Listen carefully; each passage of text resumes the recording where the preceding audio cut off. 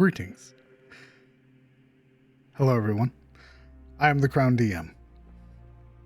Thank you, Momo, very much for the raid, and hello, raiders. Welcome to D&D, or my interpretation of D&D. On this channel, we run Dungeons & Dragons games every Friday and Sunday, with map creation and monster creation streams every Monday and Wednesday. However, here today is episode 13th of Cometh the Fall, Whispers of the Land. Today, the players will be preparing to land on the southern shores of the Ettenmoor, having finally escaped Hain Keep. Our band of merry adventurers, 6 to be exact, have just reached level 3 and have the entirety of the Western Realm to explore. Before we get into that, however, CJ Prostar, Sparks, Octal, and Guido Sarducci, thank you guys very much for your resubs. I very much appreciate that. Thank you guys for sticking around for 4 months. And Nuclear Winter, thank you very much for 5 gifted subs to the community. That's very kind of you. I don't know what to expect today. Generally, I have a fairly decent idea of what the players will be getting into today. However, this will be the day that they reach land. As such, the world is their oyster. I have no idea where they'll go. I have no idea what they'll do. I only know some of the things that they may experience, and I know some of the things that they may simply pass over. It is going to be a hectic and hopefully fun experience, and I am thankful to have all of you here supporting myself and the players. So thank you again. I'm going to give the players a couple moments as I inform them that I'll be unmuting. We will move over to our second screen, where we will then introduce all of the players as we do every week, have them introduce a little bit about themselves and their characters, and after that, we'll do a recount of what happened last session, episode 12.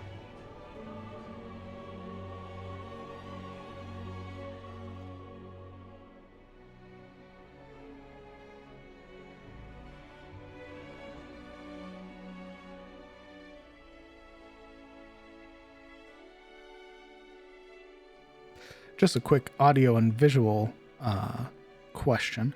Can everybody hear the music currently?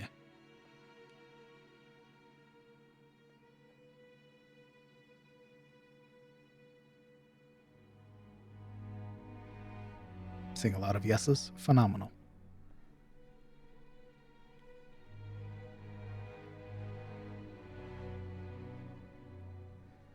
All right. We're going to transition over to our other screen. Hopefully everything works.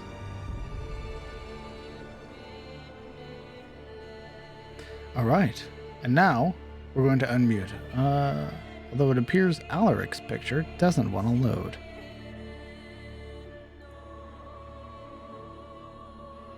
Hello, players. They say the world's your oyster, but oysters ain't for me. Good evening. Good evening. Greetings.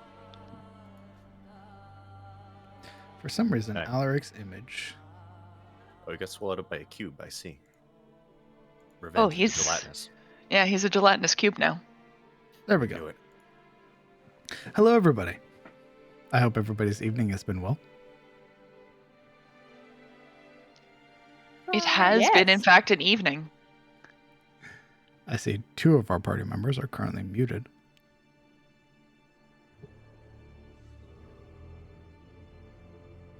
Did she say what she was doing? She never Nay. unmuted to tell us. Oh. Yeah. Well She- now. I'm sure it's something very important. All right, we'll give them a couple of moments. Walking the ducks. Maybe.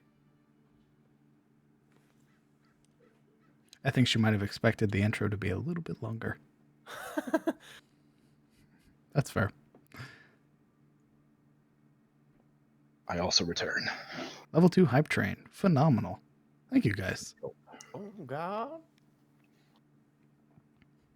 Nice. Ow. Thank you, Just a Gummy. All of these maps I generally make Monday and Wednesday. I use a program. It's a browser-based map-making program called Incarnate. I make all of my own maps.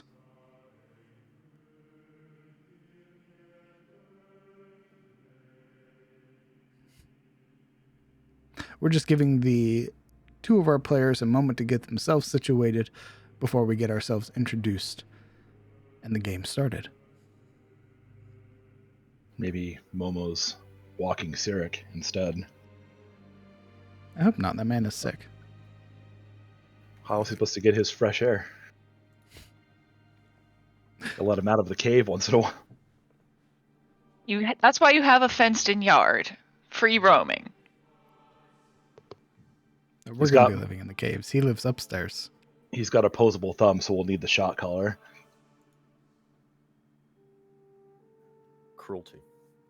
Yes, the jars of fresh air, freshly imported from the surface world.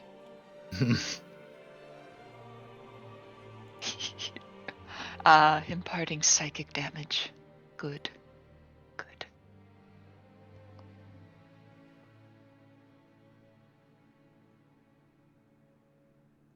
Thank you, AA Killer. God, I hope she's not Zebus. You knew there was a price when you entered that chat. I No know. one leaves fully intact. The moment I went in and heard, can Bahamut have titties? And I went, oh, What's this the matter? is the subject of discussion today, I This see. is the price. This is the price. You have to answer this question to cross the bridge of knowledge. It wasn't like, what are Bahamut's like ethics? What is the creed that he lives by? It was, nope. Can Bahamut have titties? Do he got big fat titties though? I mean, he's a dragon. He's a shapeshifter. Of which I Yes. informed Momo that Bahamut is a deity possessing of shape-shifting abilities. If they so desired, they could. Though Yes. most cultures and religions refer to Bahamut as a masculine deity. Nothing says, however, that there isn't a group of people out there in the world that refer to Bahamut as a female, and the 7 canaries as females. Someone somewhere is going to do it. You know, we're going to see, right, in arts, eventually, in that Discord, you're going to see a femme Bahamut with the little, like, princess crown that they gave Bowser. I hope you're ready for Bowsette Bahamut. Ooh. I hope you're ready for that. I don't think I am. I don't think I am. I don't think anybody's ready for that. Bahamut! Oh my god. Artist, I need a commission. No! Most artists are more just like, well, money's money. Dockster, thank you very much for the resub for 3 months. My God, you've been around for a while.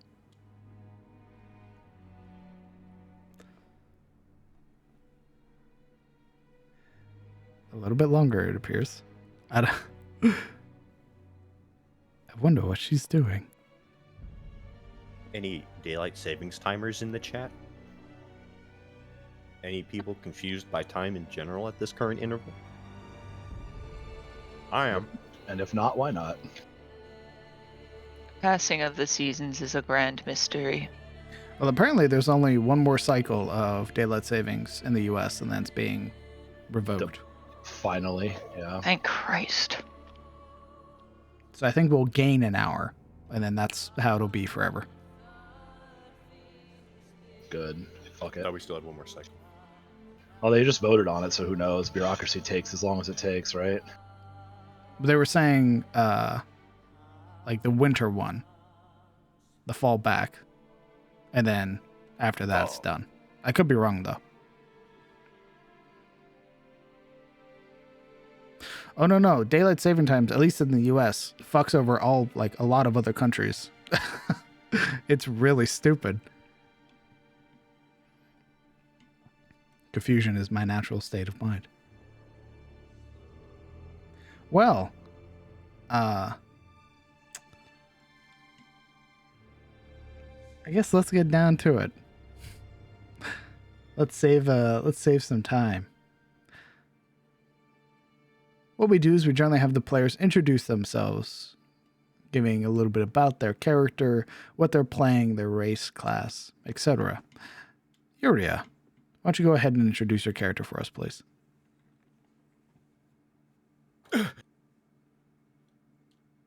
Sorry, I immediately stood up and then rushed back to the fucking chair as soon as you said something. As you do. Well met. I am Yuria Zaidi, Yuria of Shademore, Yuria of House of Thilian. I am the human warlock of the party. Level 3 now. I am a far traveler. One of the few, the only one in the party, and probably one of the few in Ettenmore from Caresso, and probably the only one from Shademore in this place.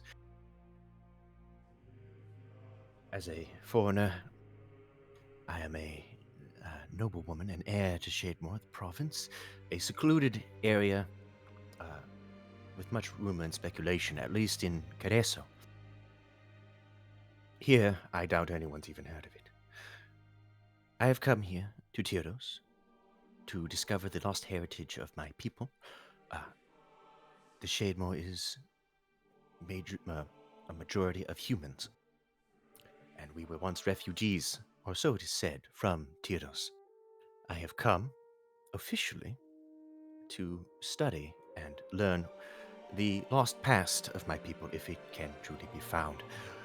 That mission seems it will be delayed for quite some time with this unexpected surprise. Being locked up in Haynes Keep and recently escaping with my 5 other companions now, I am about to see Ettenmore for the first time, authentically, for more than a few moments before being shipped away, hopefully. What we will do there, I am not certain, besides survive. I only know that we have a spectator, a self-imposed Iron Duke and his mouth, who seems to have bought an interest in us and forces us to work together, lest we are picked off and put back in a different keep, should we ever split. Thank you. Sabine.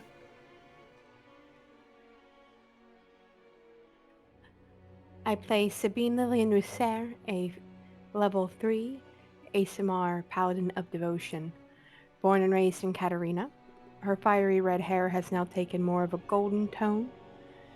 At her roots, spreading down her hair in kind of a reverse ombre, and her eyes, once that Verdian green, now kind of glow gold. She is a member of the Order of the Rose, a order dedicated to that of Sariel, god of love and beauty. Now that she is free, she will wish to get in contact with her brother and see if there's anything in store for her. She has taken her oath and she's going to abide by it.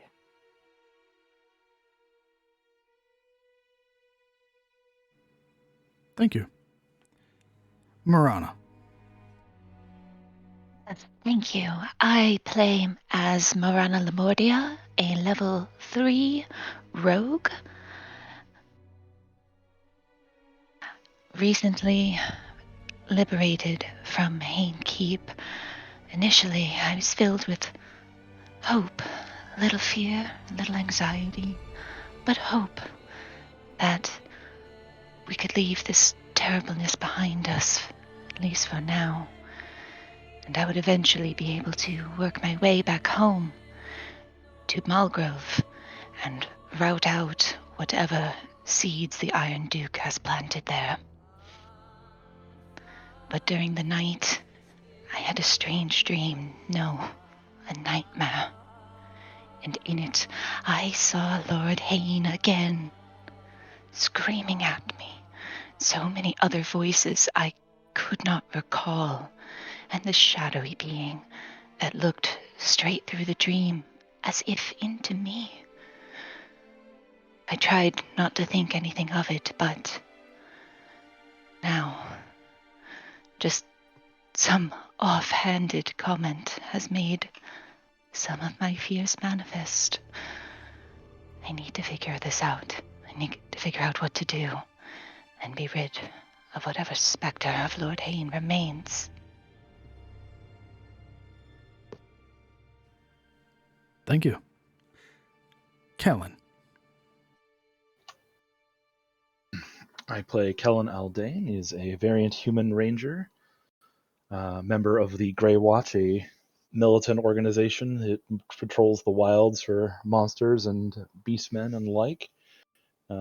Having been captured, and along with the rest of the party, he took it as an opportunity to investigate the goings-on within and met his fellow companions. And after liberating the keep, or half destroying it, they are now on the way back to the mainland for a few days, where he hopes to reconnect with the organization that he is a member of.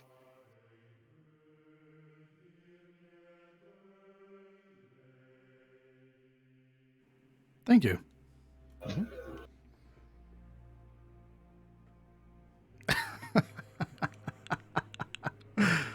The other two party members are currently occupied cleaning up a mess. Well, I'm not occupied anymore. I just came back. Ah, well, introduce your character then, Alaric. I cleaned my part of the mess. But yeah, hello everyone. As I've often said before when presenting this man, not everyone has the intelligence, wit, and warmth of manner to convince others to join their cause. But Alaric of House Gervain, born in Karim, and a carrier of the Leveler's Fire, thus. Incarcerated, he was diminished to nothing more than another prisoner. But now that he's been freed, amongst good company and with access to alcohol, why, he seems to have found his voice and managed to cobble together a handful of fingers for allies with which to return to Tyros. What they mean to do together there, well, remains to be seen, but this half-elf is particularly eager to once more touch firm soil and see home again. And more importantly, as Sheilir's paladin, carry on the everlasting quest for balance on the old man's behalf. After he's delivered his master's hammer, of course. Thank you. I take it she's still cleaning up the mess. Yeah, see, what happened is I grab a towel, and I dried out the bunches. I grabbed the ice cubes, I threw that shit in the sink, and then she pulled out, like, the Cyberpunk 22,000, the future mop that I've never seen in my life, and now she's running that shit. Yes, she's scrubbing the remains. It looks like a scepter of power, the mop. I never seen some shit like that before. Oh, boy. So crazy. The Swiffers are dope. That's like the best thing ever for mopping up anything now, unless it's like a huge spill, then you're boned. Who recounted last session? I believe actually it was Sabine because she Sirik. volunteered. Oh, was it Sirik? Sirik, Yeah. I volunteered and then Sirik got after me. Sirik. Pick a party member to recount. Pick a power member to recount? Correct. This is how I lose friends. Correct. This shouldn't be a punishment, by the way. You should be eager to recount what happened last session. I am always eager, Matters. personally. That's why we roll, and whoever gets the lowest has to recount it. Smile, because we're so eager. So here's what I'm going to do. I'm going to pick a number for everybody, and I'm going to roll that number. Whoever falls into that number, Coward! your ass is grass. Coward. You said you call me a coward? Coward! You call me a coward? Coward! All right. Well, Marana, recount. Wow. Bait it. And thus the Book of Grudges has another entry. She's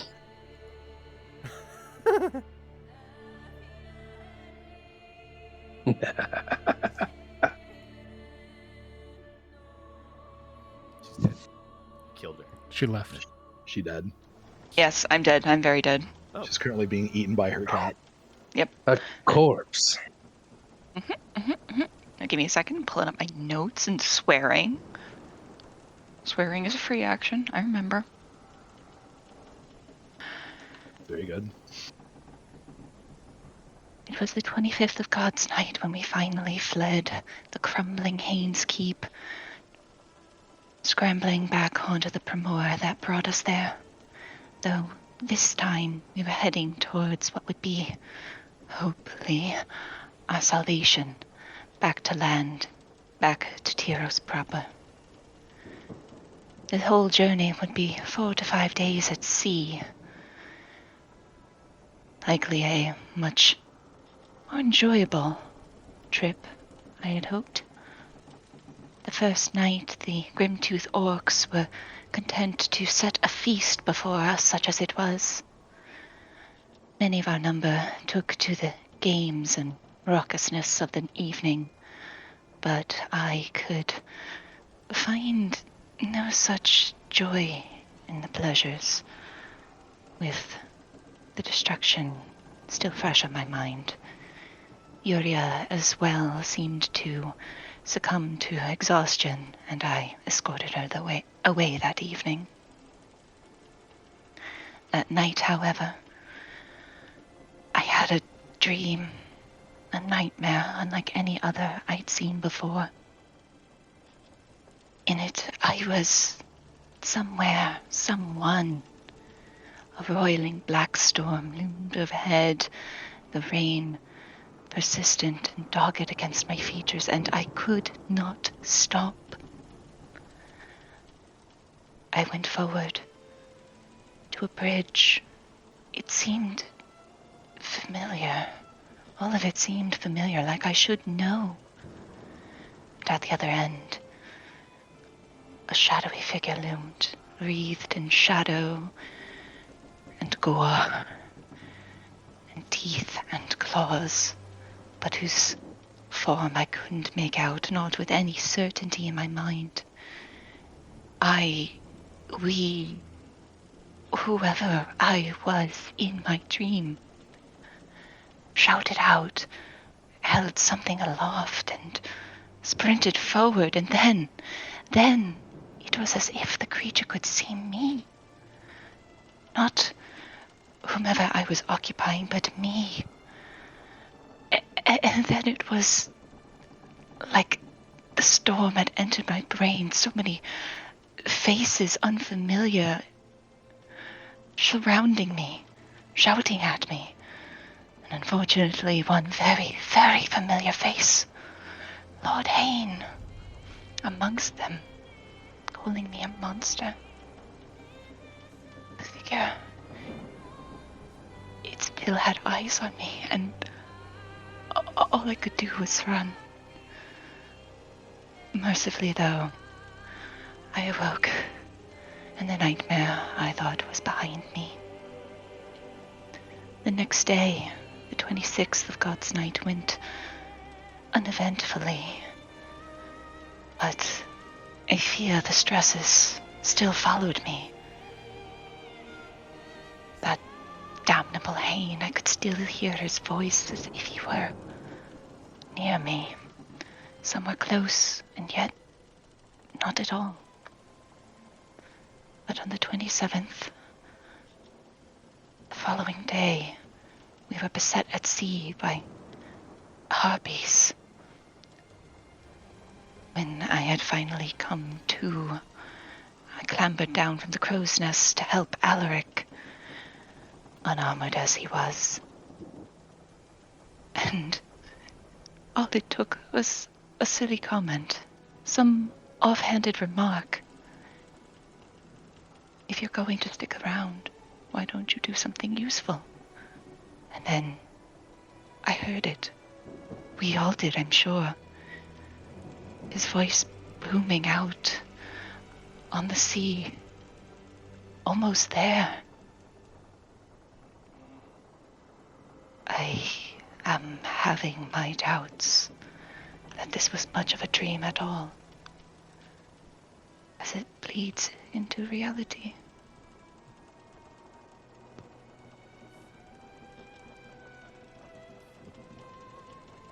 Thank you.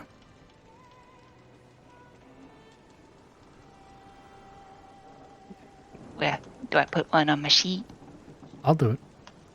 Yay! It was low-key poggers. We need only wait for Silveril now. Is she making a new kitchen? What kind of mess was made? You ever seen the Scarlet Rot from Elden Ring? No, actually. She's Melina. The floor is Vatican. He is just rebuilding the entire kitchen, 100% remodel from growing the trees, mining the marble. Just cutting it into shape, polishing it. My goodness. Processing the lumber. Yeah, what kind of mess did you guys make? Like, what happened? Did you spill something? They spilled something. Apparently just a cup of 7-Up. A cup. Unless Alaric lied. Also, you're very far away. No, no. You're lying to me. You sound very far away. How about now? Better. All right, I'm turning up the gain. There you go. I'm thinking it's the whole 2 liter, Zebus. Like, spiked that liter just- onto the floor and just... Like Yeah, a they- fucking football at the end of a sports game. They Just, spilled oh! it, and they both watched it drain completely before they realized what happened. hands on their stepped on hips. Stood on Watching good just glug, measure. glug, glug. It's just 7-Up's just going everywhere, and they're like, we should do something about that. They look at each other. Actually, my something? dog ran outside and we've been looking for him, so sorry we're late. Oh, did you... Wait, which dog? Did you find him? Yeah, we found him eventually. Jesus. You get out the front? Yeah, What a we brat. got him though. Sorry. I gotta apologize. I didn't think your dogs ran. Apparently Zora wanted to run. What a brat. Is he one of those dogs where, like, if you chase him, he's like, finally, a fucking game, and just sprints? No. Dude, holy shit. Oh my god. A weapon to surpass Metal Gear. I was out there on my flip-flops, slushing through mud, screaming Zorro like I was looking for Antonio Banderas, because nobody would understand what the fuck I was talking about. Zara! Zorro! Oh my god! Yeah. What? You've literally turned into the guy who charges at windmills. Don Pretty Quixote. much. Like Quixote. Yeah. Zorro! There's a Mexican out there, Marie. The hell's going on? Well, I'm glad that Zoro's okay. And if Yes. he is a little punk, you don't need to apologize. Nothing like that. What I will have you do is introduce your character, Silduro.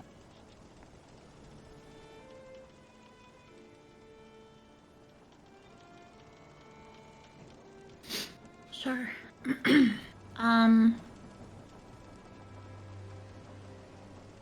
Greetings. I am Cyril de Catalina, ward of House Etenmore de Swornblades. I am a level 3, higher fighter, who finds beauty in every battle. I would lay my life on the line for house and home. Unfortunately, I had found myself in the unforgiving clutches of Hen Keep, manned and orchestrated by him and his goons. after the fall. And we got out. I never did get the reason why I was sent there. And regardless of the fact as I am enjoying my travel here upon the Ettenmoor waves, I am still left with pain in my heart, for I do not know what has caused me to be there. Hopefully I will find it out soon. Thank you. If you look on your sheet, by the way, you'll see that your psionic abilities have been broken down to like actual abilities, and some of them track the psi die that they use.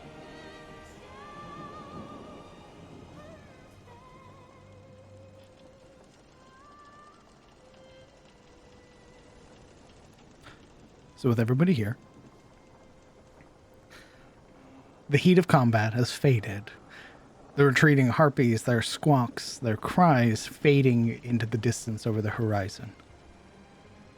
The orc crew members of the Primora look to one another and look to all of you as wide grins spread their lips. No casualties suffered. Barely any damage save for one or two. But overall, the entirety of the ship is hale and whole. Missing a few ballista bolts, but still in good spirits. Combat is over. What are you all doing? This is immediately following the battle. Correct. Okay.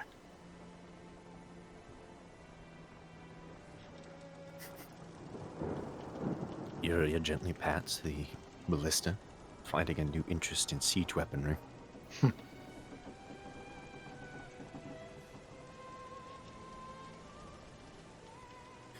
Finding an excuse and a way to test something she found, she quietly walks below deck, looking for a private area, and begins casting Comprehend Language as a ritual. Assuming no one stops her.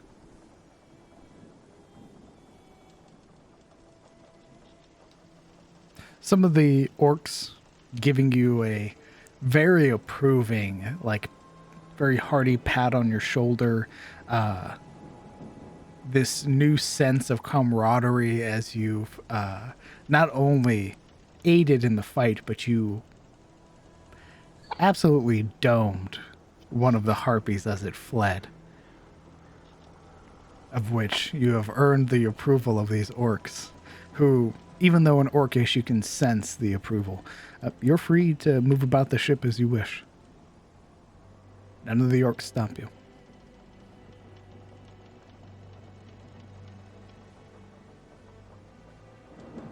Sabine would take a deep breath, the luminescence of her weapon diminishing. And she's gonna look around, see if anybody's hurt, anything along those lines. Roll me a perception check.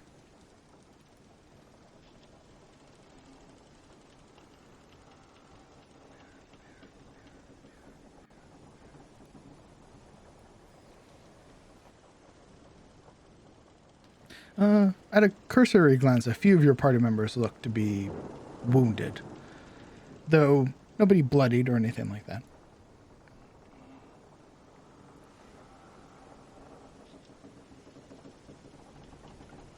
Alaric being the most obvious, seeing that he got mauled by a woman's. Alaric, Marana, and Silduro.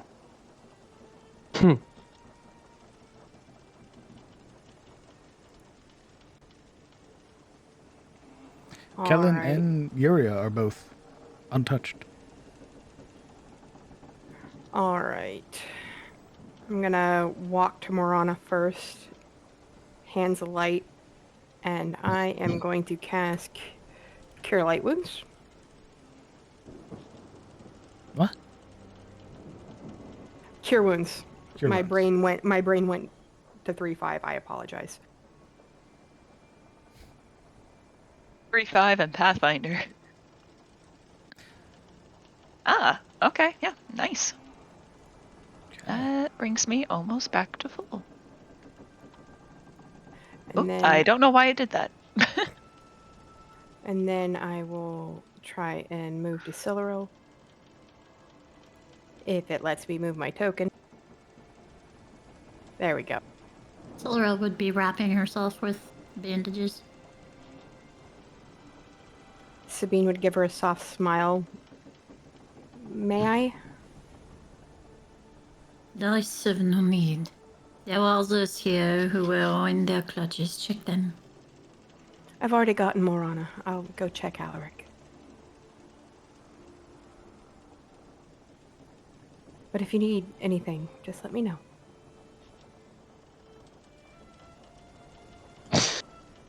You see there that strips of what was Alaric's former doublet hangs now loosely from his torso, streaked mildly in Harpy's blood. They tore my new shirt, the she-devils. I just got it, too. Damn them and their strange mating rituals.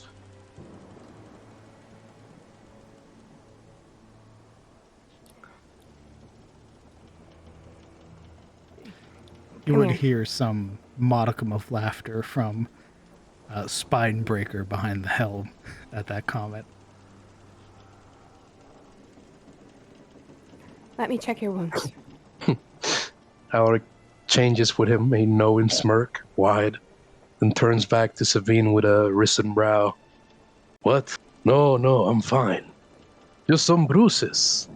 I'll just sleep it off. She'll raise an eyebrow. Let me check your wounds. Don't be stubborn. Fine. Kind of awkwardly turns his shoulders abreast and bears out his chest. I'll kind of appraise him with a medicine check. Let's see it. Medicine, quote unquote. Medicina. Yeah, he those those are much more than just bruises. You can see the lacerations that are there. And with a 16, you would discern that harpies aren't the cleanest creatures. Wounds like this, if left untended, tend to fester. And I'll use 5 points of my lay on hands on him. And then cure wounds him. All right. Let me mark that off. Once she presses her hand to his chest, he brings up his right hand and wags an index finger at her. No kissing. Alaric, you are restored 11 hit points. Neat. That was a thank you for letting me win, silly. You And didn't letting you have to. win. At the drinking game, I know you would have beaten me, but... Of course. No, yes. I am a gentleman above everything else, you know? I want everybody to have fun. It's not every day that a girl finds a gentleman even when he's inebriated, but it was appreciated. In truth, alcohol improves my personality. I happen to think myself as quite dry without it. You could have won and struck me, but instead you took the nobler path, and I appreciate it.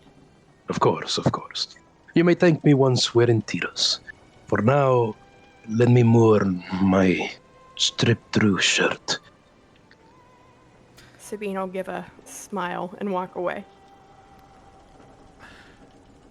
I am certain if you ask one of the other orcs here on the vessel, I know one of them is possessed of arcane knowledge. Perhaps they might be able to mend your shirt. You hear Spinebreaker say from the helm. Alaric would kind of walk up to the quarterdeck and brace against the railing there at a kind of rakish tilt. The one you're having fill out your sails. The shaman. There's a very firm nod at that. His attention... I know his... Continue. No, that was it. His attention sort of focused forward, and sort of... You can see it's more of a perceptive look. He's very much keeping his attention on the horizons, port and starboard.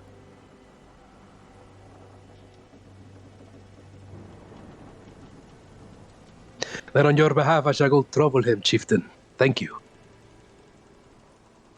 There's a faint smile and a nod. For those of you that wish to, there are a couple harpy bodies still on the vessel. I don't suppose they have anything on them. You can look. Yeah, Kellen will actually like tow at one of the corpses and kind of like kick it over and see if there's. I can't imagine they probably wear much of anything other than feathers. So Roll me an investigation. We start plucking. I start plucking. Of course.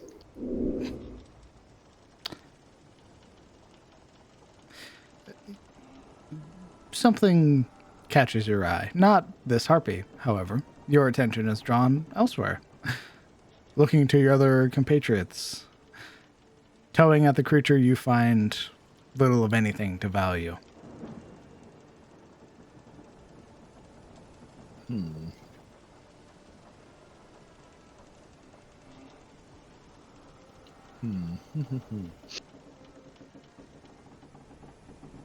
They have like big old claws though on their feet, don't they? They do. If you want, you can try and harvest the harpy. I'll just take a claw as kind of a trophy.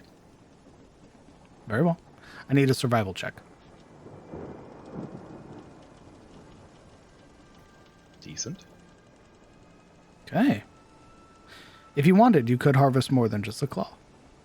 With What an else 18. What else comes off of a harpy that's useful? With your knowledge, at least of animal parts, even creatures like harpies have uses. You could harvest their feathers, their claws, and with an 18, you would be able to harvest vocal cords. And with this harpy, an egg. Creepy. One killer omelet, though, I bet.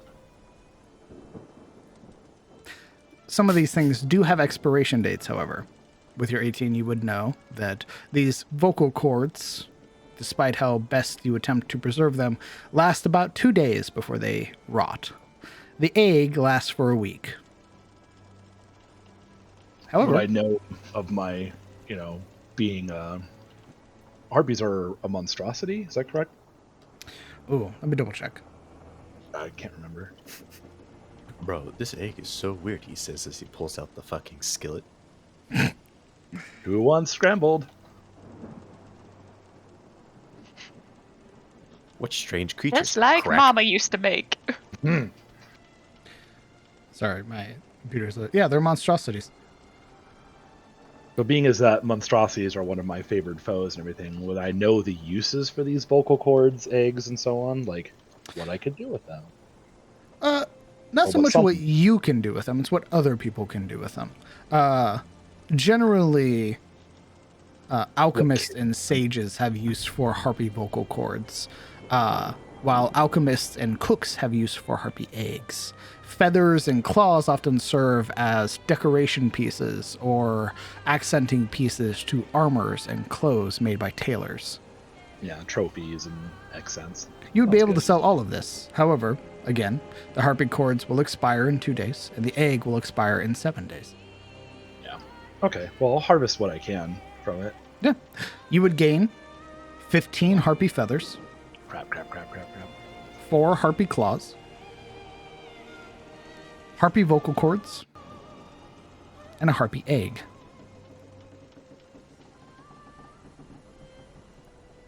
Okay, cool.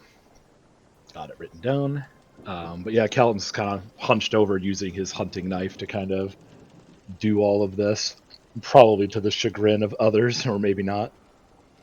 The orcs aren't bothered at all. I wouldn't imagine the orcs. Alric is getting his shirt fixed. You do eventually meet with the younger orc, though the one who had been residing within the crow's nest. Through some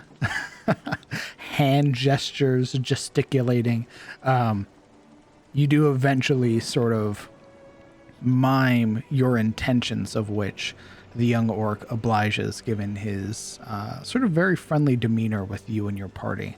And he mends your shirt. Oh, hold on. But this is an orc, right? Correct. I don't have to mime anything. I can use speak with animals. I have speak with animals. I'm kidding. Oh my god. Holy shit. That immediately, he's like, nope, I don't know any magic, sorry. Yeah. Suddenly you're an a-hole. Also, Wow. what's Oh. that? Just off the side of the He ship. just waves Push. his hand and he fixes the shirt. It is it's a very strange thing. You'd have watched as the fingers sort of curled inwards, and you'd have seen runes begin to glow on the length of his knuckles and sort of go down the length of his fingertips. Where his fingers are, like where the ends of his fingers are, you would see that it is like a deep, like cerulean blue that makes his fingertips glow. And you would watch as he begins to speak in Orcish, and the hands move across the length of your fabric, and you hear the sort of like stretching sound as fabric is wound and pulled back into place. Does it end up looking exactly the same? Except bloodied. It looks Except exactly the bloodied. same with blood. We never did find gold, right? We don't have gold. Correct. You guys are in possession of no money. Broke AF. Alaric, never the one to let a good deed go unrewarded, looks down at himself, realizes that on his left hand, on his ring finger, is his signet ring. He quietly squeezes it out, holds it up in the air to consider it for a moment, and then holds it out towards the shaman with a prompting grin. Oh, there is a very like quick shake of the head and the shake of the hand. Again, the figure speaking in Orcish, trying to tell you or speak to you in some manner, sort of like as gently as they can, sort of push the hand back towards you, and then they point to themselves and then sort of let their hands glow again. Roll me an insight check.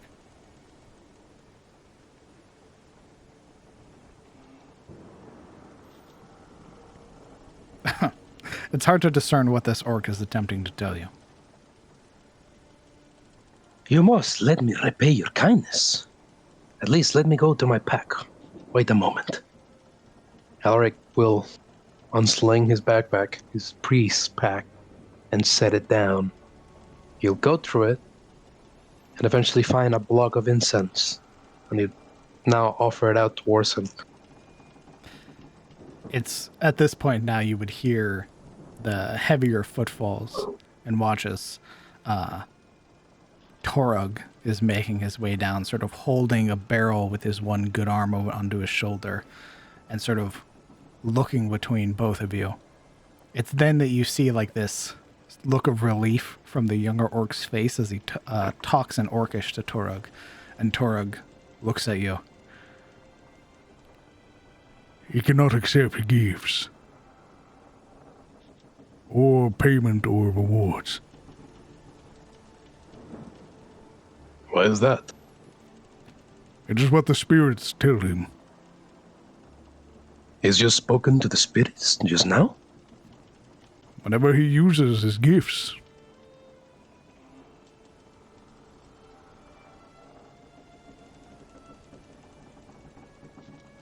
But he's been so kind and so helpful. Torog, help me at least. Somehow, how can I repay him?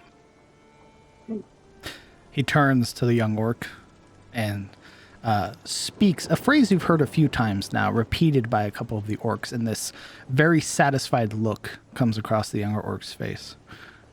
I've just told him that you are thankful. Of that he accepts, and is happy to have been able to help you.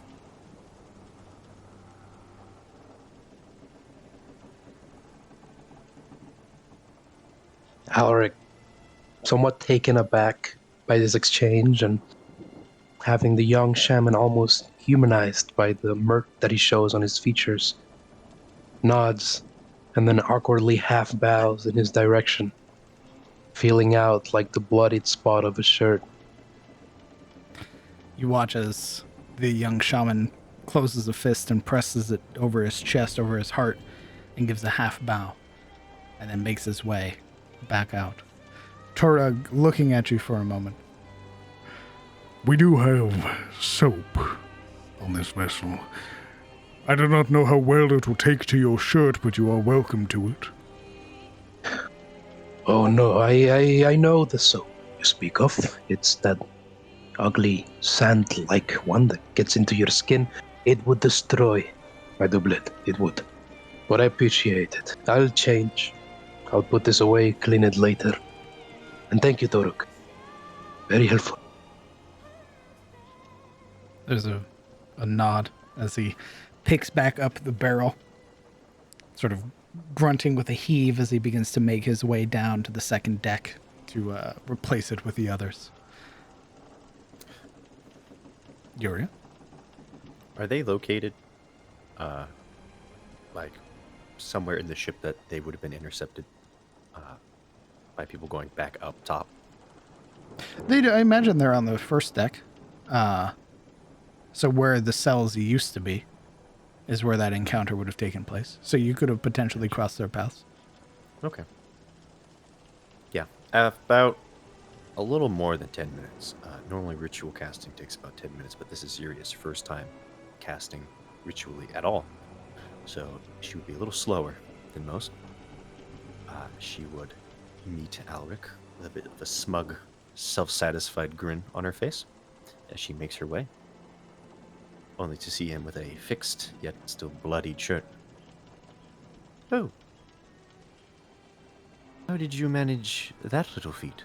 She wriggles her fingers at his chest, now covered again. Alaric, looking at the ground, holds up his left palm in Juria's general direction. I don't want to talk to you right now. I am angry at you. There's a pause and a furrow of her brows.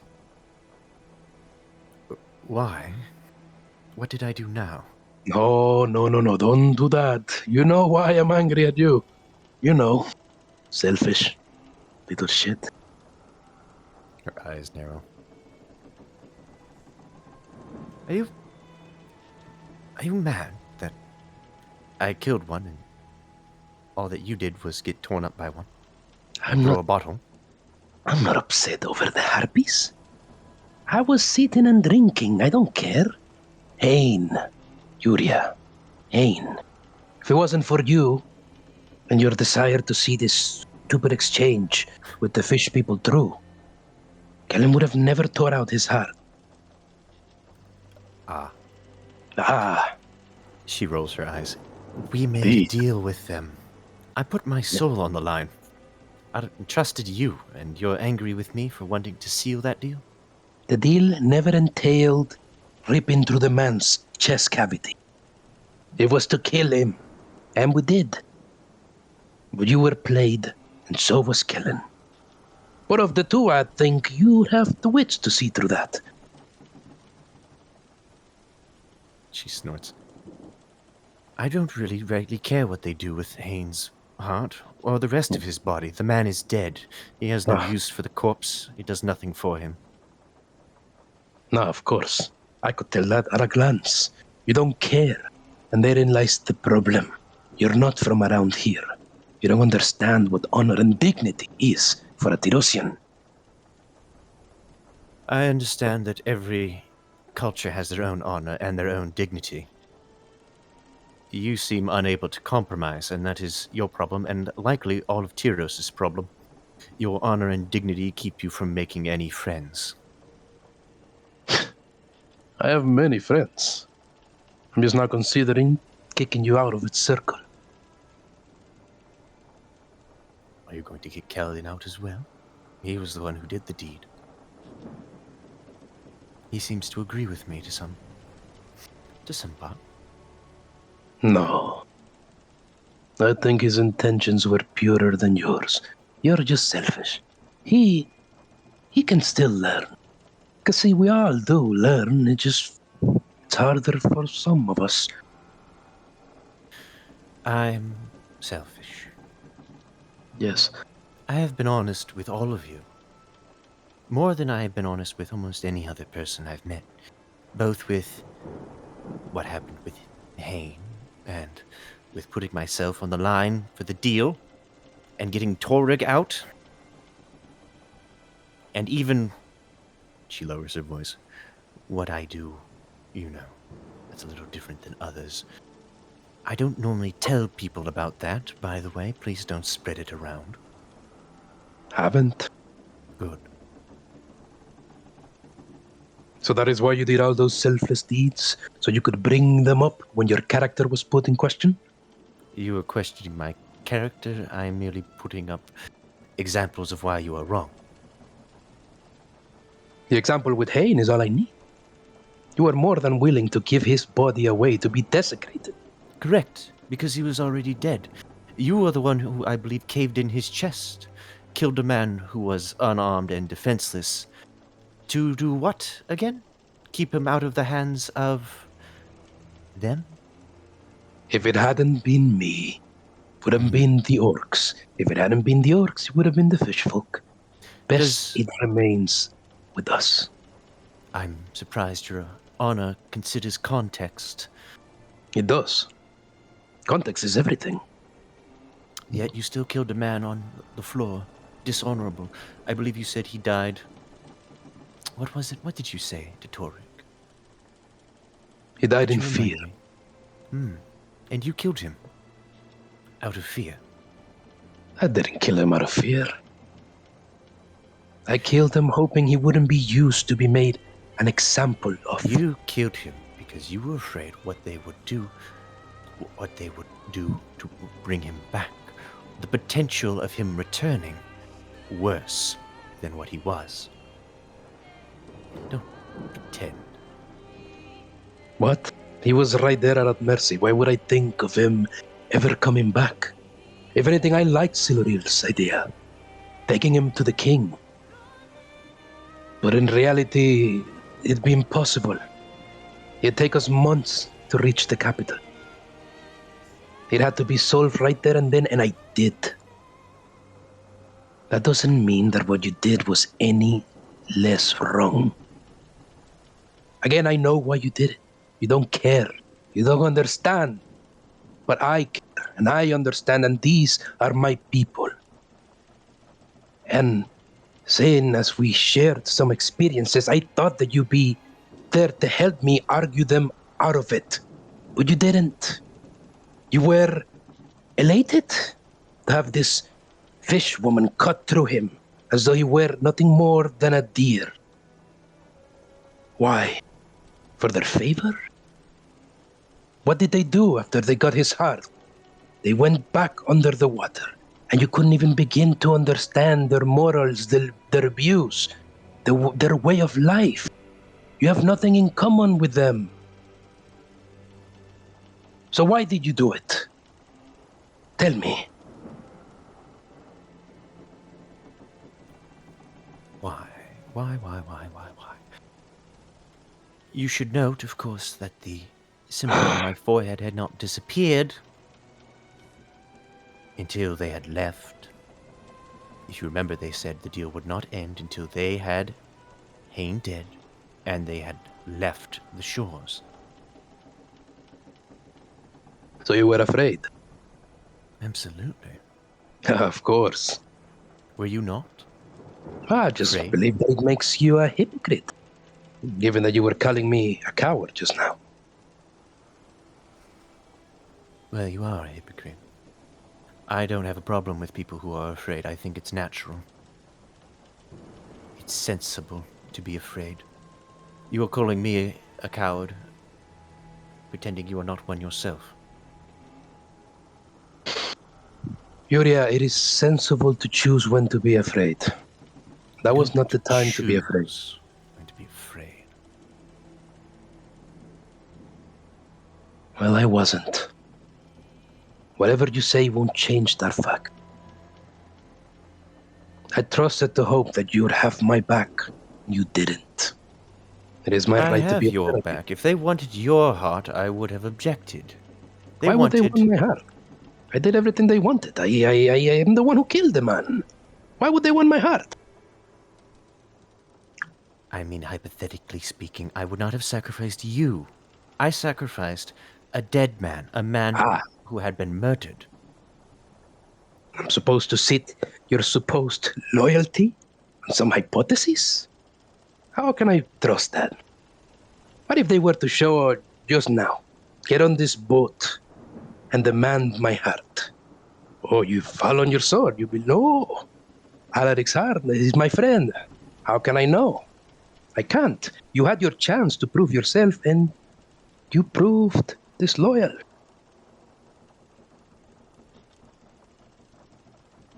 Proved disloyal. Selfish. A coward. Only out for themselves.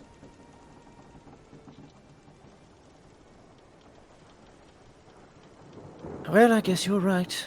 There's no convincing you otherwise, despite what I did to help Torrig out. Despite what I did to help all of us get out. I could have joined Hain, you know that, right? That was... All of us. Would it have been? He extended the same invitation to all of us. Not just you. I know. And we all chose each other instead of him. Self-preservation. It still So, applies. We're on the same boat, are we not? We're all going to Tiros. Yes. Does it matter if we like each other or not? No. We're still going. I know. And once we reach Tyros, we will still be in the same proverbial boat as we were in Hain's Keep. Not so sure about that. There's no manacles here to keep me. There are eyes, however, and there is people who have claimed that they are interested in what we do, who are watching us. Did you forget about the mouth? You really believe those dumb superstitions? That It was right in front of me. I saw it with my eyes. What superstitions are you talking about? Bigger fishes to fry, Yuria. They don't care about what we do. Already left. I personally don't think I'll be worrying myself with any more of this if I can help it. What will you be worrying yourself then with, Alric? I have a task, in fact. A task. I mean to see it through. And you plan on doing it alone, with everyone but me? We'll see. Plan. I'll ask some of our friends. See if they'd like to come to Rofil with me, so that I can deliver the hammer. Then we'll go from there. Simple as that. And what if others have different tasks, different ideas? But we'll go by what's closest. Tiros is a very large place. Wonderful. Sounds like a plan. She trots off. He never did lower his palm, by the way. Was the palm there to stop her? No. The palm was there for her to talk to. Ah, I see. Yeah, she kind of ignores it.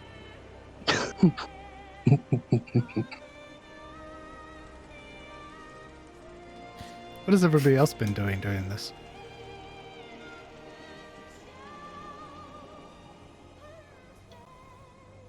Sabine is practicing with her rapier up on deck.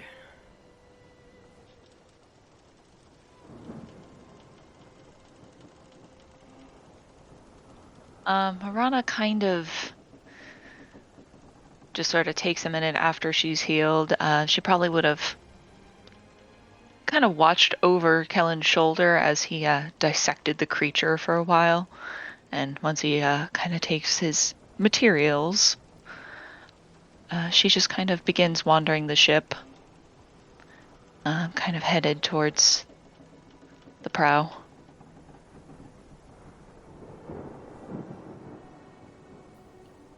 As I posted in there, Kellen is trying to make a kind of talisman out of some of the stuff.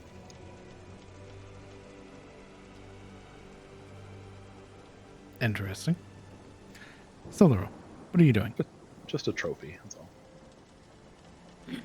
She is resting here with her loot next to her as she just kind of checks at her bandages and will just be lost in thought up at the sky, probably. Okay. You would notice that, at least over the last few days, the sun has been out. But you can already see the sort of darkening clouds on the horizon that are beginning to pull themselves towards the vessel. Probably by nightfall, the storm will hit.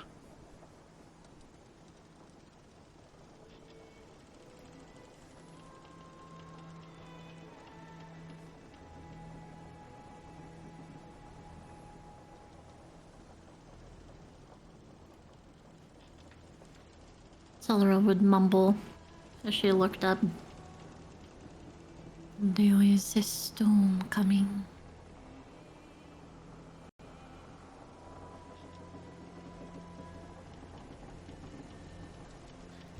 You would hear the Spinebreaker's grunt as if acknowledging that statement, though says nothing else on the matter.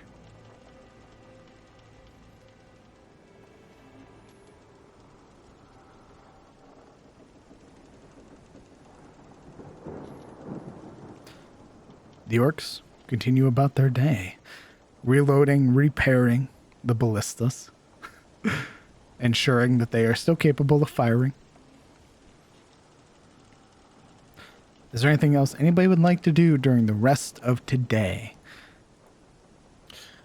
Having finished her argument with Alec, Yuria would test out her new comprehend languages and would eavesdrop on the orcs as they chattered away.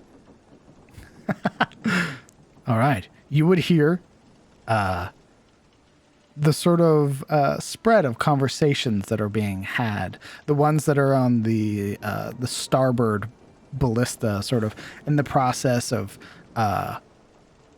like redoing the mechanisms and sort of tightening various bolts and reloading it. You would hear them talking about just how exciting today was. Their last time with Harpies, they lost 2 guys. But this time, they absolutely destroyed them. There was... they almost wished that more of them had come just so they had more trophies to collect. It is very much a day of elation, this very excited energy that's going through the crew currently. Lovely. It's just She's not really looking for anything specific, like any dirt or anything. Just mostly it's to test out the ability and see how it works. So she kind of just passively listens to them chatter away about what a lovely day it is. Yeah, it's effectively that, where some of them, like, you would, like, 2 of them turn around and, like, oh, there she is, like, pointing to you. And you would see them, like, gesturing you over. And they would show you that they've made some adjustments to the ballista, the release pad. They've added, like, another one that's smaller for more human-sized feet. And they're, like, gesturing at you and gesturing to it, but you would hear them still speaking in Orcish, as they're trying to tell you that they've made this release just for you, given how much of a crack shot you are with ballistas. She appreciatively touches one on the shoulder and gives a nod. and then says in common, I promise you it was a lucky shot. I have no real idea how these things operate. Knowing full well that they don't have a clue what she's saying. They're sort of nodding along, sort of. There's good vibes going around currently. Good vibes.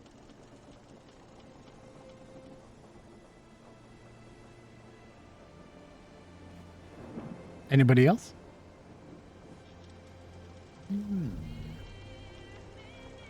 Oop, I might want to immediately ruin those vibes.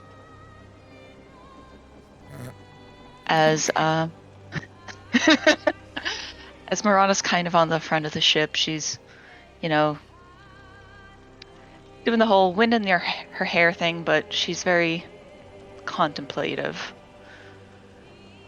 And she can see the dark clouds up ahead and actually takes a long sigh, and then seemingly to herself, she murmurs, You've made your point, but now you have to go.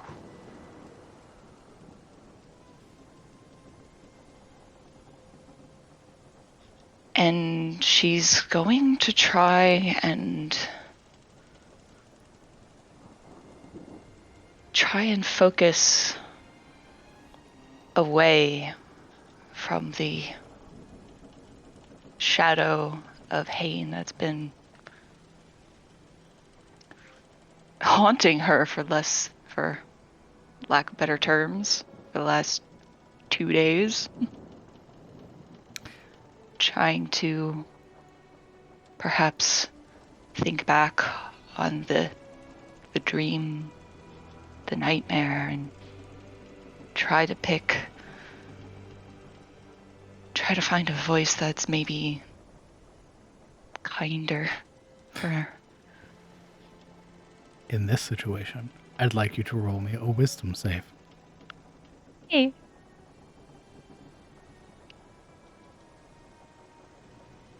Oh, no, can't click that.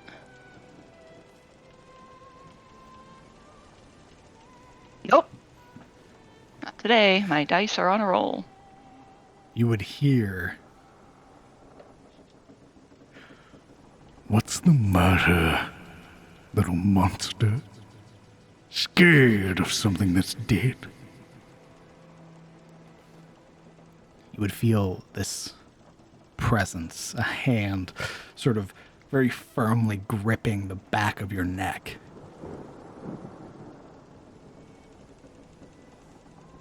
But just as quickly as it's there, it vanishes. Yeah, she turns to try and swat at it and begins pacing along the deck. Just fervently trying to understand what's going on. Is it very obvious that she's troubled?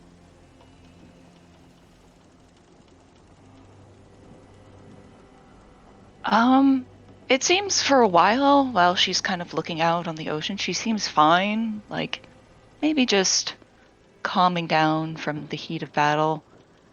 But then she kind of like swivels and turns and then, kind of storms away for a moment, sighs at the other side of the deck, and then just kind of begins pacing back, stops for a moment, thinks, turns, does much the same. Rough. I think after making quick work of what he's working on, Kellen would move up to the foredeck himself and see that Marana is pacing around and, being a generally quieter, moving individual, tries to get behind her and put a hand on her shoulder, probably without making much noise. Not really intentionally, it's just kind of how he moves, right? Then he got stabbed, Your Honor. Yeah, then he died. Go ahead and roll your sneak attack. Yeah. But he just kind of puts a hand on her shoulder like, Marana. He kind of yelps startled, and turns and spins. Oh, good gods, it's you, Kellen. He puts both his hands up like, easy, killer. She takes a moment to breathe and then lets out a sigh. I'm so sorry. I didn't mean to. And she just kind of trails off. It's fine. It's been a rough while, actually.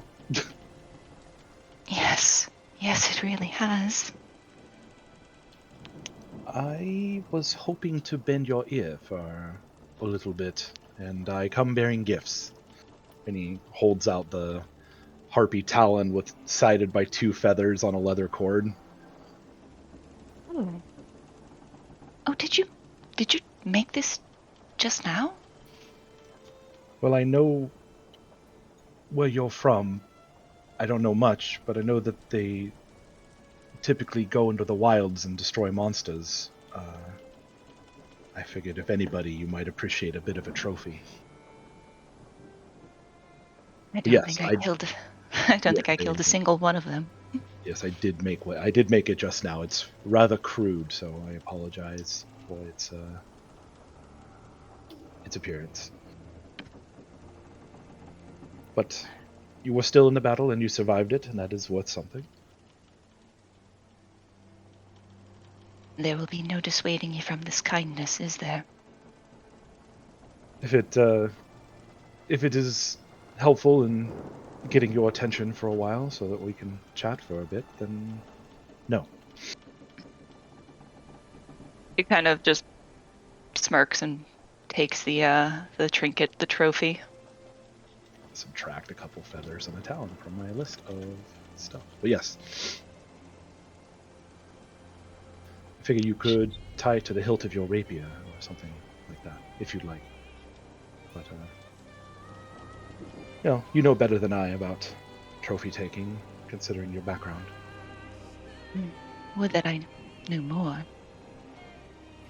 She kind of like picks a little bit at it, like some of the spare flesh that maybe was not perfectly cleaned off. The sea air will dry that out in no time.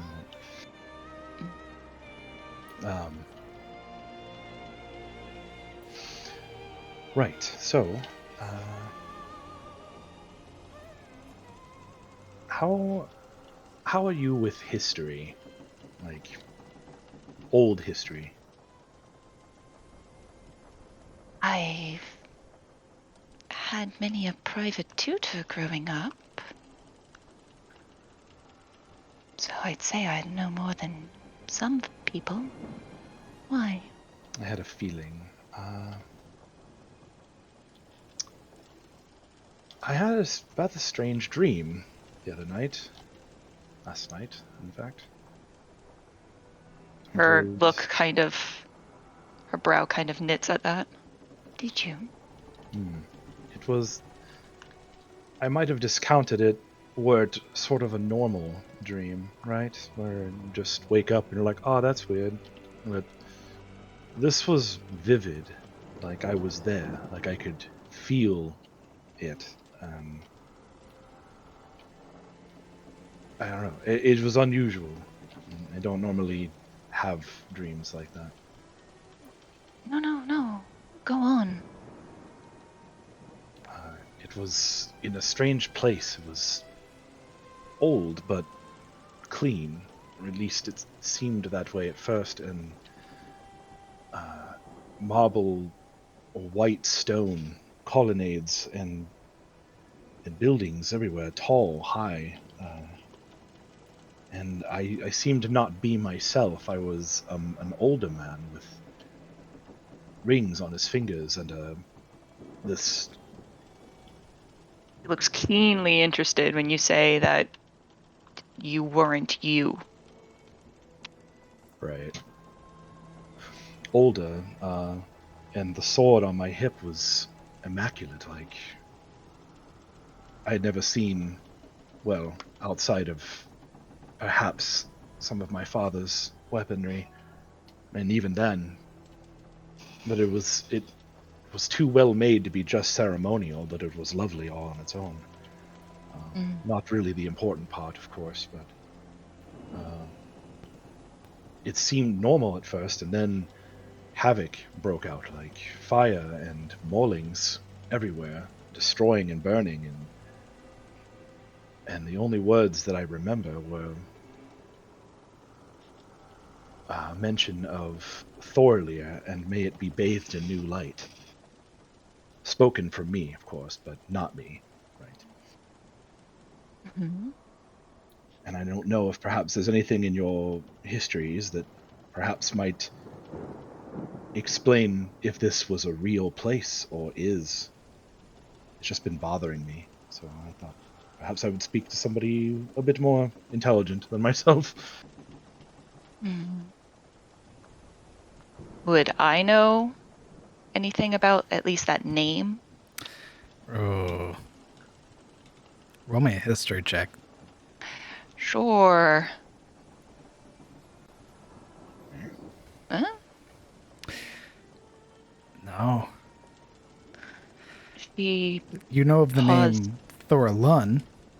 That refers to the silver flame, the tree, or one of the stars bequeathed to man from the Aranar, but not Thorlear. Perhaps he got the name wrong.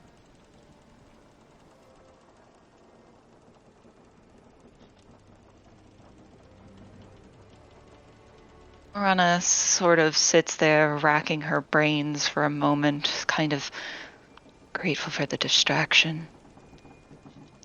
She kind of nibbles at her fingertip as she thinks, are you certain it was Thorlear and not Thorlun? I'd say that's what I thought was odd. If it was Thorlun, I would have been like, oh yes, obviously. But this was different. So, I'm afraid I have nothing for you, Kellen. My apologies. it was a long shot. What about the description of the city? Neil kind of try to like elaborate more on what it looked like. And again, I'm assuming 17. There's a very similar place, the territory belonging to Isilgar. The capital for Isilgar bears a similar resemblance to that, but has no beachhead.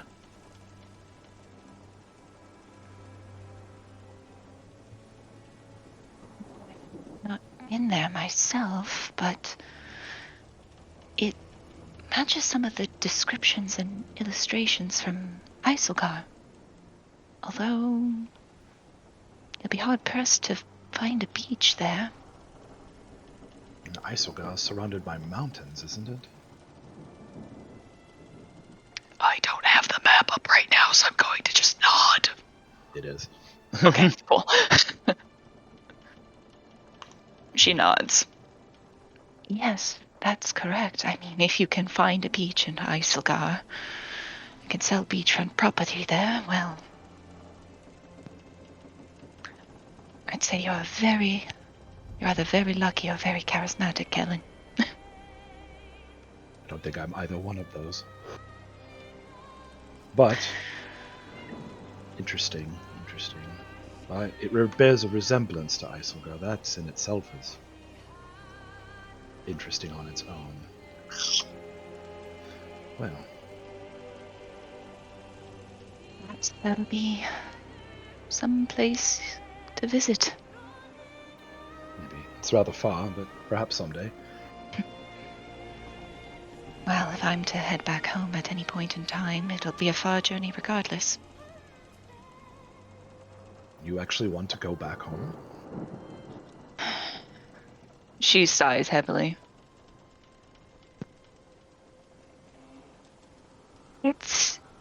She falters.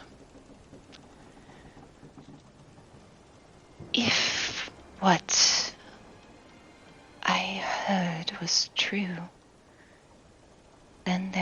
hear machinations at work, even within my own house.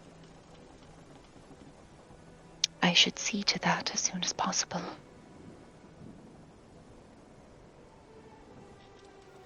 I didn't get the impression that you were sent here necessarily of a willing mind. I'm going to hazard a guess that it was sort of an arranged matching of some kind.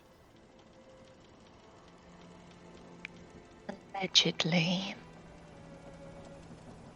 But if your own family sent you here under that pretense, then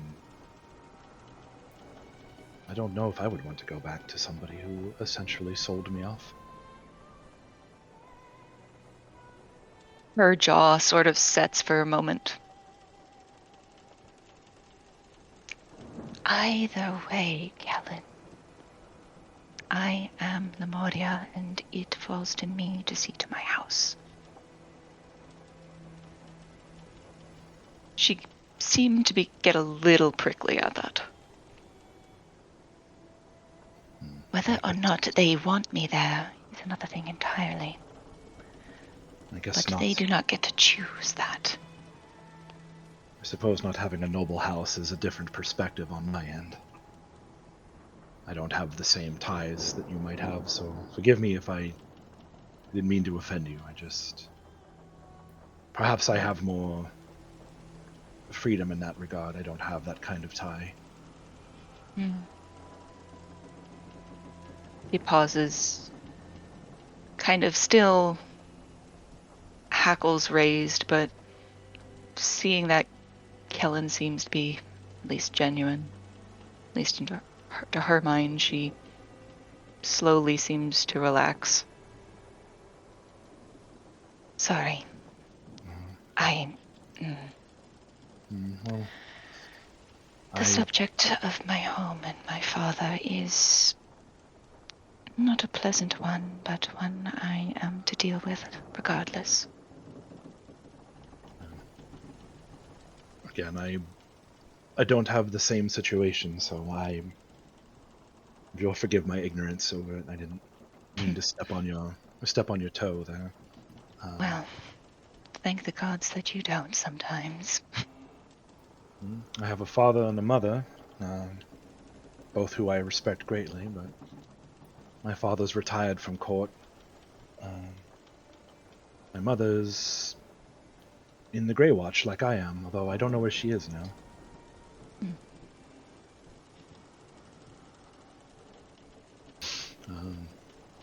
But even still, I suppose if someone told me not to bother with my parents, I would be a bit offended.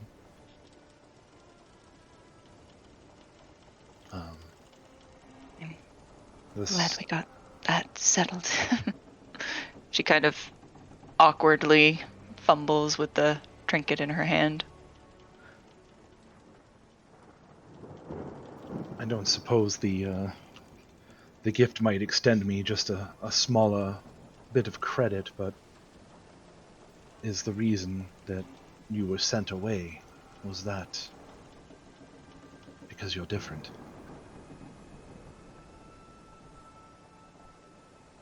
Her eyes kind of flash over to Kellen,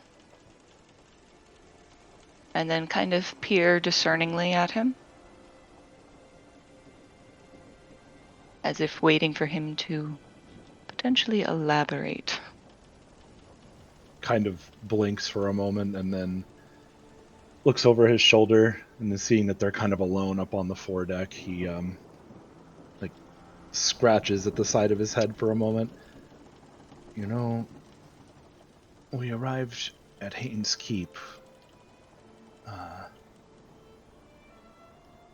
5 rather healthy individuals and one sickly waifish girl who climbs walls as if they are made of rope ladders, who moves faster than I can keep track of, which is a feat of its own because I can move quickly when I wish to, but not that fast. You don't fight as you appear. You don't move as you appear. In fact, I suspect that if we were to spar, you might actually defeat me handily. Which, in of itself, isn't troubling. But it is curious. And I can't help but notice that you are different than both your appearance and the way that you comport yourself. I'm not here to judge you for that. But I did notice, and rather than sit there and speculate and wonder, I would rather just talk about it.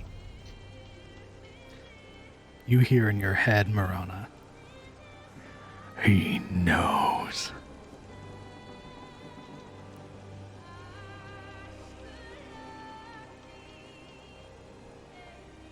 He kind of steals her jaw again, trying not to look off to the side. If you don't want to tell me, it's alright. I won't push you on it. But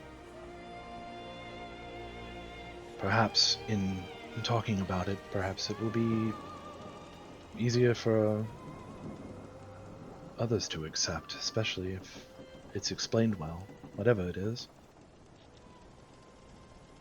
I'm going to be traveling together for a while, I suspect, and well, The implications of what you ask run deeper than just my comfort. what has you worried then?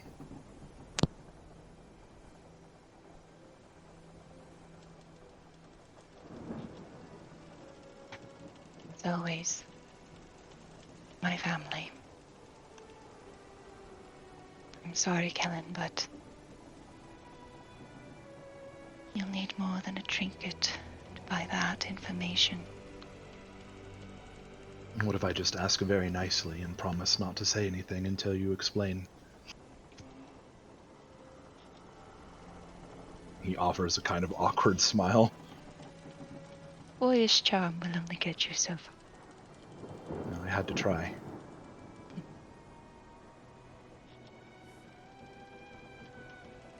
Perhaps well, what about an even exchange?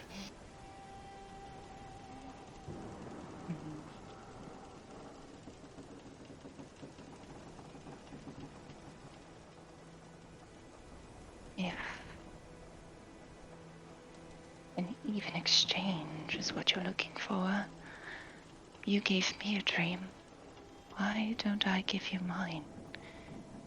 Well, I meant I would tell you about my childhood and how it was different than others as well.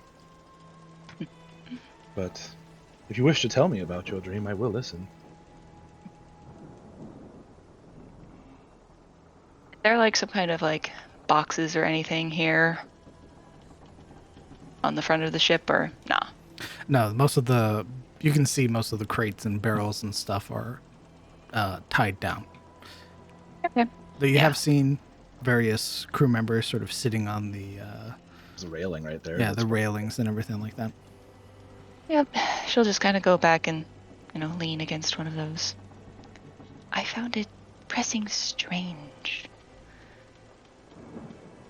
that you had such a vivid dream. I had one too, though it was more like a nightmare.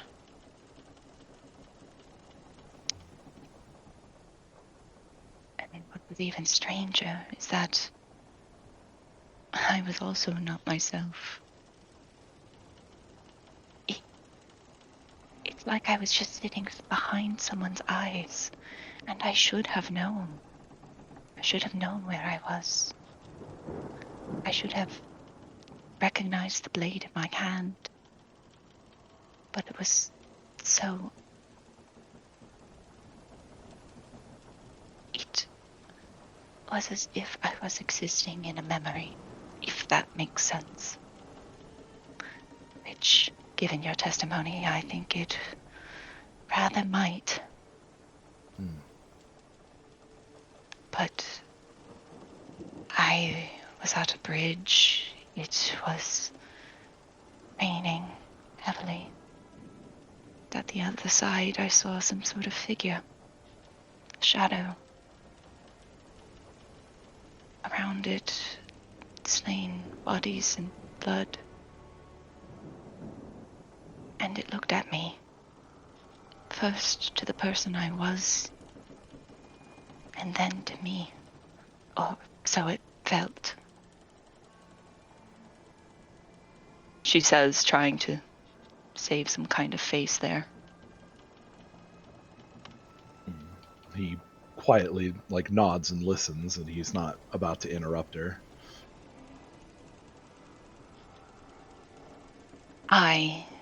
The body that I was in, I suppose, ran forward, and from there I can't remember much except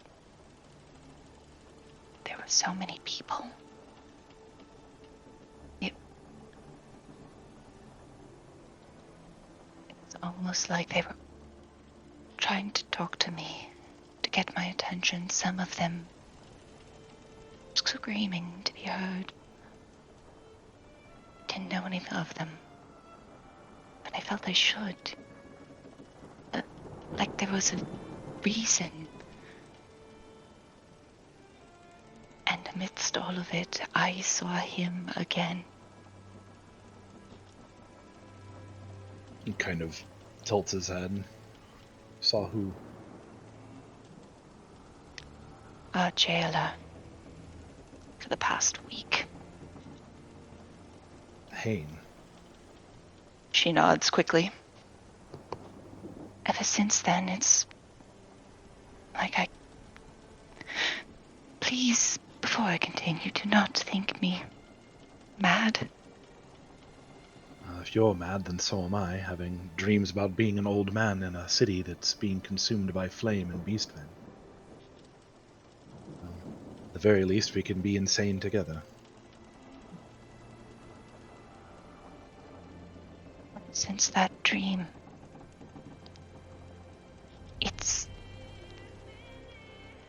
I still hear him, Kellen. As if he's following me.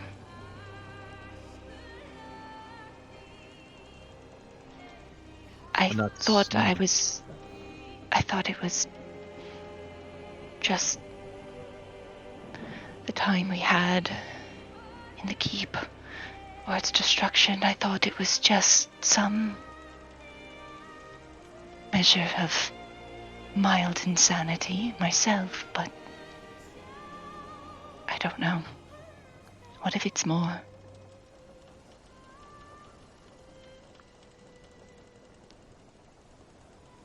Well, then we'll have to handle it one way or the other, but is this... You hear his voice even now?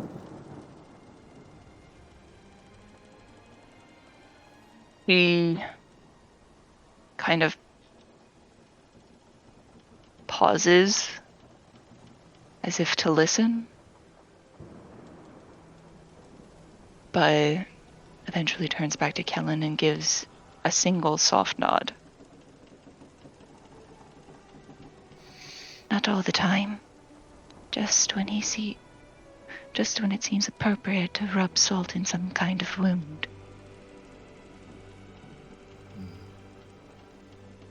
It's almost as if you're being haunted in some fashion. Though it hasn't assaulted you, as far as I can tell. Not physically.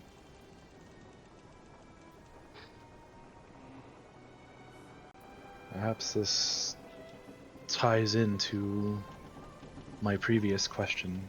Maybe it's because you're different.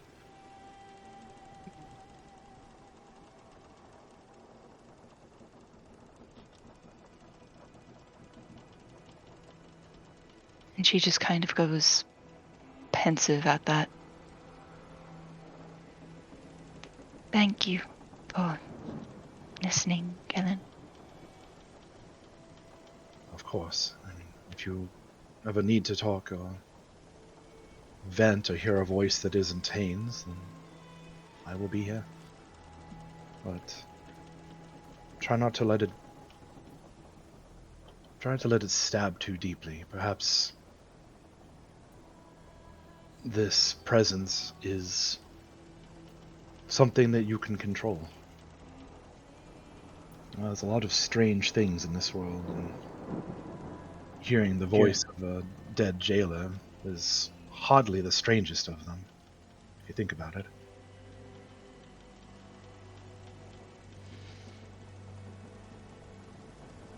He seems to mull this over a little bit. And then kind of takes one of his hands and then kind of gives it an appreciative pat before hopping off of the railing.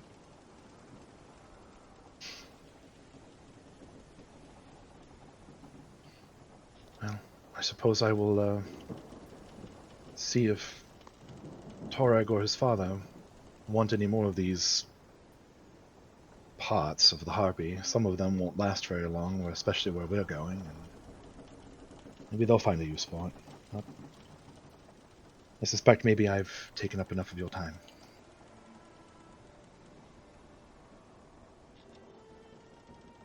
Oh, glad am I for it. She says, kind of with a little bit of a smirk, and then begins heading back below deck.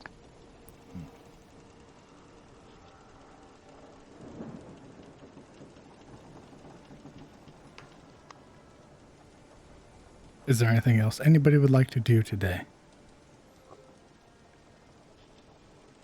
Other than offer the vocal cords to the shaman and the egg to Spinebreaker, that's pretty much all I've got. If nobody else will do anything, once Kellen goes to sleep, he's gonna have a wild Pokemon encounter at his bed with Alaric waiting for him. Oh my god.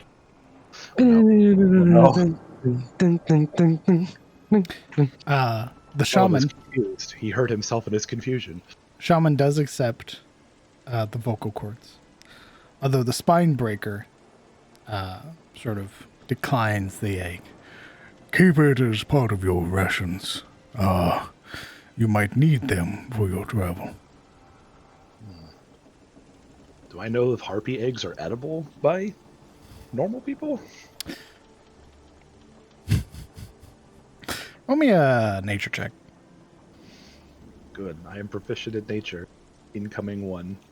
2. Close. I was close. Maybe. Who knows? You've never had harpy egg before. Could be good eating. Yeah. Maybe not. Maybe boogers, maybe snot. I don't know. Find me something fucking delicious. Protein. It's protein no matter where it comes from. And for the next week, Kellen shit his pants. Yeah. Rushes off to the bushes every 15 minutes. Oh my god. The party only gets about an hour away from where they landed and have made it no further because of Kellen's IBS. IBS trying to turn him inside out. Shouldn't have eaten that fucking egg. Alright, you didn't have to do the noise. I didn't do it. That wasn't me. If there's nothing else, then Apparently we can... Apparently I'm about to be assailed by Alaric, however. Indeed. As the evening begins to set, those of you have begun to find your way back to your respective bunks, or rather your hammocks. I changed the song. Yuria sleeps with both her blade in one hand and the tome tightly bound in the other. Our eyes open. Maybe. My brother sleeps with his eyes open. It's the creepiest thing. Holy Imagine. fuck, really? 100%. 100% he does. It is the weirdest. Sorry. Oh, Also imagining Yuria like one of those Barbie dolls. Sleep with one eye open, clutching your grimoire tight. I don't like that. Nope, nobody does. Y'all better Nope. sleep with your eyes closed, or I'm gonna go through everyone's room in this house and poke your eyes till they close. What the Creepy fuck? ass I don't- You'll motherfucker. step in the bear trap.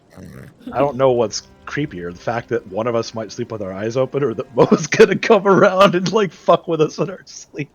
Close That's your why I put the eyes, clothes creepy basket to fucker. watch the door shut. 'Cause I know she'd be sneaking in. Set up a fucking bell alarm on a string. Who was Close it? your eyes. We don't have this issue. Grabbed a bunch of coke cans, tied them Doesn't matter together what- by the foot of the door. What's the matter what I do in my room if I sleep with my eyes open in my room? Creepy ass motherfucker. What you I'll do is know. you keep the I'll door. feel your creepy ass eyes staring up at the ceiling. You keep You're gonna the. disturb the dogs. You Dude, she position walks the through the door. vents. I'm gonna put a fucking pillow fort in my room with a God. sign that says "No momos allowed." I sleep with my eyes open I'll if I just want. jump on it. No. So, like, You do a the couple of hard you are thing. corpse sleepers, and she's like the alien. Even if you weld the door shut, she can just crawl in through the vent like a fucking senile. Bro, she's venting. Bro, she's venting. Like some Splinter Cell bullshit. Yeah. Kellen, Foster. as you begin to rest, your eyes closing, drifting off to sleep.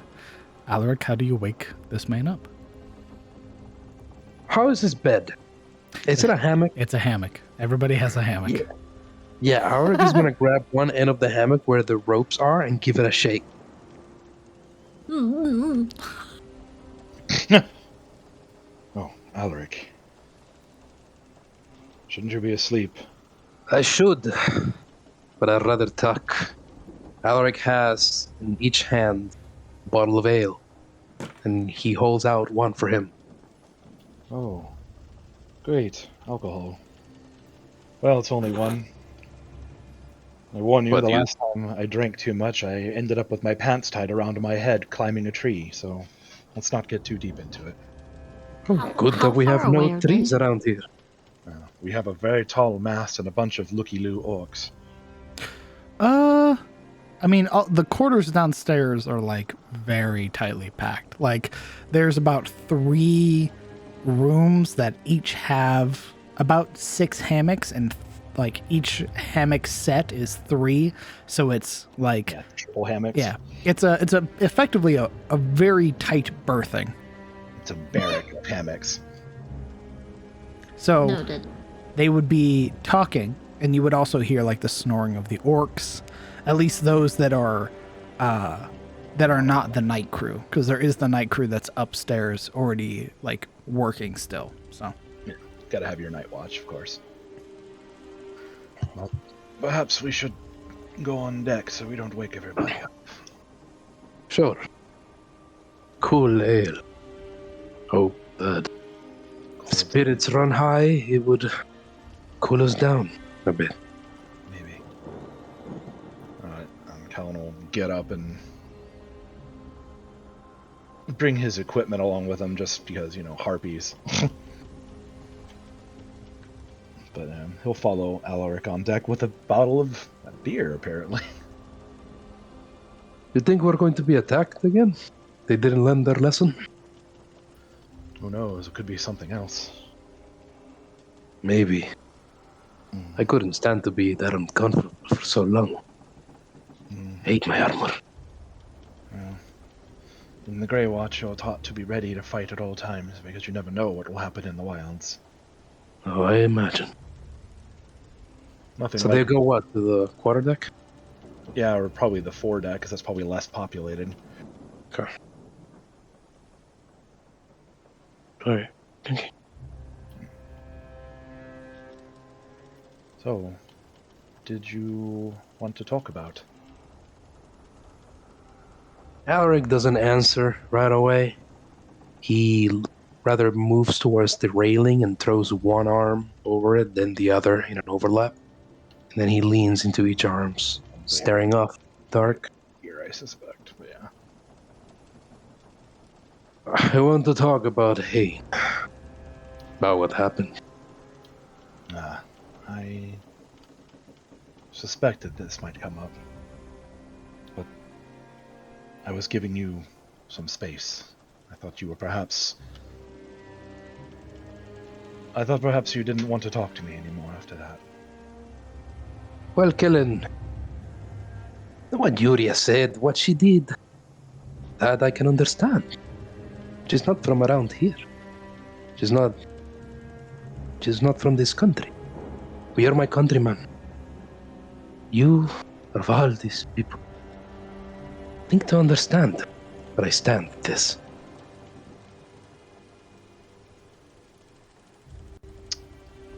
I do see your point, and it's not as if I did anything out of spite. I hope you understand. It wasn't that.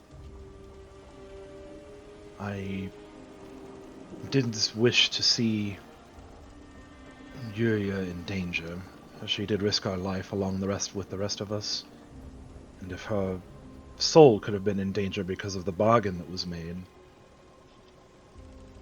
then I suppose it was a small price to pay. It didn't mean that I enjoyed the act, and I did my best not destroy the body as much as possible. I know it may not seem like it, but it's not something I wish to do. I was thinking of Yuria's safety, and if we had refused or perhaps even taken up arms, then she might have been killed by that bargain. Who knows what kind of magic is involved with that. Brow slightly furrowed, head bobbing up and down, kind of taking it in. Do you truly think that they would have twisted the oath and made it about mutilating Hain, not simply killing him? I cannot say, but after that fight, I didn't really want to risk another one on top of it. The fight was not normal, as you recall. Hain was not normal. He wasn't just a man anymore. He was something else. I've been thinking about his death. I'd like to remember him as being a man when he died, not what he became. And when he closed his eyes, and he didn't open them again, that is what I saw, Kellen. A man. We're all made mortal when we die, and we're on our backs. Death, the great equalizer. But I understand. You Sorry, go ahead. did it to protect her. Felt a sense of loyalty to her. And I was there when the oath was taken. I recall the words. It was about his death. But if you feared that we'd be killed at the moment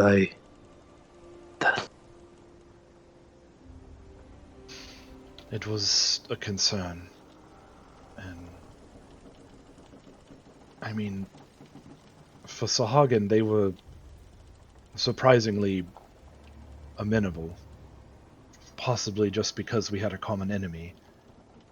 But I've never heard stories of them being particularly honorable and forthright. They're usually slavers and marauding type creatures, so if there was any chance that they could have twisted the arrangement, the refusal to give them their due as a betrayal, then Yuria might have been killed. I just didn't want to risk that, and if all they required was the heart and not to desecrate his entire body, then it's not a tasteful compromise, but it is a compromise that saw for the best for all of us. Of course. We strike deals and oaths with inhuman things that come out from the depth of the seas. What else can we expect? We get what we deserve. We do what we have to do, which is not always tasteful, as I said, and may not be a pill that we like to swallow. But in the end, we don't have a lot of options either. I get it now. You made a judgment call. I was wrong to judge you. I'm sorry. It's all right. I wish that it hadn't been me. I hated seeing the way that you looked at me like that. I hope you can erase the memory. It was good that it was you. Should have been one of us. Good that it was. I would rather have... I suppose you're right. It was cleaner had we done it than let them rip open his ribcage and rip it out. I wished to preserve it as much as possible. I knew what your intentions were. And to hear that his son was there the whole time, I'm glad that they didn't have to bury a mutilated corpse. Agreed.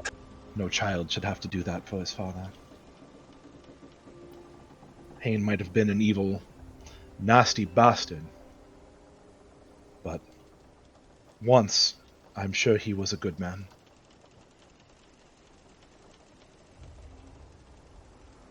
And if it helps to rest your heart more easily, then I too will try to remember him as the man he was. I should hope so. Alaric leans away from the railing, and while he's been sipping from his bottle this whole time, there's still a bit of it, and he holds it out towards Kellen in a toast-like manner with a bit of a swish from its liquid. No bad blood, then. What do you say? Sorry? No bad blood, then, is what he said. Okay. He, having only sipped at his a little bit too, because he's wary of the booze and his terrible behavior while drunk, toasts him back, right, clinking the bottles together. Of course not. I'd really like to believe that we've become friends through this horrible ordeal. Oh, you don't want to be my friend, Kellen? I tend to leave them behind or put them in graves. Well, let's try to start a new process then, where we do neither of those things. Oh, well, I shall do my best. And you got me real curious with that whole fear of getting drunk. We have to break a keg open one day. See what it's all about. I don't think anyone deserves to see that. Are you telling me that I've been traveling with the real great leveler this whole time? So in the Grey Watch, we tend to have celebrations, usually just for surviving, and someone brings some homemade mead around or some beer, and me, being a 17-year-old lad, discovered that me and alcohol mix about as well as oil and water. I tend to do things on the ridiculous side and black out. As I said, pants tied around my head, climbing a tree. Both of you roll me a perception check. Ooh, all right. You notice a tree. Oh, wow. Thanks, You're perception pantsless. check. Yeah, you suddenly have lost your pants from that one sip of beer.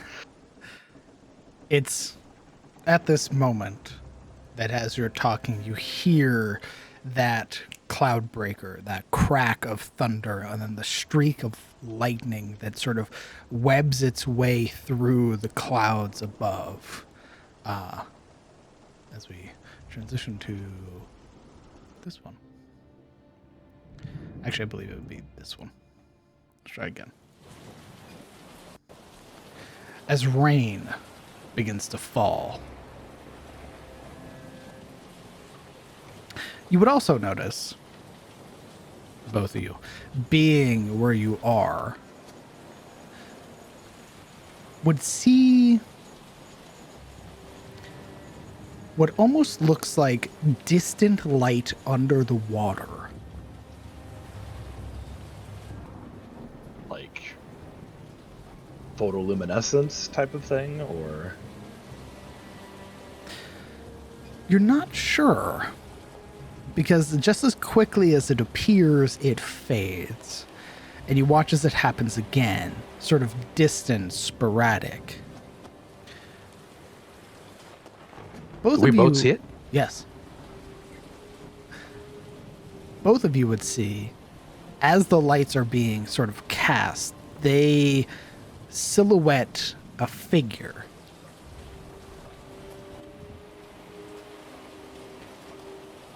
Don't like that. You would see, Kellen, given your very high perception, what appears to be humanoid, but very large.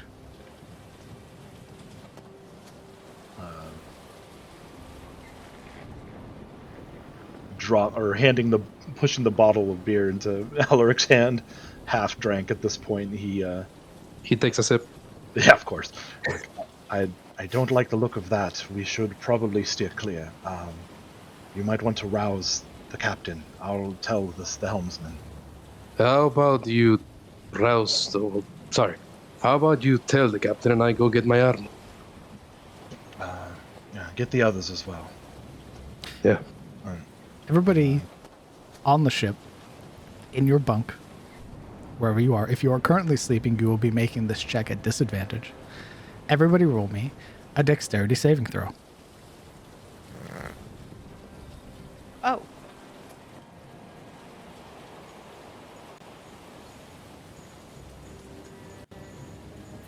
Yay, disadvantage.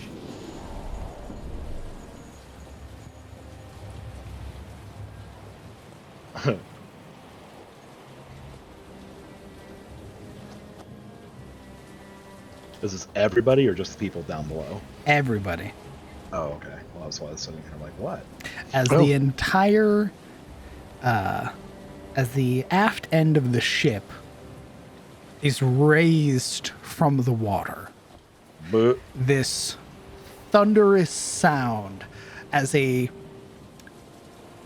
giant hand emerges from the water, sort of clutching the back of the vessel and shoving it upwards. The entire ship listening now. Those of you in your hammocks who rolled a 15 or lower are thrown from it. You are slammed into the hull, sort of knocked free and thrown to the ground. You hear the sort of cries and shouts from the orcs that are being woken up. Alaric, you are sent flying, more or less. After the ship is raised up, you are sent careening towards the center of the main deck and slam with a heavy thud. You suffer.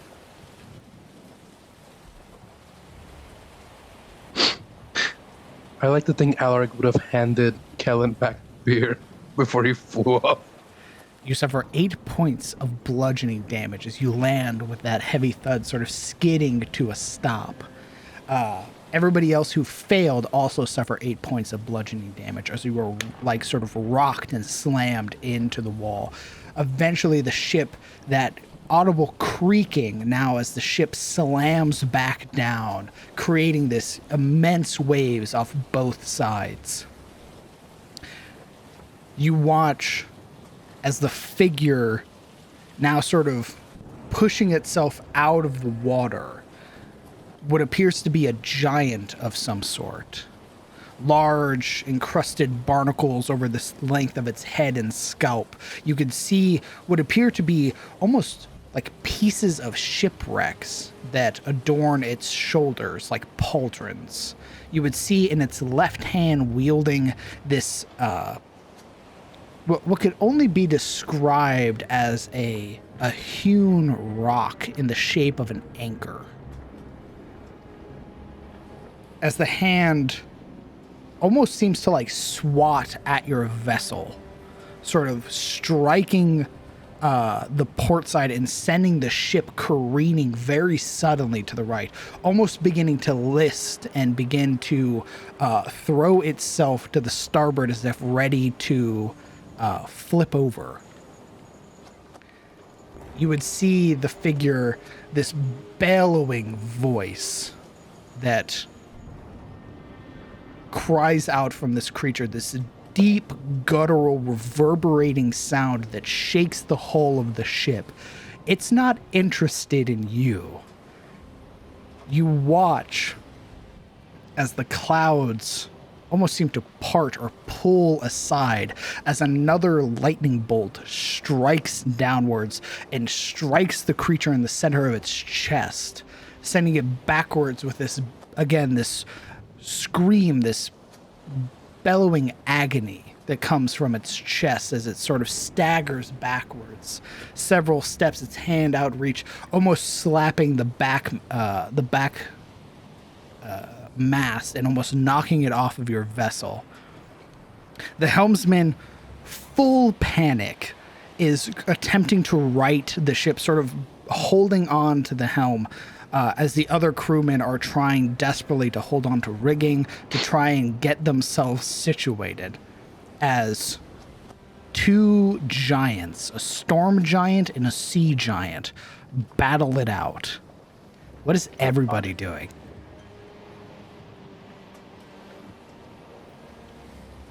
Free action, hitting myself apparently. Solarel's holding on to this mast as she is standing here. What the fuck?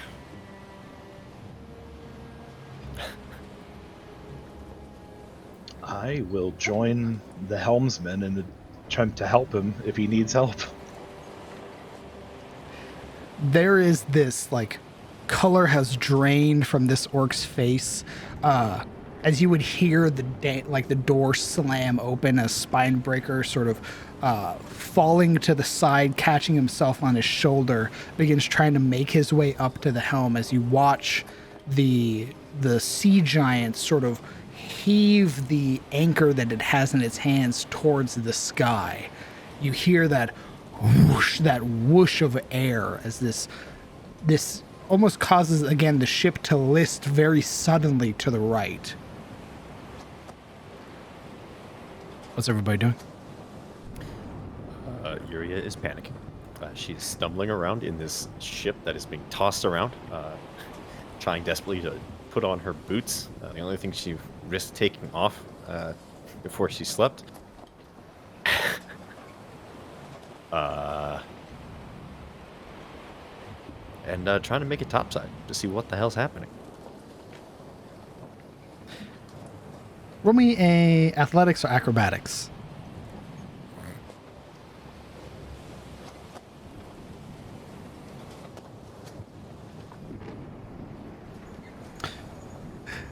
Rather successfully, even with the very harsh rocking of the ship, you manage to sort of steel yourself and scale up from the second deck up to the first deck and all the way up to the main deck, of which you are greeted by this flash of bright white light and the sound of thunder that cracks thereafter, as you see a figure now illuminated off on the port side of the ship, a giant.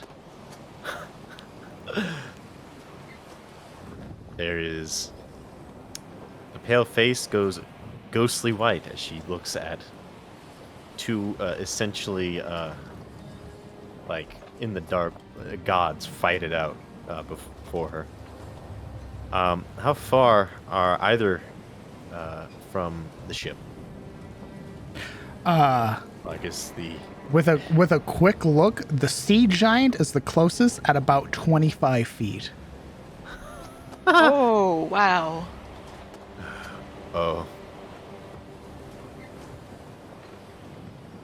You would eventually see what appears to be another figure sort of illuminated, or their silhouette backlit by the strikes of lightning that are happening so rapidly you can feel the hair rise on the back of your neck and your forearms. This electricity that's crackling through the air, causing everybody's hair to go static. As you watch as it hurls two more lightning bolts, now beginning to descend, crashing into the water, as these two titans begin to sort of throw fists and clash with each other. These bellowing sounds as these two collide, sending another huge wave to the side of the ship. I need everybody who's on the top deck to roll me an athletics check.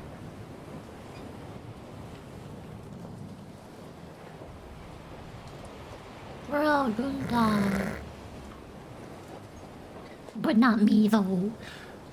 I won't be dying, she says. You are slammed and being thrown towards the railing. As it hits with the ship listing starboard, you are being thrown off of the vessel. Could I attempt to save? How are you attempting to save?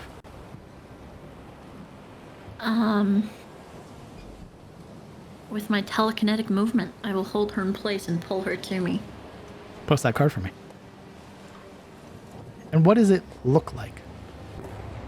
This wave of gold will flourish over her tattoos and end in her eyes as she's staring at Yuria, holding her in place with her gaze.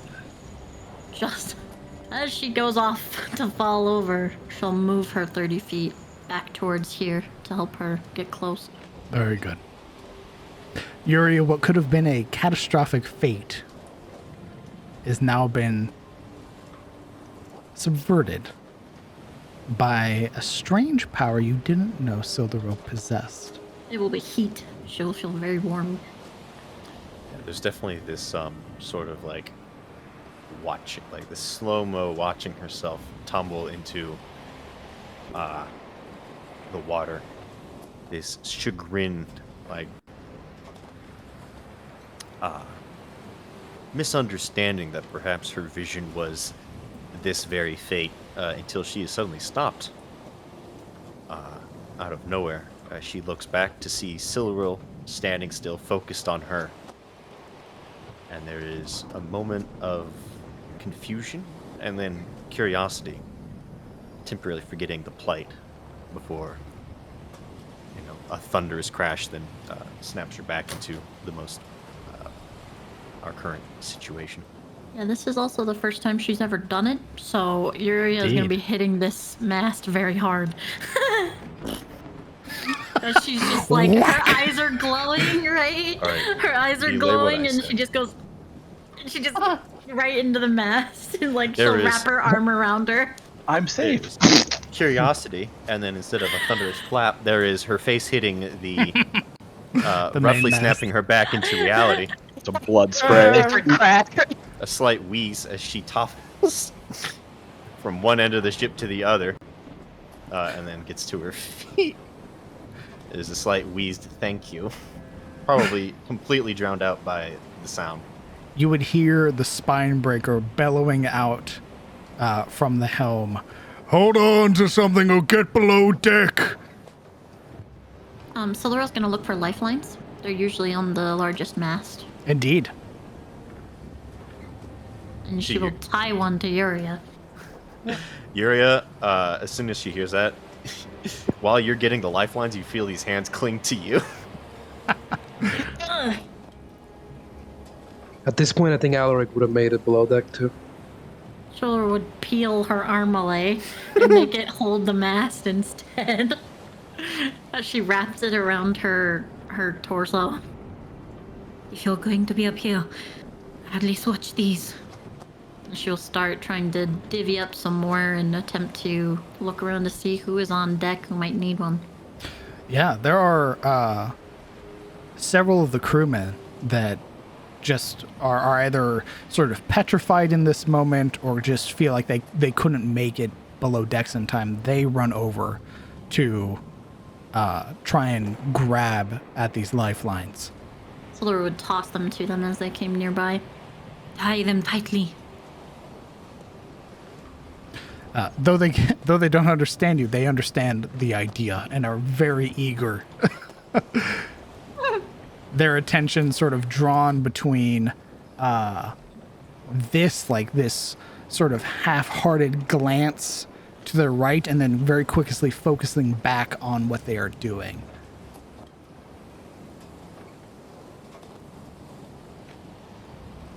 Okay. Sabine, after rolling out of bed, would grab her rapier and her shield and try and make her way up deck. All right. You make your way up to the deck as others are rushing past you, including Alaric. Kellen, what are you doing? I was at the helm, trying to help the helmsman if he needed it. Oh, he got replaced by Spinebreaker. Oh, okay. I suspect that Spinebreaker probably doesn't need any help because he's Spinebreaker. Do you have any proficiency with water vehicles? I do not, of course. Then I'm afraid you wouldn't be able to help. Well, I will just... Is there lifelines on this mast, then? No. Well... Fuck. There is rigging that you can try to hold on to. Or you can try and make it downstairs. What if I have my own rope? I'm I have gonna need 50 a feet. survival check. That's fine. I can do that. DM, how long would it take Alan to put on his armor? 10 minutes? 10 minutes. That's heavy armor. All right, well, start counting. Okay. You begin to tie yourself to the back mast.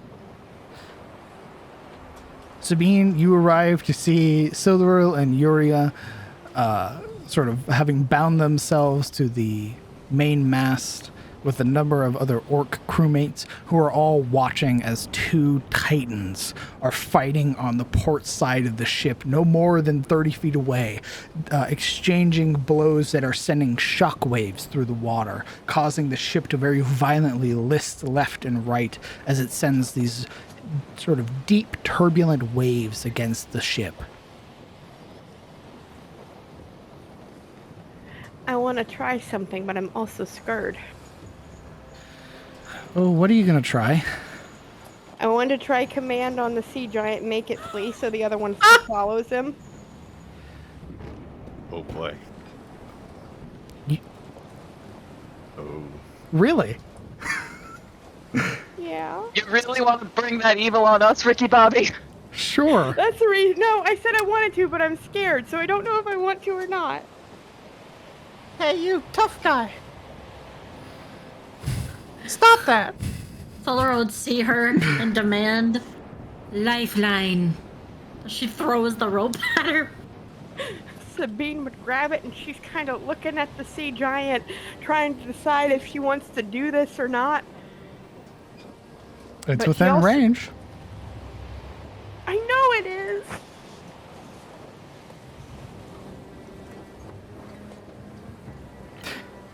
What are you doing? I'm just gonna hold the lifeline because I am chicken. I'm scared.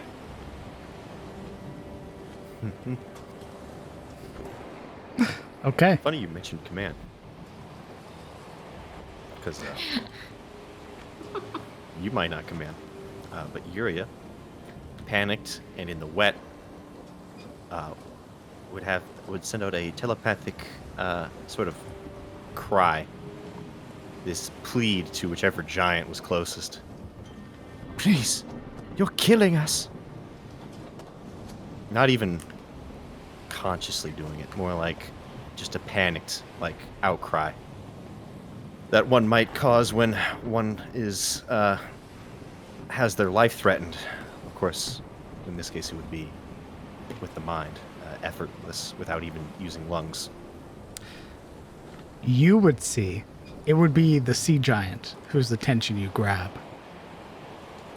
And you would see for a moment as they swing, connecting with the solar plexus of the storm giant, their head swiveling to the right, now acknowledging the vessel. There And is it's this. them who charges the vessel. If it starts coming towards the vessel, then command's going off. There So, flee. Hold on. So, Eyes. Yuria, continue. Widen in panic as she realizes what she's done. You would see it sort of shove against the storm giant in this deep sort of turn now and begin wading through water like it's running on land. This deep strides as its fist is sort of curled backwards as if ready to strike the vessel. Let me see that command. Let's see Paul Allen's psychic.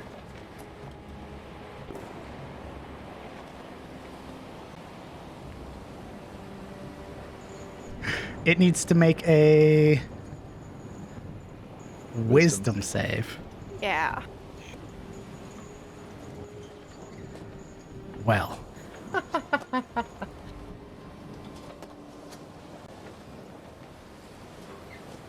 That's a 23. Does Shit. it speak any of your languages? I would have done it in common. It does speak common. And as it's rushing the ship now, you yelling at it to flee, you seem to only enrage it as its fist swings now at the port side, sort of aimed at the hull. You do watch, however, the storm giant that is perhaps more sentient, more aware of human life, is the one that sort of, though it does rock the ship very harshly. I need everybody to roll me a con save. You watch as the storm giant's arms sort of connect, sort of curling underneath the armpits of the sea giant to sort of catch the swing.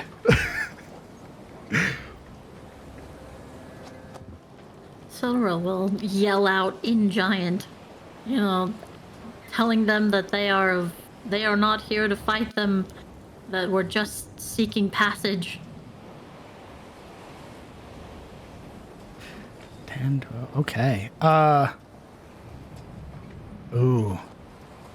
Just Sabine. Everybody else are rocked harshly by the slams of this vessel as the sea giant is stopped from punching a hole into the hull of your ship by the storm giant. As all of you suffer 6 points of bludgeoning damage, your heads cracking against the main mast or being sort of whiplashed very suddenly by the lifelines. You watch as the storm giant sort of takes a step back with this flailing sea giant. You watch as it hurls that figure, what looks to be like 30 or 40 feet backwards. You watch as it splashes into the ocean, and the storm giant, sort of breathing heavily,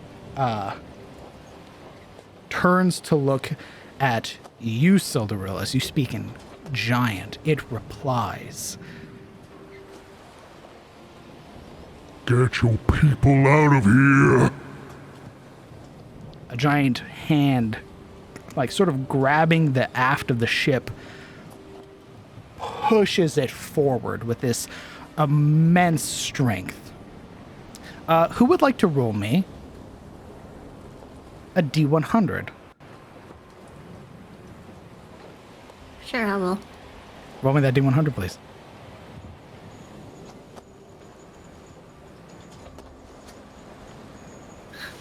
She would also turn to Spinebreaker and relay the message. 51. You beat the number by 1. As the ship is sent forward, this rush of speed from the vessel that sends you further away from the conflict. The storm giant's appearance and visage now growing distant and smaller as you are being sort of skipped across the ocean, the hull shaking very violently, but because of your high roll, doesn't break. And eventually the ship, now settling, now away from the conflict as the thunderous slams grow more distant but still apparent. We're going to take a 15-minute break.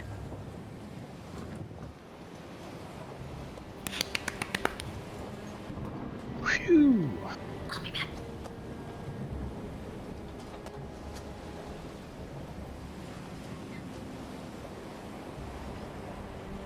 Command, huh? That's all I could think of.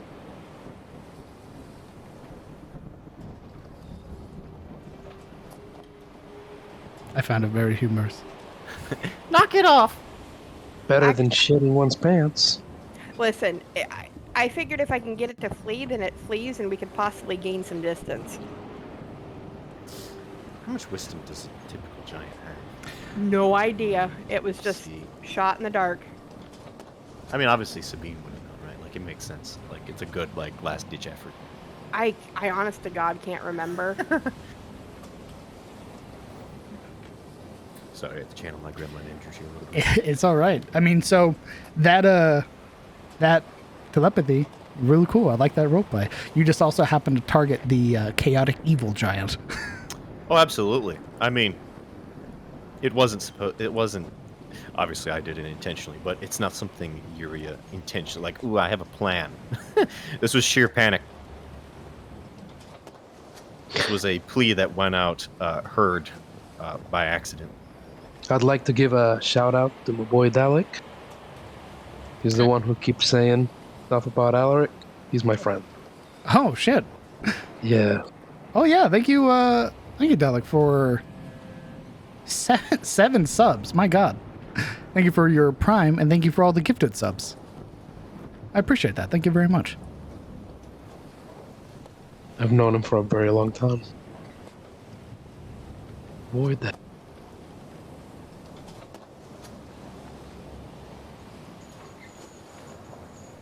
He doesn't actually like my character. He just likes. Just to be clear.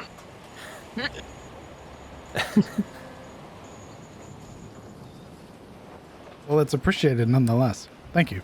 That's very kind of you. Getting jumbled about below deck. Morana's gonna be on the fucking ceiling, just like why is the boat capsized? No. She's gonna be on the floor of the vessel, and the vessel's gonna be upside down. So we're all gonna be on the ceiling, and we're gonna look up. And she's like, "Oh, right, sorry." Oh wait. Falls to the floor. I mean, Ow. oh no, my human legs, they're broken. They're broken in the fact that they walk on ceilings Hey, now. we hit land 30 minutes ago, man. The ship's completely upside down. Oh. She says, awkwardly standing on the floor, which is now the roof. The nesting table was like, make it something memorable. And I was like, okay. The nesting table, huh? Yeah.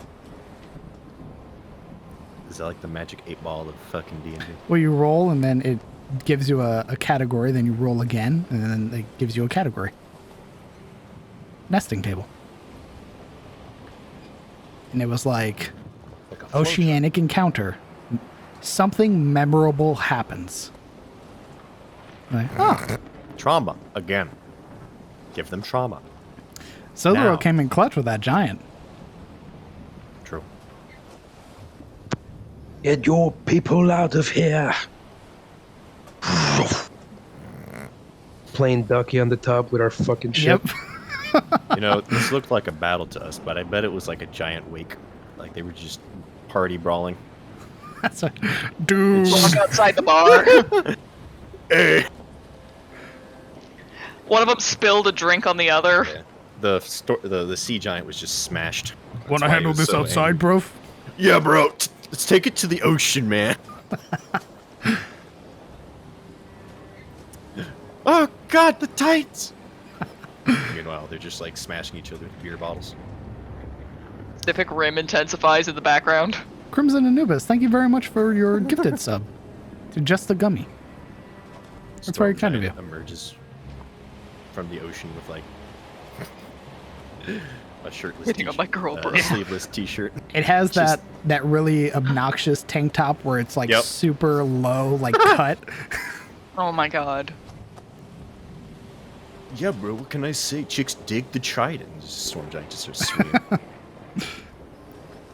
That was my wife, you dick!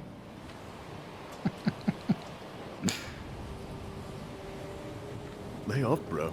It's not my fault I play. Everything else that I thought of that could be memorable, I was like, that would attack the ship. That would attack the ship. That would kill them. Us. That would kill us.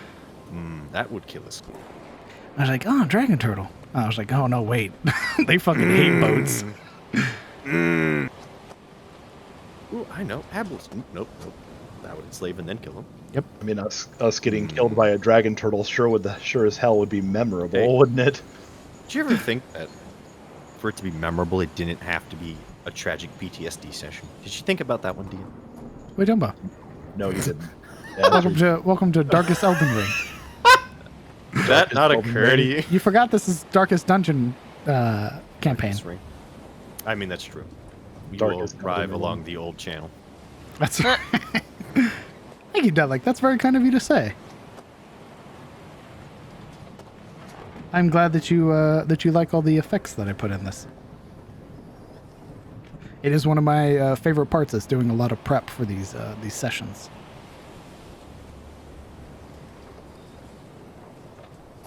All right. You don't have to compliment him that much, Alec. All right? Yeah. Relax. Remember, he's still a tyrant. Yes. Corrupt. You will roll me a wisdom save. Can't believe he's railroading me into dying. What the That's fuck, bro? right. Didn't you roll like a 7? The dice are railroading me, bro. What can I So say? you rolled a 3. That's why. It was even worse. Yeah, I did. I rolled pretty bad. Noble came on to things like, "Hey guys, what's whoop?" With the arms wide open. What's happening up here?" Just sent vertical.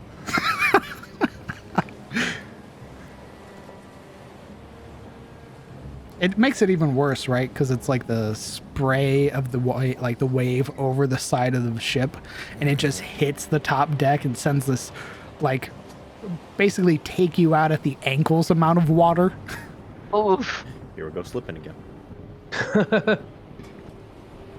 Well, time to die.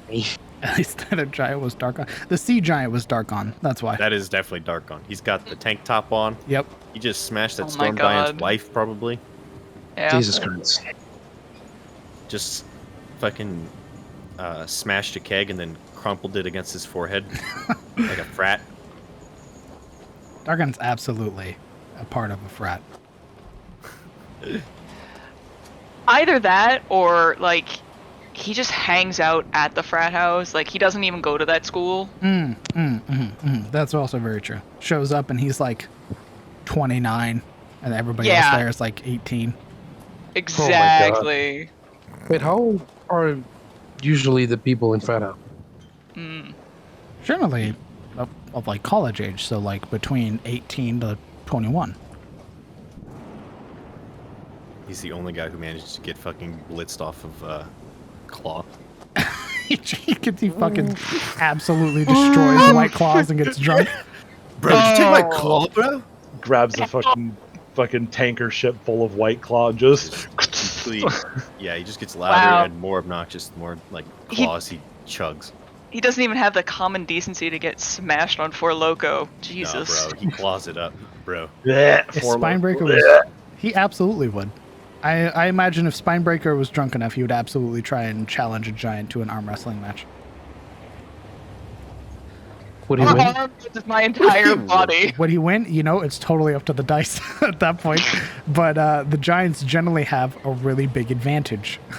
I think you roll at advantage if you are gigantic or larger, and the creature you are grappling is medium or small. I'll complete the Somehow, 10 saves if Alaric dies Let's of keep it natural fair. causes. Understood. Natural. What does natural What? mean? What he's Like saying is starving? he's trying to assure my continuous existence. He wants to keep me alive under the promise of more subs. That's why he said that. But I don't like that, Alec. I don't like that shit. I don't like that one bit. I thought he was trying to kill you. Is that Yeah, a fucking challenge? Outlook tries to kill himself. The beginning. I'm in control. You can't tell me what to do. I choose how to die. No, yo! God, my throat is fucking killing me. Nice. No. Totally don't do this, Alaric. Wink.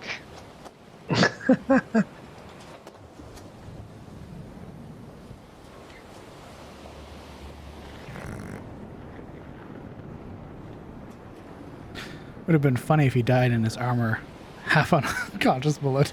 He's just laid out, Peter Griffin posed, half in his chainmail, arm folded behind his back. He never learned. My hands are on his ankle.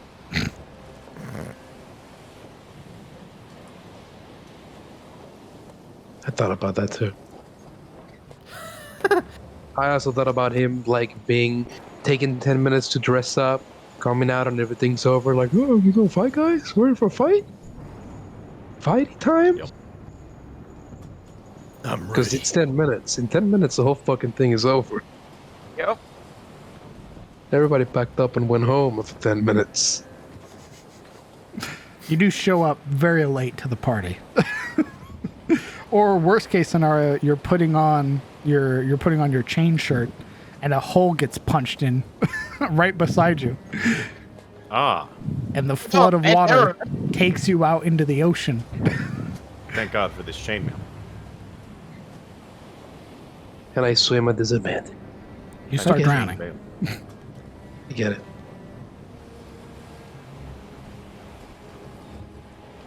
I swim at this event. I get What it. a way to go. Imagine dying in the aftermath. No, you can 5 actually... minutes for sure.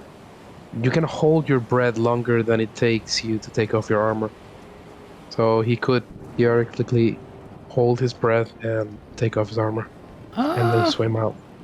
Yeah. It's 10 minutes to doff your chainmail as well. Really? I thought it was a minute. I believe it's minute for light, 5 minutes for medium, and 10 for heavy. No, it's 5 minutes to doff it. Actually. See, to don and doff light armor is 1 minute. To don and doff medium armor is 5 minutes and 1 minute to doff it. And heavy armor to don it 10 minutes and to doff it 5 minutes. I always thought taking it off would be easier. Let's see. Holding breath. God, imagine dying at this session right before you hit shore. What a way 1 to plus your con modifier. So what's your con modifier? 3? You can hold your breath for 4 minutes. He dies. Fucking dead. You can still swim in armor. Actually. Absolutely. But for Yeah. I'm how also long? accounting for the fucked up currents and the waves. The two giants Boiling in the waves. ocean. I mean, if it was like a calm lake, then yeah, it's you're wearing weight, but it's not impossible to swim. I saw a video of a dude just backstruggling on plate armor.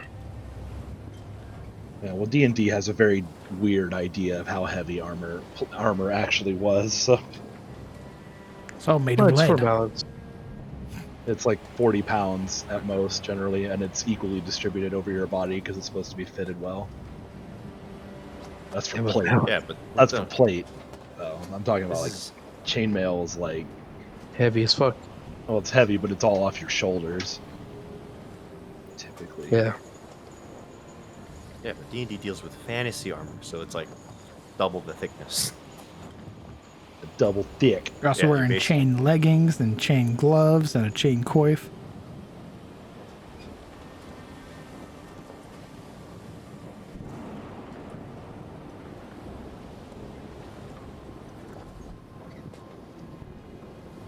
Yes. Extra thick. Damn. Thickest. Take home.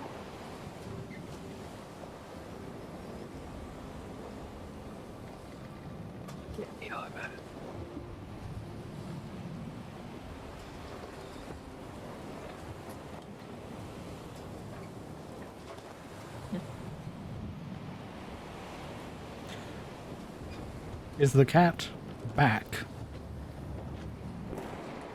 I've been here. I was just asking if you were back. Is everybody back? Yeah. I am here. Need spirit. Here.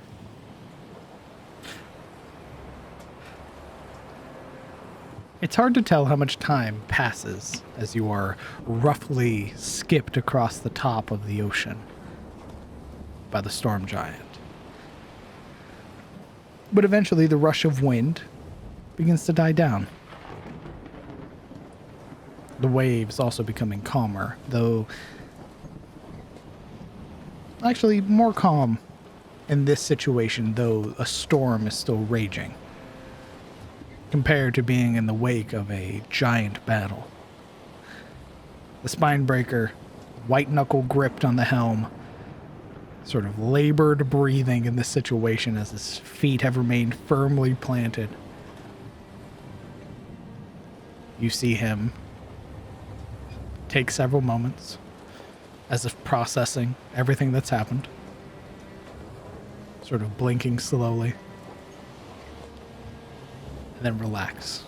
Shoulders sort of slacking as the thunderous sort of strikes and slams in the distance grow fainter. He barks in Orcish, of which the orcs on the main mast begin to untie themselves. You sense you're out of danger.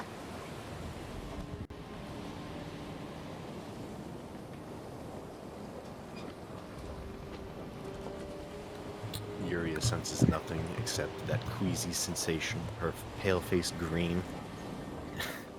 Tiller would smack her back. There's just this light moaning, this wheeze after the skipping of the ship and her the inside, her rib cage and stomach bruised from being jostled against the rope. She looks weakly to Siluriel. Ow. Oh, sorry. Did I hit you too hard? Why did you hit me at all?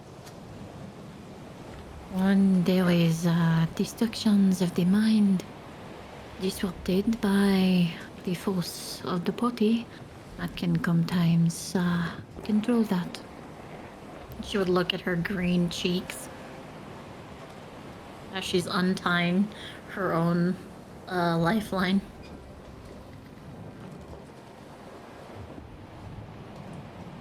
You can tell she's trying not to vomit.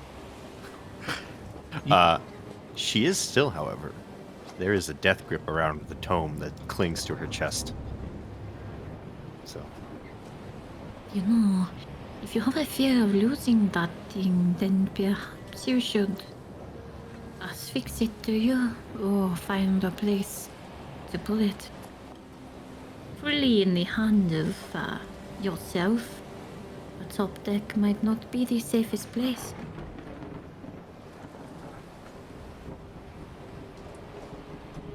She looks down at the tome, almost as if just realizing she still had it.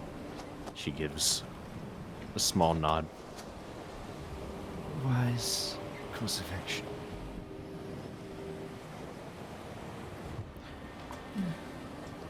You would hear as a figure comes running up from below deck, sort of barking in Orcish. You would see Spinebreaker's expression darken for a moment. We have wounded below deck. Sabine would go below deck and do what she can. Alaric follows.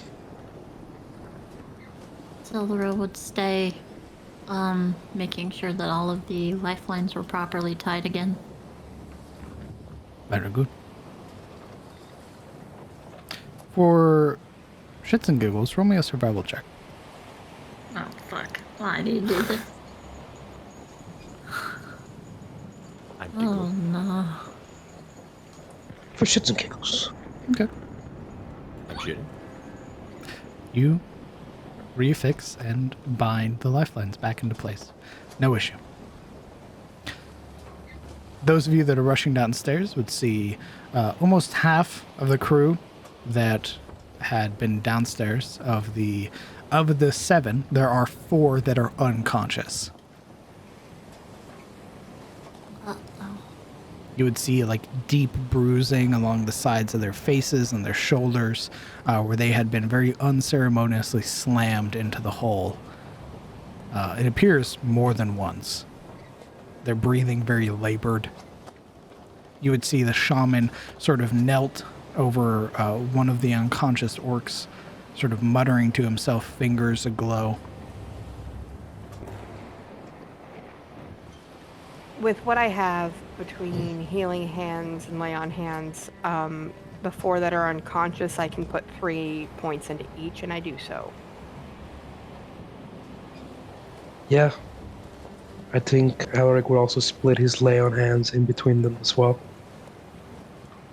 Okay. patting out what Savine can. But very demonstratively showing that he's never quite used his healing in such a way. So it's new to him. Amend. If Sabine would notice it,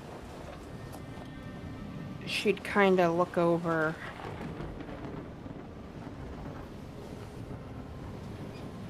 Typically, these things go off feelings. Try concern, love.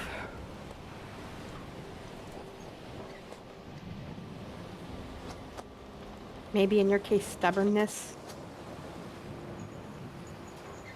I am quite stubborn.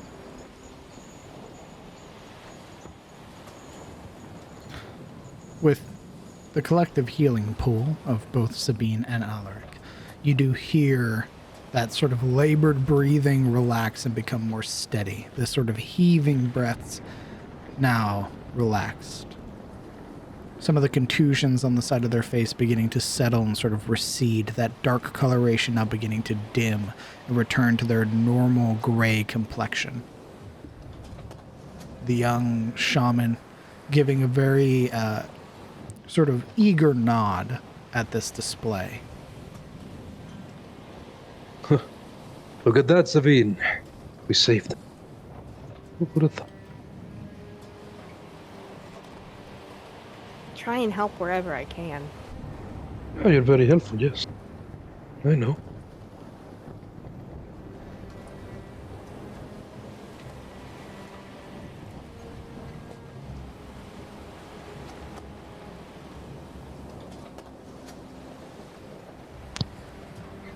I have one talent, but I'm not sure how it would help here, though.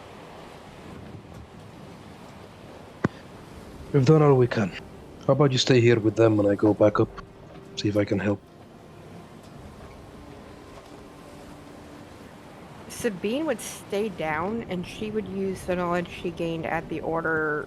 This is going to sound really horrible, like with massage, to try and get some of the kinks out of the people, because everybody got thrown around. Sure. You gotta admire her hustle. Roll me a performance check.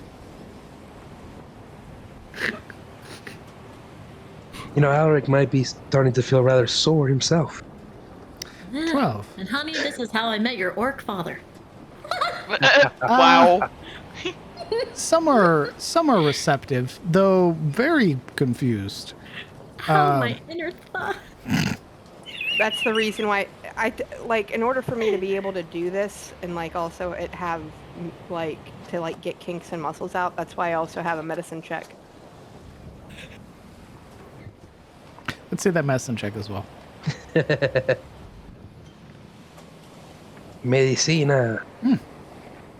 Yeah, you're able to discern who's in need of assistance and who isn't, who will sort of naturally heal compared to others. Those that you do sort of offer this massage to, they seem reluctant at first, but otherwise are not objecting to the idea, though they do wear this sort of knitted expression, not really understanding this whole thing that you're doing. So basically, the fuck is this? Effectively. Like, You're oh, it's coming working, on to but me, guys? what the fuck are you doing? Like... Lady, please. Oh, wait a minute. Wow, you're looking really tense with that rebar through your ribs. Let me massage that out. Let's rub that out for you. What the fuck was that sound? Listen, it was worth a shot. Hand stuck in the dryer.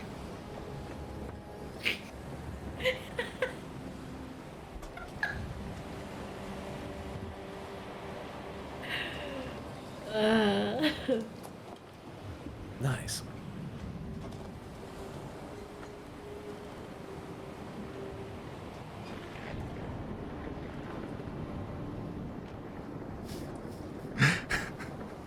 I have a wife. I'm married. That's okay. I'm not even trying that. It's It was a medicinal joke. only. It was a joke. They don't speak common. Oh, so he says it in Orcish. God. That's right.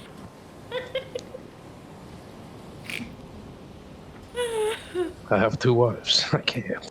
How's that comprehend languages going now, Yuria? Well, that's, I have 1 wife that's in 2 gone. tribes. Fades Just after an get a hour. bunch of afraid. exclamations of what the fuck. What the fuck are you doing? Is there anything else you guys would like to do tonight as you recover from the giant battle? Sleep. I think we've had as much excitement preferably. as we could have for one day. Finish the ale and go to sleep.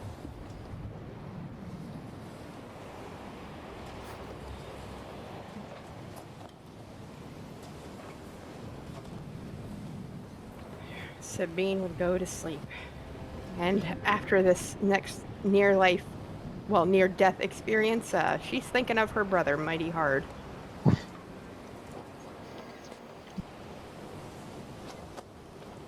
Making sure all the rope and rigging is fixed on the center mass here. Solar would make her way below deck. You would hear from Spinebreaker. You have my thanks for helping my men. It was nothing. I am unfortunate enough to have quick senses when lives are in danger. She would nod her head and go below.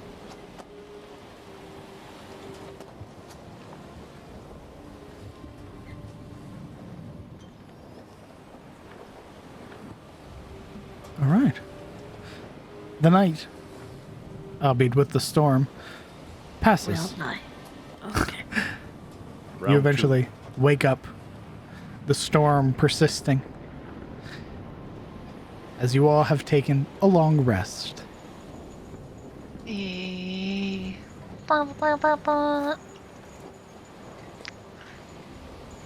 love the sea. It's I would like to make a point that Solar's up before everyone else. And she only has to sleep 4 hours.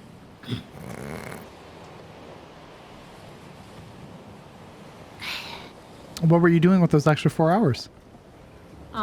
Maintaining armor. As it got wet upstairs. Indeed. Very well. Polishing your armor for it to get wet again when you arise.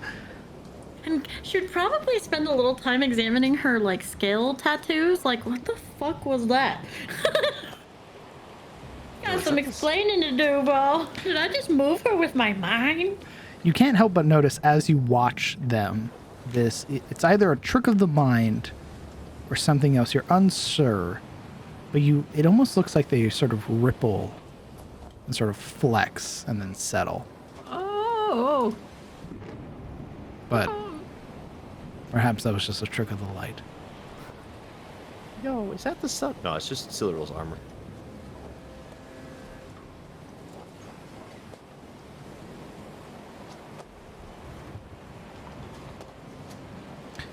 If you haven't already, go ahead and tag your long rest on your character sheet. Ah, yeah, sleep. It is accomplished.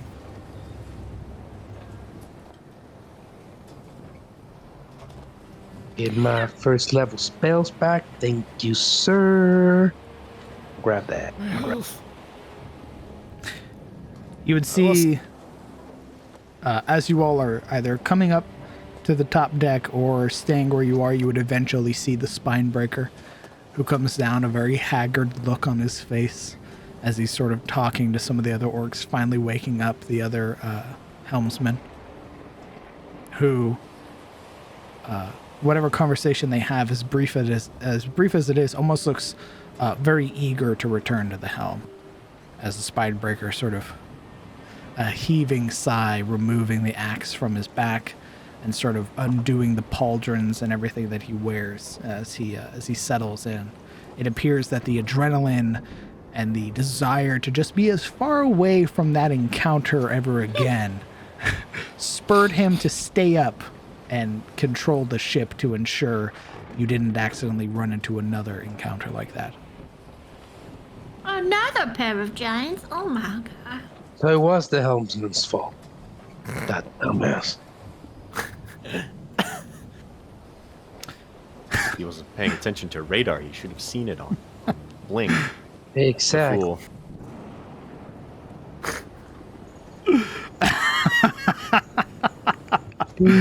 Duly noted, Alaric. What do you mean? What do you mean? Blink. It was his fault.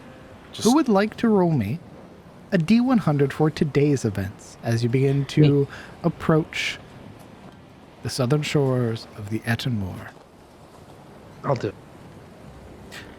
Roll me that D100, Alaric. God help us. Yay! I bring only good vibes. Good. If we meet a giant turtle, do I get, like, airbending? Ooh, I'm afraid that dragon turtles, they hate ships. They would airbend you by eating you. Nice. Roll me a D12 plus a D8, Alaric. Awesome. Oh, Christ.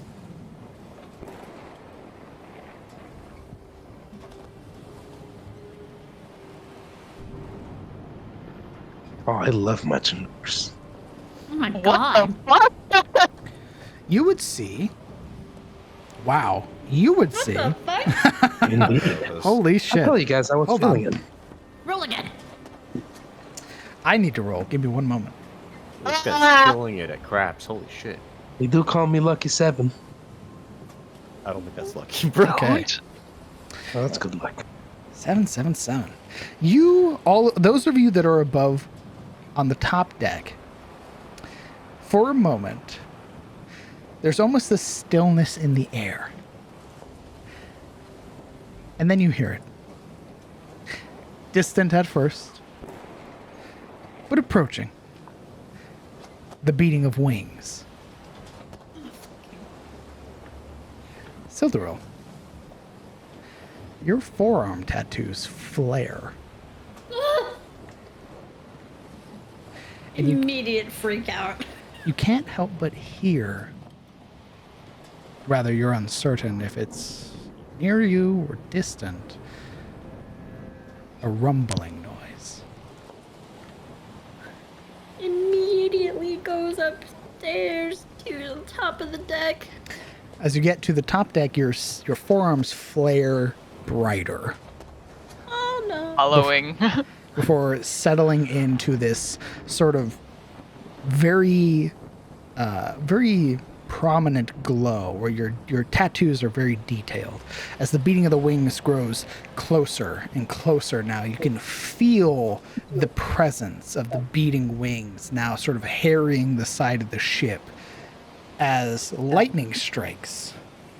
Oh.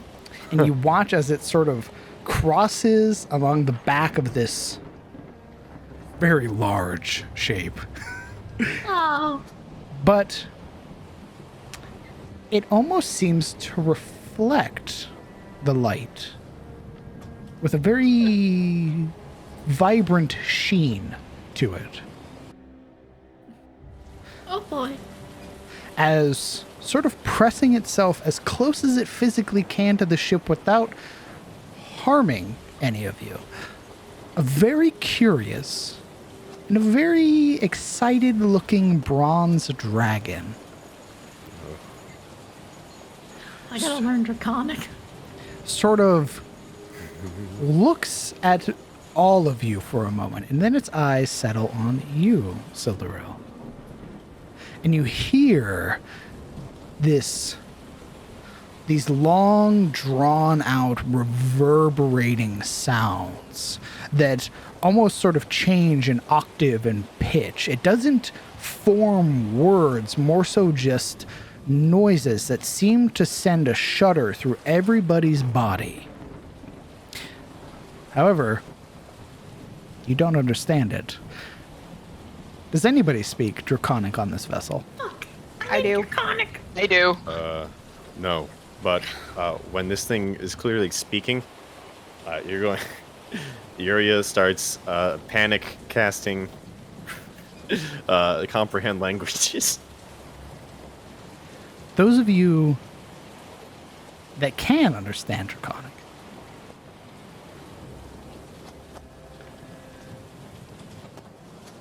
curious creature. What brings you out to the sea during a storm?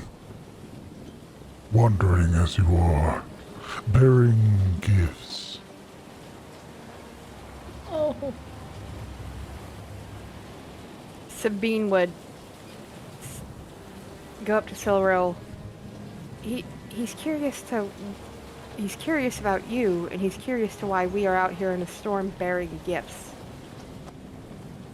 Silver would turn her eyes sharply to Sabine. What?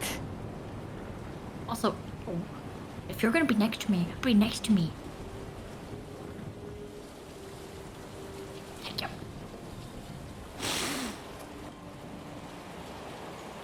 What did he say exactly? Curious creature, what brings you out into the storm bearing gifts?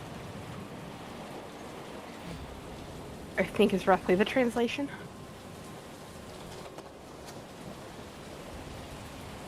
So many curiosities.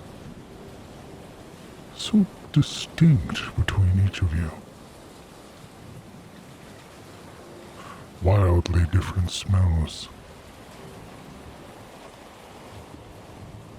Who sent you here? She would speak in Elvish. Helpful. I would translate back in Draconic.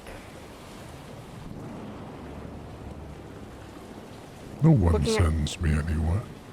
I am my own.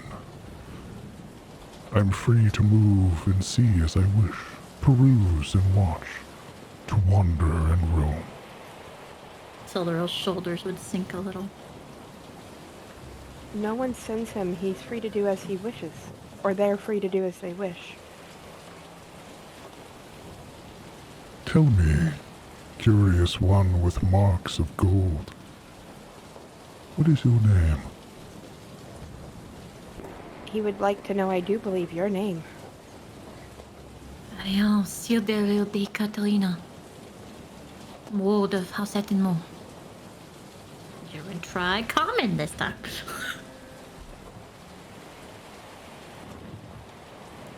Let me check something.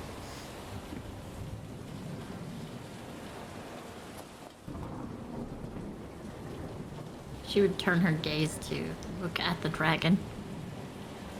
Even when Sabine is like translating, she doesn't even look at Sabine.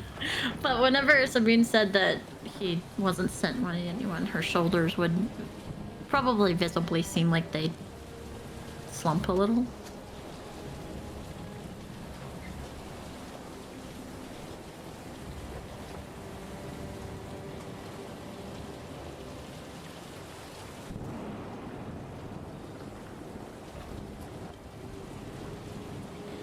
The voice replies in common. You bear the mark of kindred, but you are so far from where you should be. I will take it as a sign, an auspicious one. Good tidings await all of you, I assume. At least, the air feels that way. I will not ask of any gifts, of any trinkets or baubles I would take from you. Be on your way, curious mortals. I look forward to seeing you again sometime. Can I know your name? Roll me a persuasion check.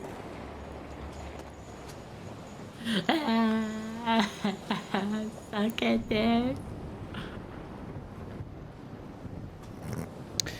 15.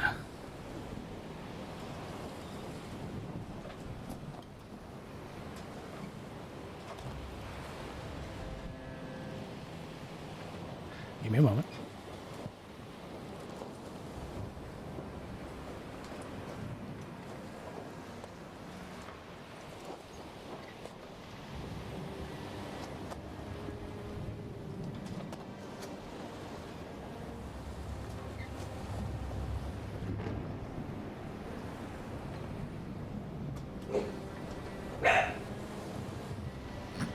weird name.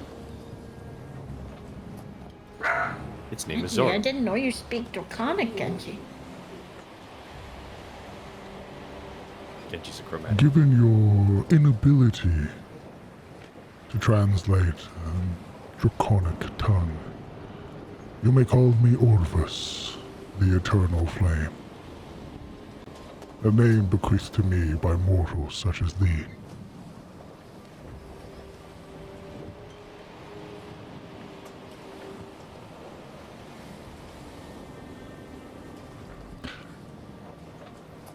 I wish you all the best in your travels, curious mortals. I sense that there is far more than just magic about. DM, Alaric. given Diroshin's knowledge of dragons and all, would it be possible to roll history on that name? Absolutely. Roll me a history check. I sent you a DM.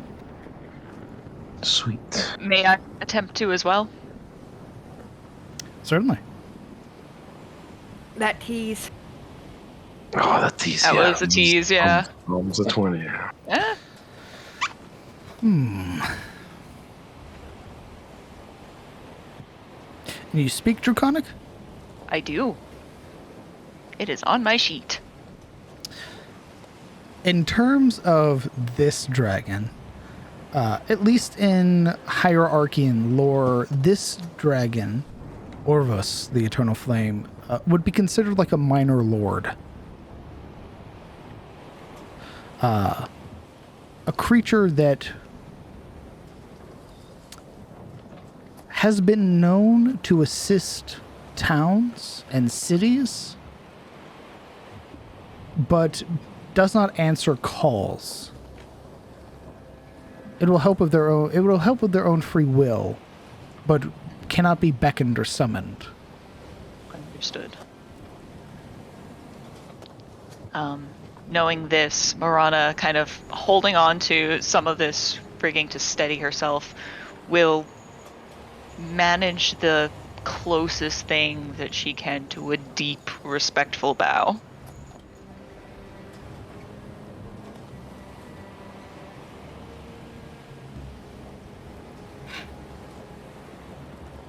I sent you a DM. I know, I'm looking. Hold on. Wish that cat.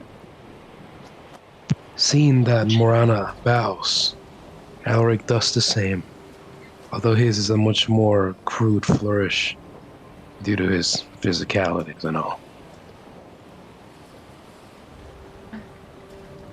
You mean to say he's built like a brick shithouse? I like to imagine if he leaned too far forward, he could just fall. Yeah, he would. I would say Yuria also bows, watching two others, Tarosian natives, bow. She would give a polite elven curtsy. Silverill's just like palms white knuckled against the edge of the railing as she stares up at her. Sabine would try and Aggro. curtsy, seeing everyone. I mean, if everyone's doing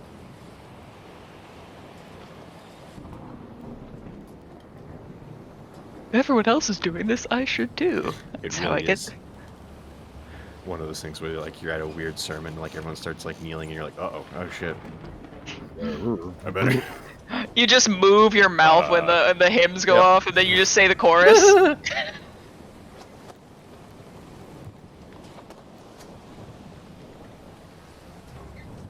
Are we singing hymns to the dragon now? I mean, if everyone else is doing it. No, it's just that same thing. Like, Nyethus is the word. Thank you. She would say just that word, trying to make direct eye contact with the dragon. Roll me another persuasion check. Fuck! I gotta get more we go. charisma, bro. Can I assist her? Any kind of quick boost. Not in this of one, you charisma? can't. Any kind of quick boosts of charisma could get. Just wondering. Can I get the giant's belt of charisma? You can get maybe a magazine to give you +5 charisma or some shit. Ah, yes. Though you speak her name, I'm afraid I do not have much to say on my kindred. The Lady of Gold is a curious one. But you, I assume, are one of her chosen. Perhaps we will meet again, Silveril de Catarina, chosen of Nyathas. I wish you all the best in your journey. There are many things afoot, and yet more dangerous things prowl the forest.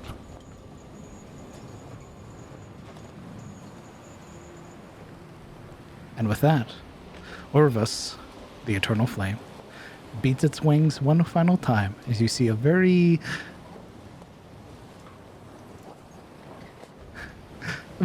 amused look spread across its draconic features as it begins to fly away. Not asking of any tribute or donations to its hoard, it leaves you be. Welcome to the land of dragons, people. Since we were poor. Wow. I thought this was the land of humans, but all they did was enslave me, so this is a big plus.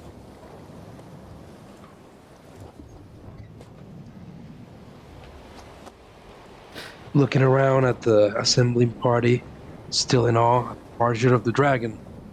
Rather loud, Alaric asks, "Do any of you recognize him? Or her? I don't." Marana, they are not referred to by any gender. Understood. Marana turns around and says, "Yes, that was Orvus, the Eternal Flame, as you heard. He's a lord amongst dragons. Not the highest of them, but still a dragon lord." We were visited by a dragon lord. Really? She nods enthusiastically. Ah, that's pretty good. Lucky. Why? Did they say why? He was just Shakes her head. curious. Curious. They are known to go wherever they please. It was as they said. They have no master. It could be that he is assisting in some other endeavor. They are known to act in aid of mortals when they so choose. When they deem them worthy. I recall the stories. Surprised they didn't ask for anything. No boon, information, nothing like that. Although Alaric probably can't see it from here, Miranda tries not to turn behind to look at Silveril. And it just snaps back at Alaric. No, not this time. Perhaps they were feeling generous or pity. Pity. Maybe. Still, auspicious fortune that a dragon visited us. We ought to thank Bahamut. Make our prayers to him tonight. All of us.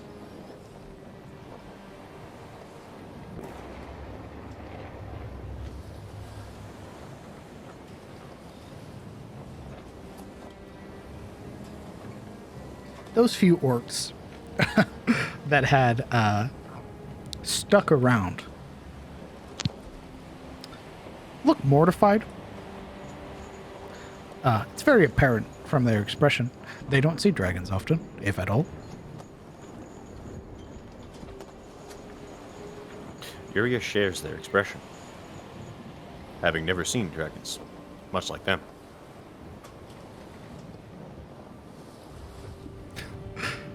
It also is doubly lost on them that this creature spoke two languages that they don't understand at all. Speaking Draconic and Common, of which is lost on the orcs.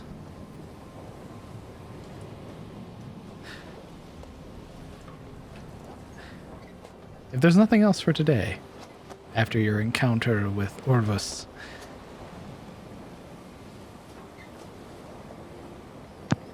Besides a small prayer to Bahamut, nothing else from Alaric. I was gonna say, Dragon Prayer Circle, here we go! You would quietly approach Spinebreaker, looking a little indignant. Spinebreaker's sleeping. Oh, that's right. Never mind. You can talk to the helmsman, who He can't speak. doesn't speak common. Yeah. Is Torg up? Torag is up. He's She'll- downstairs, though. She'll go down to find Torg. You see Torag, he's in the process of cleaning, sort of on his knees with a bucket beside him, and he is sort of cleaning up the residual sprays and spatterings of blood that came from last night's episode.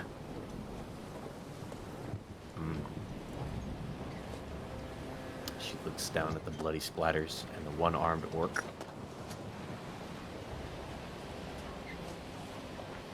Excuse me. I suppose you heard what happened up top? I could hear it from here, yes? I have to ask, after everything that's happened in the recent days, is traveling at sea normally this adventurous in this part of Tyros? In the morning sea, anything is possible. What makes it worse is, given the proximity of so many dangerous things in these waters, be thankful that's all you've seen in your travels.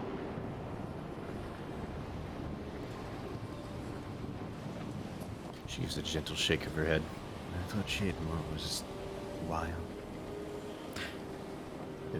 She turns to go and then pauses, watching this one-armed orc try to clean.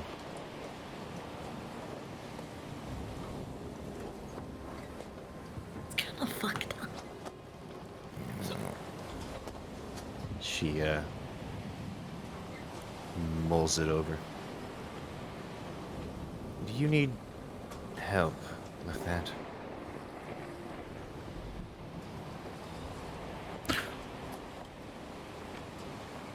Are you asking because you feel pity, or are you asking because you genuinely wish to help?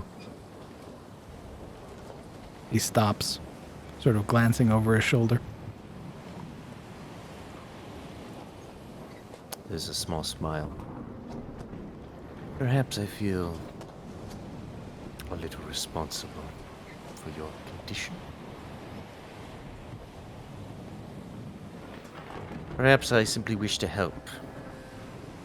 Perhaps I'm hoping to get paid because, to be honest, we are a bunch of penniless, self-righteous individuals who are about to get dumped on land with no means. You're asking the wrong orc for coin. I came out of Hanekeep just as poor as you. I'll see if I can find something, if my father left anything on the vessel. If not, you're smart. You have a way with words. I imagine you'll be able to charm somebody out of their coin purse. Small snort. At the moment, I'm not even sure I can charm my own party of keeping me. Torag raises a brow at that. She shakes her head. Scoot over. I think the dull work of this is something I'd prefer over whatever is happening topside. He gives a nod, reaches into the bucket and produces another sort of wet cloth. And you work with Torug and begin cleaning the second deck.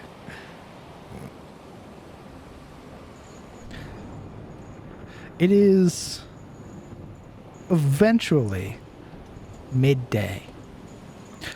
Light has begun to shone through some of the clouds, but not enough to really see the sun. The rain still falling, the sort of flashes of lightning and thunder still very present. But you do hear from the crow's nest a bark in Orcish. The helmsman, who's finally been replaced by the Spinebreaker, bellows out for all to hear.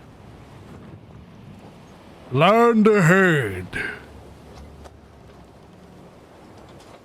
Those of you on the top deck can see the horizon, the dense tree line that you are approaching, the distant mountains that reach over them. Welcome to the southern shores of the Ettenmoor. Through some maneuvering, you were not brought all the way up to the shore. It would be impossible, given the beaches and the various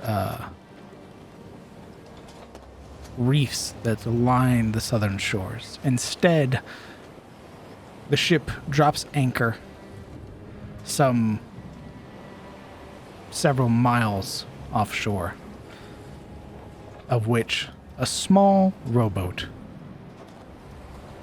is lowered into the water with those that wish to leave.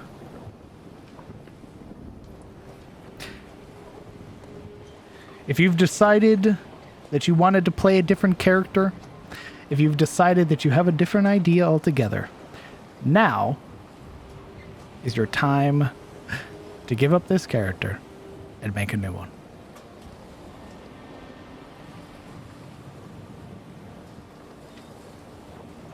Good, Chief. I'm not going anywhere. Yeah, no thanks. Finally. Okay, I like it. All right, here's your new character sheet. I'm just kidding. Okay. I figured I would ask just in case. You six and Spinebreaker are lowered into the rowboat. And you begin to row towards the shore. The waves, turbulent at times, are uneasy, but you do manage to cut through them, staying afloat, doused in seawater and rain. With all of your belongings and a final farewell from all of the crewmates, some of them managing to say goodbye in Orcish as they wave you off. Torug, standing near there, gives one final salute, his fist curled inwards, pressing it firmly to his chest as he salutes all of you. Dude, I already missed Torg. It is because of your valor, your deeds, your kindness, and your desperation that saw Torug freed from a heinous situation. Shut your fucking mouth. I hate you. Fuck you. I'm leaving. All right, new character. You know what? Fuck this. New campaign. I quit. Why would you say that? What? Heinous. Don't explain the pun, goddamn. Yeah, you're right. Closer Don't fucking explain it. and closer you row to the shore, until eventually the lapping waves begin to meet the yellow sand beaches, darkened by rain. Eventually, as the rowboat gets closer, Spinebreaker jumps out and begins to pull it up onto the shore, until eventually it embeds itself into the sand, and you all are allowed to step off and take your first steps onto land, actual land, in what feels like ages. Give me a moment as we transition.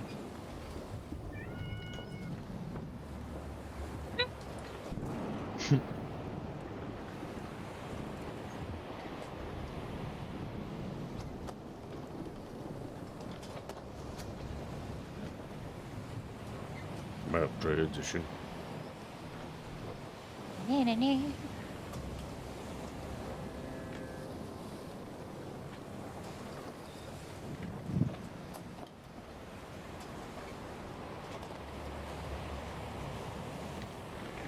Sorry, I've got to put all your neat, fancy tokens down. Map transition. We almost died.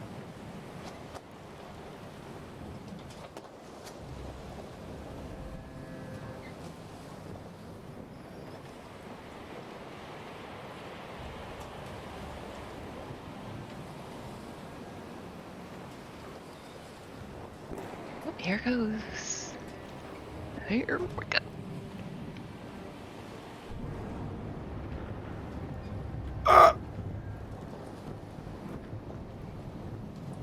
Hey, yo, Oh that my rowboat. god, we crashed. That rowboat. That is just a breed. That is not a crash. Oh my Yo. god, we crashed. Wait, we rode on this shit? Oh The- my god, I saw you make this map such a long time ago. Correct. The spine breaker taking a moment, looking at all of you. Words cannot express my thanks for everything you have done for my people, for my son. I owe you much and more. Should you ever find yourselves in the waters of the morning sea, to any island south of Hayden Keep, or what remains, know that you will find comfort and welcome as friends and honorary members of the Grimtooth clan.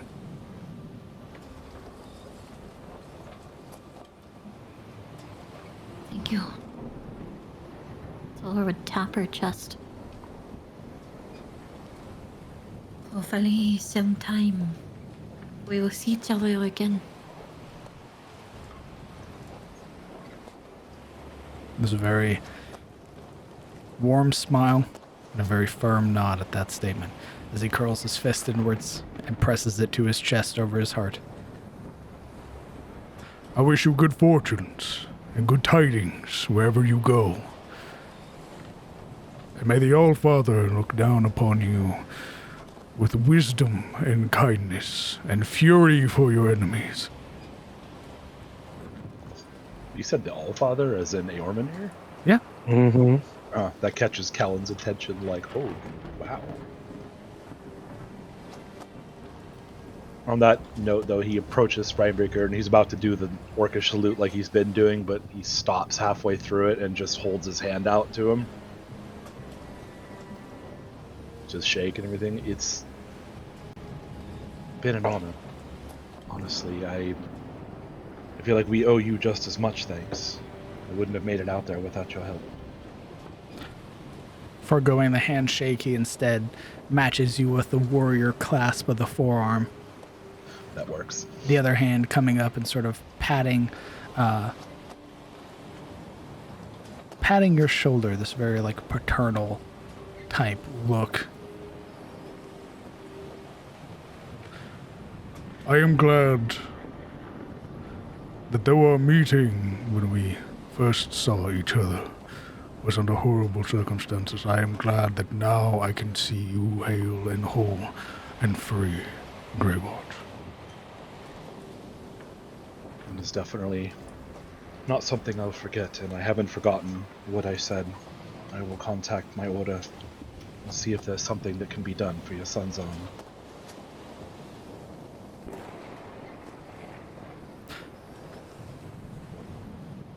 Do not give up the fight against those mauling scum.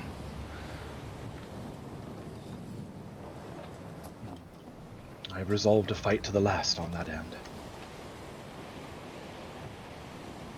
DM, have we touched sand yet? Absolutely. You're on sand right now.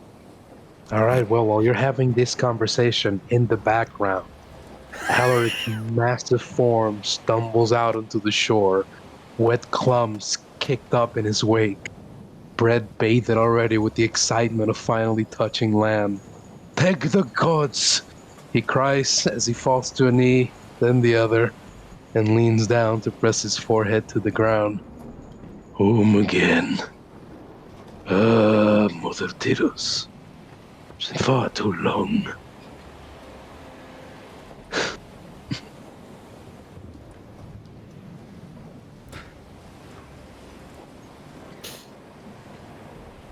Spinebreaker. Giving Before you you- one pat on sorry. your shoulder, Kellen. He turns to look at you, Yuri. One last request. A parting gift. You've left us here on this shore, but I must admit I am not familiar with these lands, obviously. Do you know the closest way to civilization? To a village or town? High or low, Yuria? Hi. Sildaril would chuckle. I don't know why I rolled that.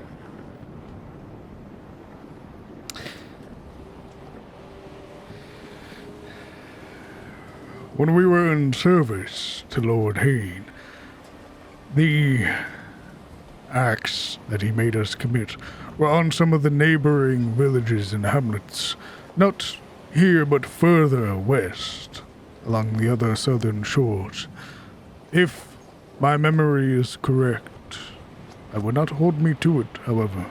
I do believe that there is a village of some sort north towards the mountains. I do not know how long it will be until you find it, but continue north and I'm certain you will stumble upon it. Your other best bet is to head west, but the travel to that place is long and arduous without any mounts or horses.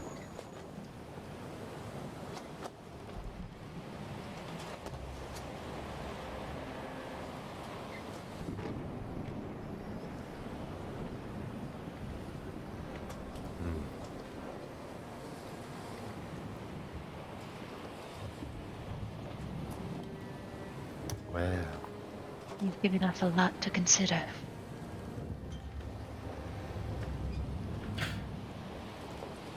I wish you all the best. Sabine would give a warm smile and a curtsy.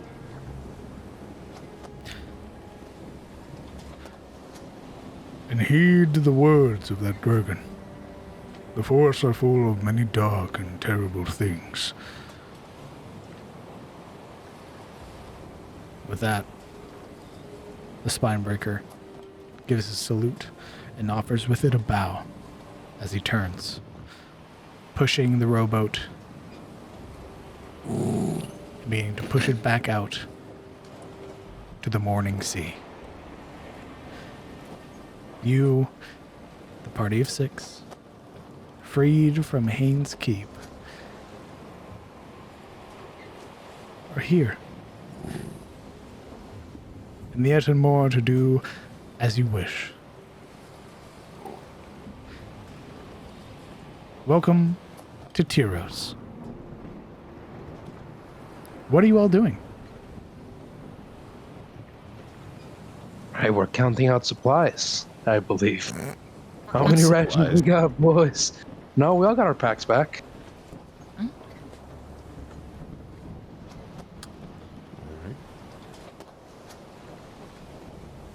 While Let's you have a are look. checking out your stuff, I'll be right back. Can we still roleplay while you're away? Absolutely. No, no role playing unless the DM Pause. sign that up. I don't believe directions will be a problem. We have a ward of House Ashford right with us, and I myself have traveled quite a lot around the Edenwood. As soon as we find a landmark, we'll figure it out. What's important is to know how much food we have. So, show it. Sabine would hand over her one day. Unfortunately, they pretty much grabbed me right off the boat. I'm afraid I have no rations. My supplies were not designed for journeys into forests. About 10 days worth in case my journey to Hain Keep took longer. Unfortunately, it hadn't. Oh, it's promising. Kellen, Sailoril.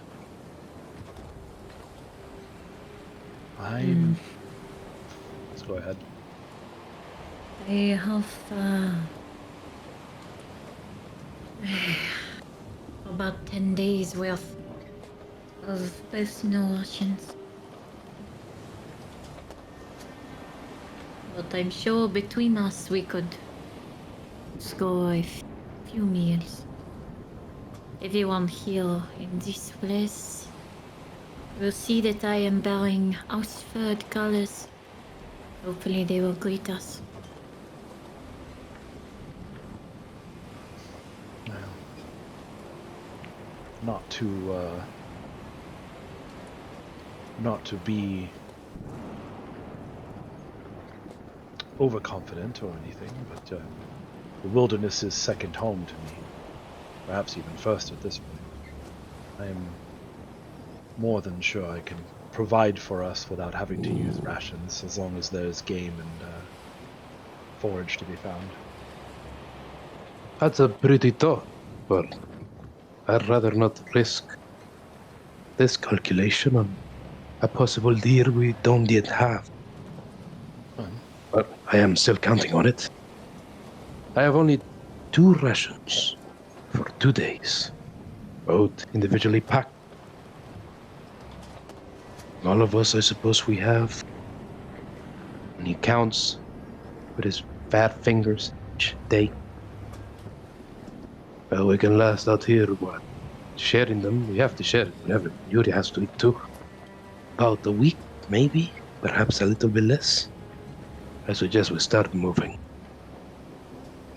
Should we head up north to the village before pressing along the coast? Absolutely. If my knowledge of this region is intact, I haven't taken too many blows to the head. North and east ways should be Ettenmoor proper. But there is a mountain range. There's perhaps a low point we could find a pass to get through.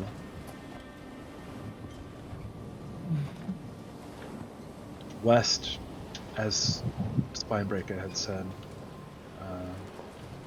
might be another option, but it sounded like it was rather far away, though I'm confident I can get us there. Either way, we should be fine. Well, our lives are on your hands, Kellen. Hope you guide us well. Pressure, pressure, pressure, pressure.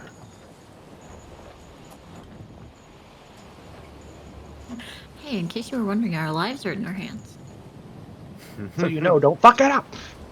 It's all your fault if something goes wrong. Exploration. Correct.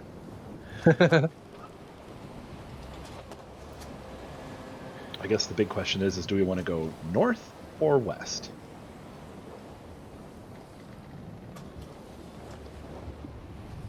Well, Kellen, I want you to roll me a survival check first. We're going to see how familiar you are with the southern territory.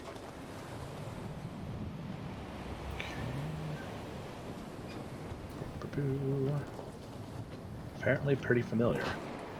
Indeed. What would this familiarity give me? Some notion of at least major settlements, like cities. Yeah, Rosewood, Ettenmoor, that kind of thing. I'm assuming. Right. Yeah, well, I don't know if you heard it because you had to get up, but Kellen was saying, like, north and east ways was Ettenmoor, but there's a mountain range in the way, and it might be possible to find a small, like a pass to get through over one of the shorter segments, but and that Spinebreaker had said that west was a town, but it was really far. He also said that there was a settlement north towards the mountains, but he was unsure how long it would take to get there. But I have no notion of what that settlement would be. None come to mind. Your immediate thought would be the keep in the mountains, but Bloodfen. he didn't refer to it as the keep. He said a village. Yeah, he said. So he's not talking about Bloodfen. Most likely, he's looking some unnamed village, to at least to my mind, north of us.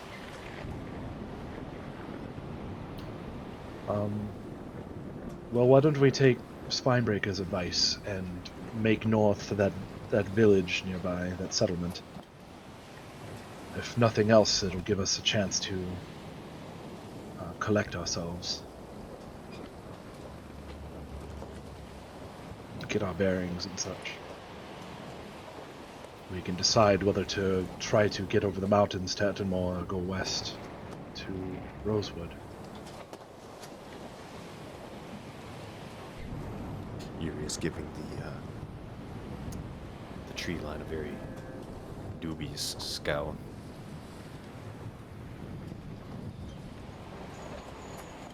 It's not the tree line you have to be worried about. As you would see sort of things moving underneath the sand. Concerned about the forest, she quickly looks down to see that movement. Yeah. You would watch what appear to be like dog-sized crabs just begin to emerge from the sand, sort of wiping off the sand with their little mandibles from their eyes. And they're more preoccupied with just sort of picking through the wet sand and anything that is surfaced. Alright, the first thing that came to my mind is in Skyrim when it's like you cannot fast travel when enemies are around. You just pan around and there's one mud crab like, haha, motherfucker! Mud crab hiding under a bridge, ignoring you entirely. God damn mud crabs. You're just like, you son of a bitch. When you go and Fusro dot for overkill just for annoying you. And you watch as their little pincers are just sort of picking through the sand and sort of lifting it up and taking a bite of something and then digging again and taking another bite. And there's about like 6 or 7 of these little guys just wandering around. Free XP, baby. No. Iria looks over her shoulder. Kellen, Lady Sildred, how common are those giant crabs we met in Fort Hayne? First I've ever seen them. She looks back to the dog-sized crabs. Really? Well, these ones probably more amphibious, right? The larger ones probably need to be underwater almost full time to get that big. But trying to make camp here on the beach would probably result in our feet getting nibbled on, so maybe perhaps we should head out. What type of boots does everybody wear? I got the magic boots on. Oh yeah. Metal. Sabine's walking on her tippy toes because she's in heels. Wow. Jesus. That's gonna chafe. The heel just sink into that fucking sand. Just... That's gonna chafe. Kellen wears... As you sink about 4 inches into the ground. Kellen wears about...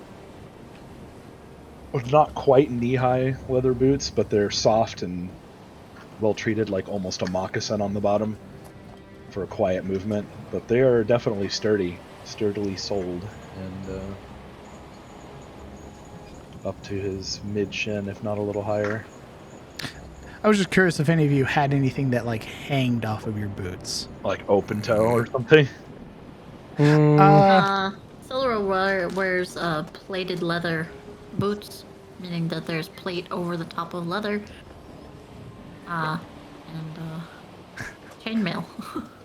If there's like any loose straps or supports or anything like that, one of the crabs is just sort of like hand up or like claw up and just... Stop it. You're Yeah. back at it. Stop it. Auric's boots have like a bit of a fold down. Jesus Christ. They goofing. It wouldn't be the boots for Yuria. It would probably be her dress, the traveler's gown that she wears. with all the bits. Bits and bobs. She. You see her bundling up her gown as to keep the crabs off of it. They bite your ankles. Kicking them away. Ah, your ankles are ours now. They're gonna take you out at the knees. Yeah. Warning. Ankles exposed. She immediately is lit on fire in the sun. Yeah, ankles exposed. You harlot! And God smites you. Some of them are sort of like very curious, right? Sort of pinching and more so like just sort of testing everything. So like you can feel just a little bit of pressure as some of them are trying to like squeeze at the metal on your leg. Time to go. Not nearly as hostile as the one in Haynes Keep. They're just like, ooh, do you have anything on you? And you would see some of them sort of picking off like any loose things that may have come up during your like time on the beach.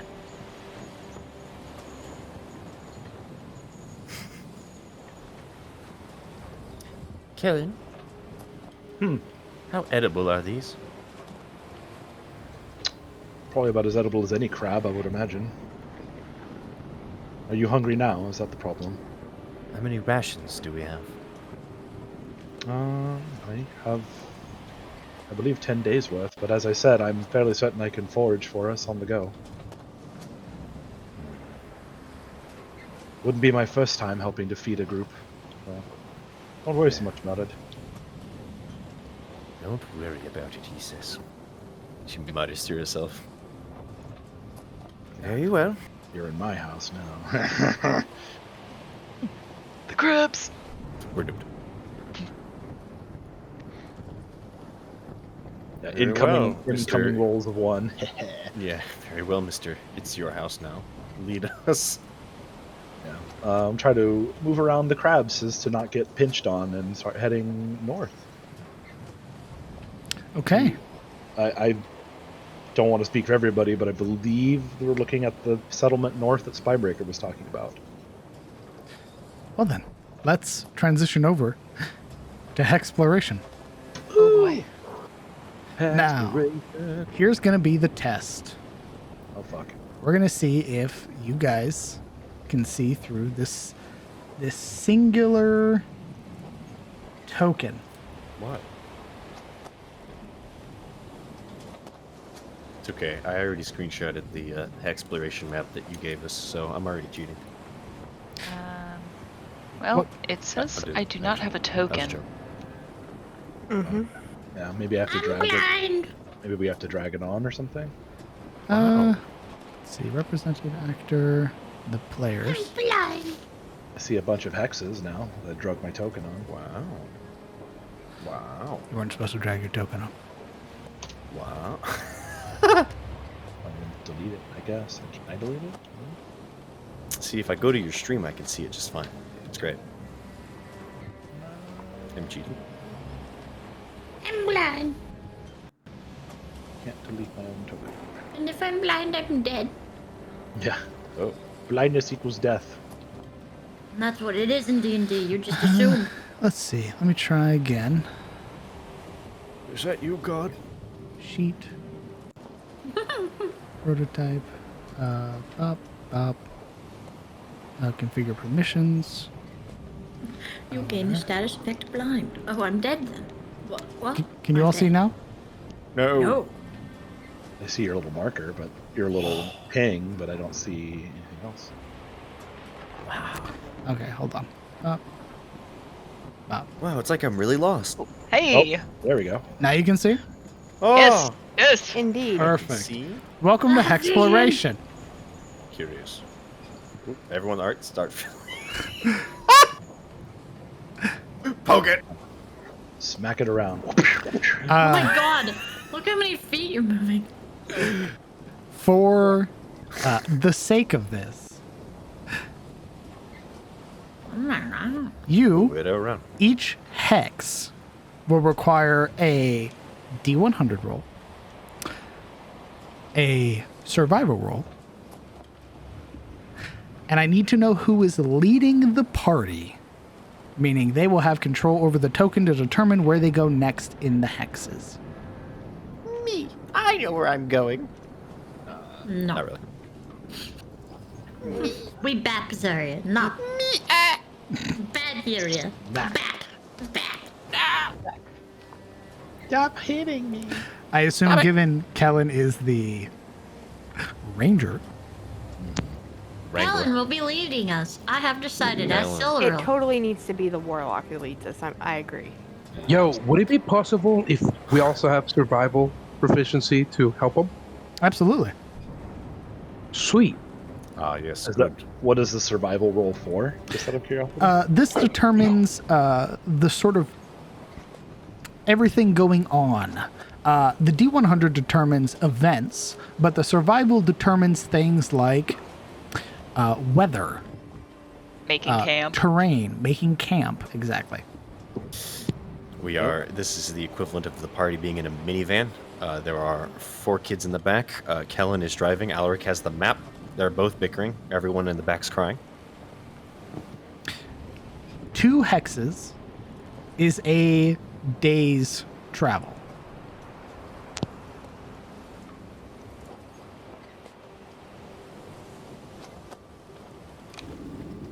You're already on 1 hex, so you have 1 more hex left worth of travel.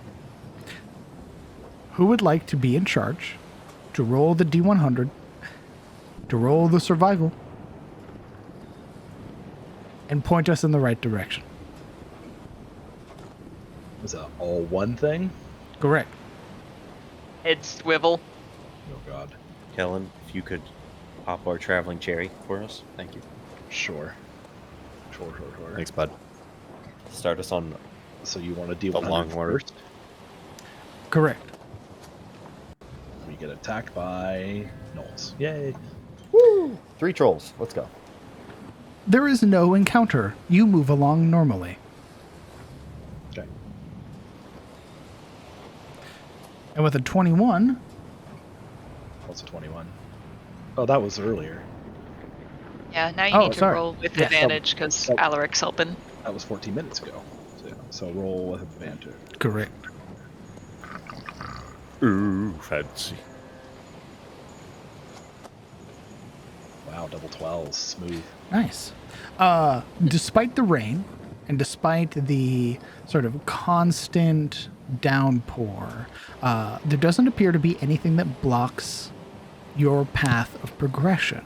Your next 12 hours go along without any worry. Isn't it 8 hours per hex, if I recall right? Ooh, you're in a completely different terrain, buddy. These hexes are big. Okay. It is 12 hours. Well, I thought it was like because you move 2 hexes and then have to camp because you have to sleep for 8 hours. I thought that's what the whole thing was. So, my bad. The 12 hours, 8 hours of that is sort of accounting for your rest. So 2 hexes is 1 day's worth of travel. Gotcha. Understood. So we move Where are you moving? there. Drag it. Oh, I can drag it? Cool. Yep.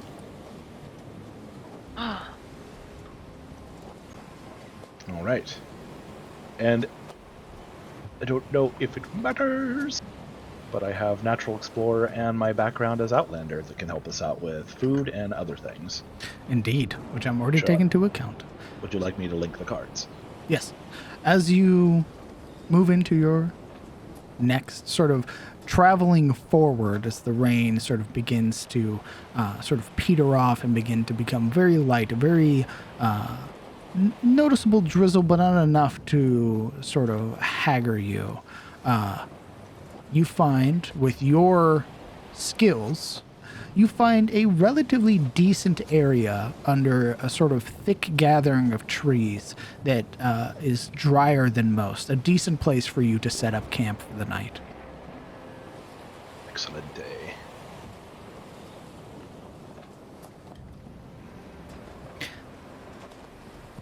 Is there anything anybody would like to do tonight as you rest? Your first night out in the wilderness. What kind of forage is there in this region? There is, in this region, there is a veritable amount of small and big game that you can hunt. The Etenmore is known for its very lively forests. So if you desired it, you could bring back squirrels, rabbits, deer, but I would require for something like a deer or an elk, I would require an attack roll.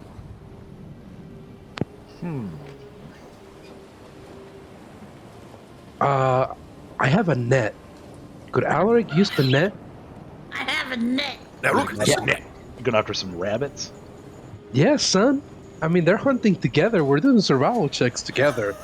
And I picked the net as my starting weapon, so... I would like to attempt a deer. Deer sounds great. I would like to also kind of try to allay some fears of people having about food, so... Sure. Go ahead and roll me an attack roll with your bow. And go ahead and roll me a survival check, Alaric. Yeah, we're going out there with the net now, everybody. That arrow is perfectly placed. So after finding their campsite, and Kellen kind of disappears for a little bit. And the only sound about that announces his return is a scuff of his boot that was probably intentional, as he's carrying a fucking deer over his shoulders. Of Didn't which, put together the net right. Alaric, roll me a d4. Yeah, I don't know. I was going to put down the DC on the roll. I'm sorry. Thought I had it. You catch a Morling. Yay! Who's It's hungry? initiative. You catch 2 rabbits. Yes! Wow, nice try. They're alive, right? Yes. Oh, the net doesn't kill things, so you'll have I'd to do the honors, so to speak. I'd like to speak with animals and talk to the rabbits. Holy fuck. Are you serious now? Your dinner, he says. Let us go, please. Uh, Don't hurt me. ooh, it's immediate, like, fuck, like,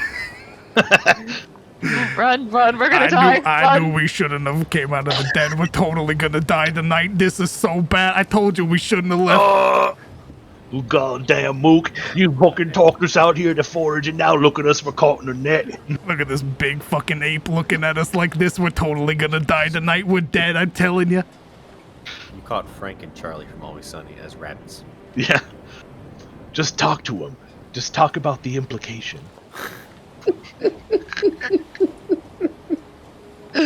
I would die. Who wouldn't want to eat us because of the implication? I don't know, Frank. I think he can hear us. They look at Please, sir. You're have nuts. mercy. These things are monsters. They don't listen to us. Okay, they eat you. They're not smart, I'm telling you. Look at it. Look at the size of this ape. He doesn't know nothing. He doesn't speak nothing. We got caught by a troll with a net. Holding them both up by the net in front of his face, Alaric considers them with a crunched look. By the wildfowl's beard, look at his freaking face. God, that thing's ugly. Are you done? Both of them stop. I think he's talking to us. I am talking to I really wish you weren't. It so happens that I understand you. I really wish you didn't. Fucking right, though. You have yourselves 2 options. You either answer a question of mine or you end up as stew. And I die for some rabbit stew right now. Choose. Hassenpfeffer. Obviously, we're going to answer your questions. What kind of... You apes are all the same. Obviously, we don't want to be stew. What kind of question is that? Well, who knows? There's a town nearby. I imagine you avoid it often, do you not? A town? Where people gather, the other apes like me. No, there's no town. No gathering of apes. I mean, sure, some apes come like through and stuff like that, but like we don't go near them. Where do they usually hail from? I don't know. Why are you asking me? I stay around here. My family's here. I eat the stuff here. How often do your family members get turned into stew? Fucked. Holy shit. You know, surprising, not a lot. Hmm. I think I'd be the first one. You certainly be, my friend. I'm not a very fast one, and yet I caught you. Yeah. It's dark and it's raining. Okay. Consider yourself lucky. Yeah, we're probably far away from the nearest town. What is happening? This seems like a sort of natural sanctuary and everything. All right. Dating with Jersey Shore rabbits. How do you care for this other rabbit friend with you? Is he He's my expendable? brother. Oh, Come on, Frank. how many brothers do you have? Sell me out? Like 20-something. You can spare one, then. I hope. Absolutely not. That's fucked. I like this Damn. brother. If it was a different brother, I'd give you a different brother, but I like this brother. All right, this rabbit needs to roll some persuasion. Sure, hold on.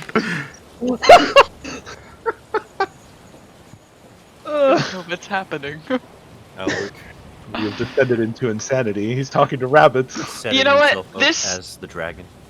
This isn't the first time something like this has happened to me. I was in another campaign with a druid who was like, we're gearing up to get supplies and mounts, and he's like, I want to interview the mules to pick the best one. Oh my god.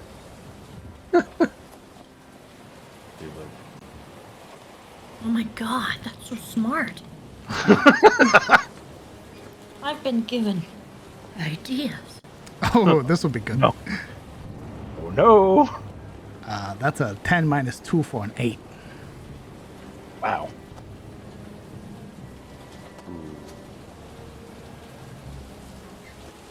Well. Stew? And you said you loved him? Oh, yeah, it's my brother. I actually like this one compared to like the other ones. If I was with like a different one, I'd be like, yeah, absolutely, take that one. Then I imagined you have a mother waiting for you, your burrow. No.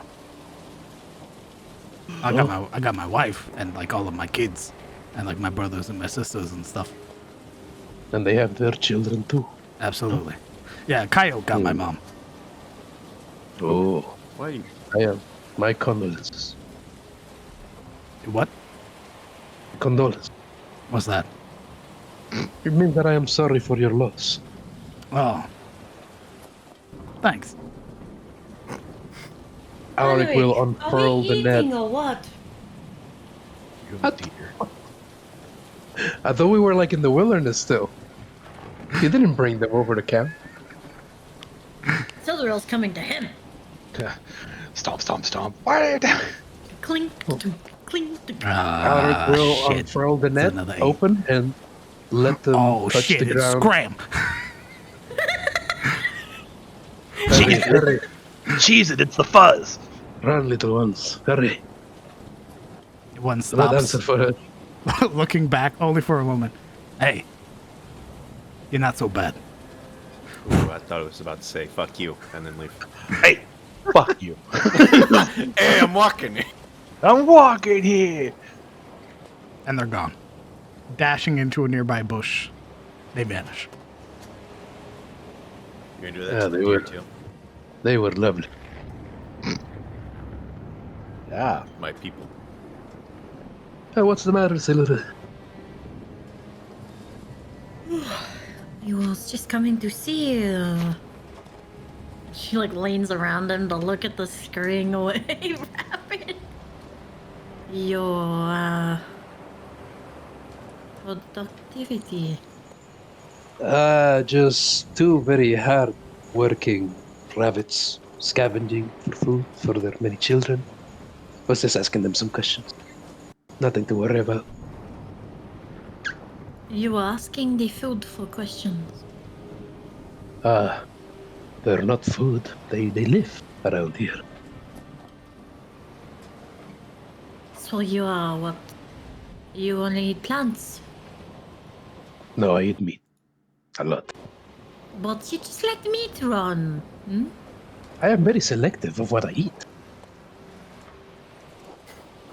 Kellen just walks by the both of them They carrying only the eat dead bad deer. men. What's going on? Ah, at least Kellen can find some. I asked a couple of rabbits, how often do they see folk like us? And I inferred from what they said that we are not close any town. But at least no hunting much.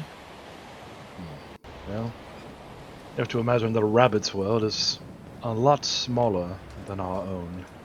So, Oh, to them, of course. But to there's them, many of them, and they talk. These little things, they talk. Believe me. Believe me. Among each other, they talk. They gossip a lot. It's the only thing they can do. They have no hobbies. They have no interests besides eating. All they can do is talk. Well, I'm going to dress this carcass, so food should be ready soon. And he walks away rather quickly. DM, Alaric made a point to let speak with animals go away once the deer came into being. Good. Yeah. Yep. It's dead. It's super dead. He ain't about to deal with that shit. Oh, the deer's already dead? Alright. Yeah. Oh, it's super dead. I'm still alive. I'm not dead. It hurts so much. Holy fuck. Kill me. This Jesus. asshole shot me in the lung. I can't breathe. I'm Just not snap my He's neck, dead. something. I'm Oh not my god. dead. I think not- I can stand up. I'm not quite dead yet. See, I'm getting better. Just Thanks a lot. He's Back dead. at the stew pot. Bring out your dead.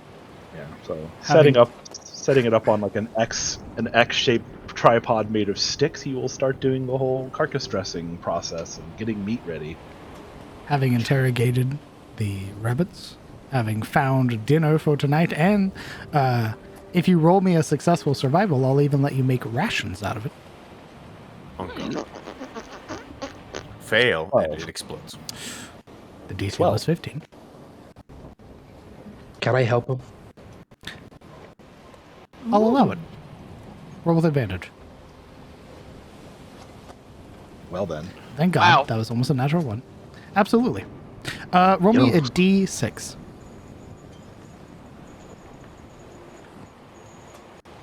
You make an additional 4 days worth of rations.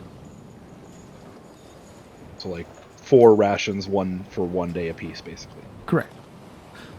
Of which the rest is consumed or sort of used as future bait, depending on how big in the game you want to go. Yeah, it's consumed through things and not to be finished, of course. But Kellen will also start using his knife to start cleaning the hide. He'll probably keep the hide. Okay. Go It's ahead useful. and mark in your inventory 1 whole deer hide. Would he have been able to, if it was, well, probably was a buck, take the antlers as well? That could be something. Oh, I was under the impression it was a doe. Uh-oh. I didn't specify, but He did not. I don't know. Flip a coin, I guess. I'll flip a coin.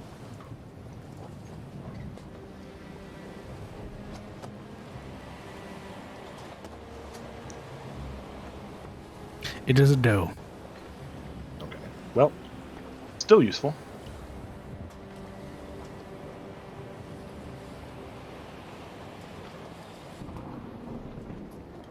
Is there anything else you guys would like to do tonight? Not that I can think of. Yeah. For one, Yuri does not have a bedroll of her own. So she would ask if anyone had a spare. Now we just keep that around. Indeed. If not, Sabine would let her use hers for the evening, and I'll take it tomorrow. And I can also just show you how to kind of make a pine bed type of thing. A bow bed. I can't remember what they fucking call that. I mean, yeah, if you want to show her how to make a bed. Yeah. I mean, he'll kind of go through the explanation of basically you find like greenwood branches, lower branches that are smaller, that are full of like soft, like usually pine needles or leaves, and you lay them in such a way that it basically creates kind of a bedding. Oh, like a debris bed. Yeah. So you're not sleeping on the dirt, and it's somewhat softer than, hard ground. Thank you, Kellen. Yuria seems. Why don't I take this one and you can use my bedroll for the night? I'm used to it. Are you sure? Mm-hmm. Wait, you taught Sabine how to use the bedroll after? Or I thought it was teaching Yuria, but I could do both. So Well, It's a learning experience. yeah, he's Yuria kind of seems about as excited as she was on the boat with the giants, learning how to make a dirt bed. he's offering his bedroll to Yuria, and he'll take the pine bed.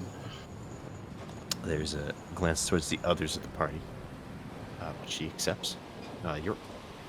Your bed. Kellen, are you sure you're the one who's leading us through the woods? Believe me, this is practically a vacation. Well, I suppose I can't argue with that after the keep. Oh, I meant before that. Having access to game and tools at my disposal and companions, my training with the Grey Watch was, well, probably about equivalent, if not worse, than being in Haynes Keep, if I'm being honest. The man here is in his element. Good. With a sturdy cloak and a bed of pine needles, I will be more than comfortable. I have a blanket, very wide. We could share. I need to know who's keeping watch first. Elderil would. Well, that's right, her and her 4 hours thing. You're going to watch for 4 hours? Yeah. And then trade off with who? Who would like to volunteer? Elric. You'll go. Alaric. Actually, Celdera would probably sleep first. And then watch the rest, like the waning 4 hours. Then Elric goes first.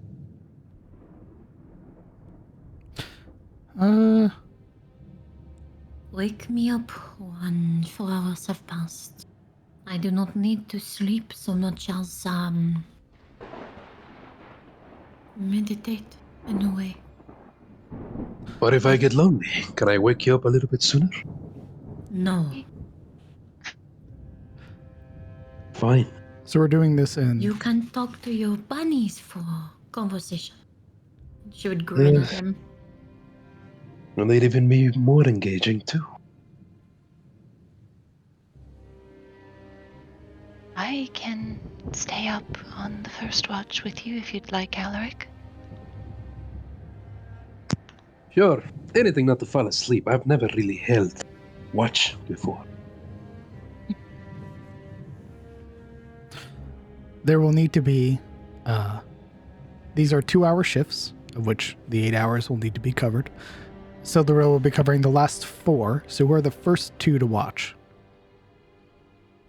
I think Alaric and Marana.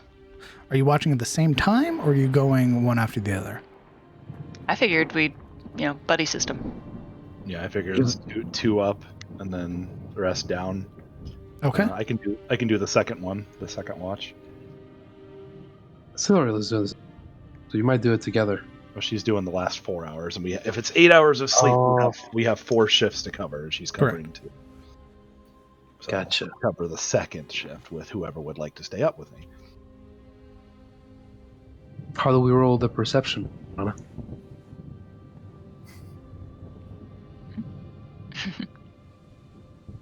Either if you both have proficiency, you can give each other advantage, or you can roll independently. I do have proficiency in perception. Same.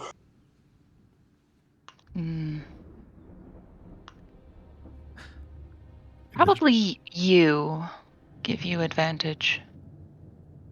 Okay. Let's see it. For the first 2 hours.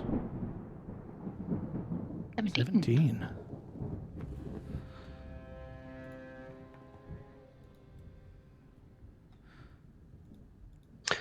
Through, you said the first 2 hours? Yes.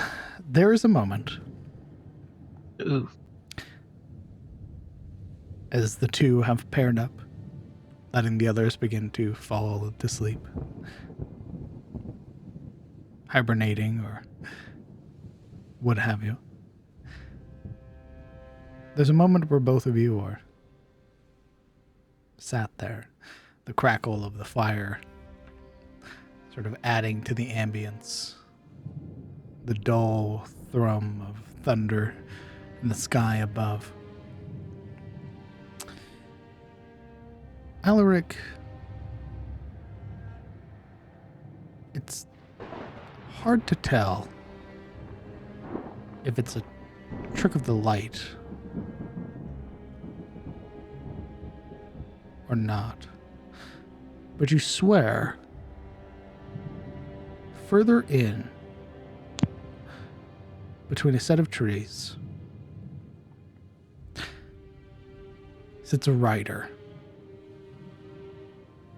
a figure atop a horse. Yet you watch as the wind howls and pushes through the boughs of the trees, causing the limbs to shake. And yet the figure and the horse don't seem to move in the wind. I imagine Alaric sees it over Morana's shoulder. For maximum drama, yes. Your dark All vision right, allowing you to see. Separating them both is a log.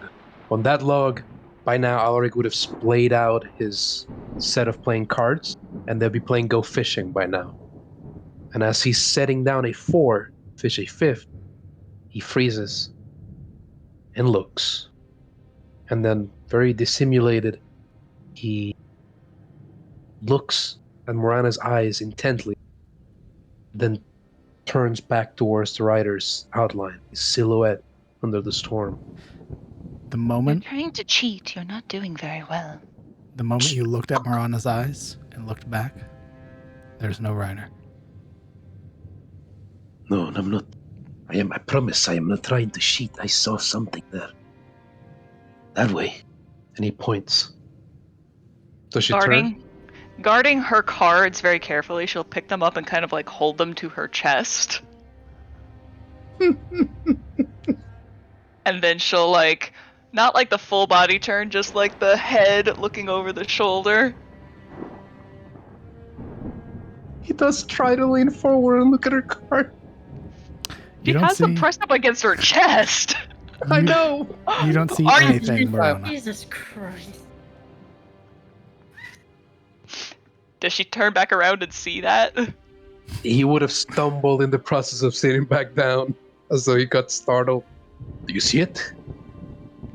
You see him? Or her? I don't know. Just squints. And says, go fish.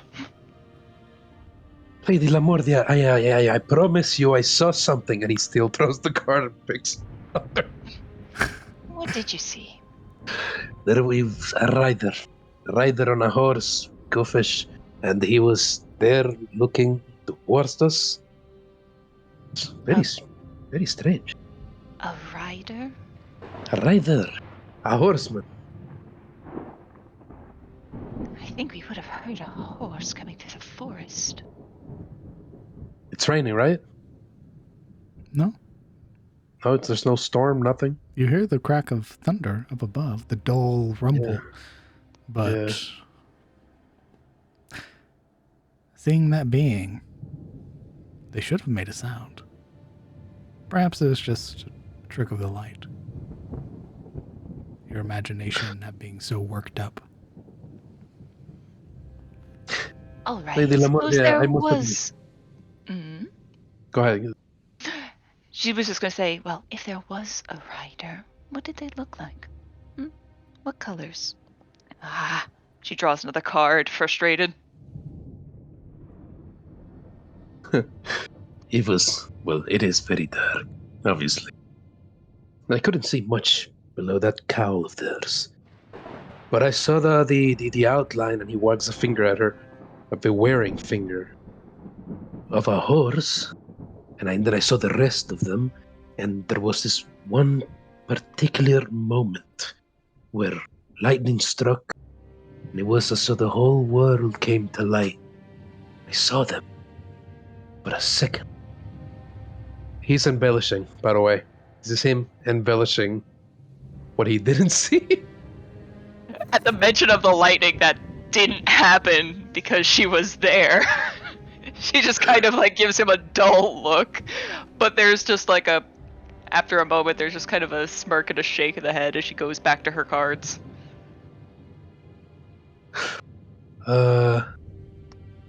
You want to roll sleight of hands to see who wins by the end of the shift? Sure, if you want. Alaric is dog shit at it, so she probably win. Yeah, we'll see. Do I actually have... Oh, I actually do have proficiency in playing cards. Lol. Oh, what would we roll then for playing cards? I believe it's... We can just roll sleight of hand if It'd he just be wants us to do it. D20 plus your proficiency. Okay. Proficiency in goldfish, huh? And would there be an ability to that? Like, if we're trying to cheat at cards, either like dex for holding them, or intelligence for counting, or just charisma to have a poker this is face? just a super simplified version. It's just a D20 Alright, plus your... alright. Swear to So God. yeah, Okay. it's essentially a 1d20 with our normal proficiency. Yep, which So, our proficiency is plus 2. 2 still. Yeah. Yep. You want to play All right. like poker and stuff, that has a different set of rules. Okay, we're just playing Go Fish. Fair enough. I don't know which one's which. Oh, I rolled the 2. Never mind. I saw my die. Your dice. Your dice. It's also go fish. Hard Come to away. win. Kind of a and chance. Yeah. This was definitely a game of chance. That's what I'm thinking. I'm like, you guys are like trying to like psych each other up for go fish. Hush. they're two Alaric. There are some noble- people who will cheat at anything. You come They're out nobles. the winner. They boast. How about that? Congratulations on a game of chance. Well, I would consider myself fortunate to be lucky enough to win.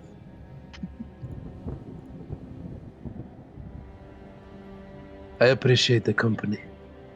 Perhaps we ought to wake up the others, though. I believe it's time. Odd. Please. And he motions her up. And not just that, he offers out a hand to her cordially. Aw. Not entirely made of glass, you know. But she'll take the hand nonetheless. Manners. There is one thing Belladonna Corvain does not forgive. It is a lack of...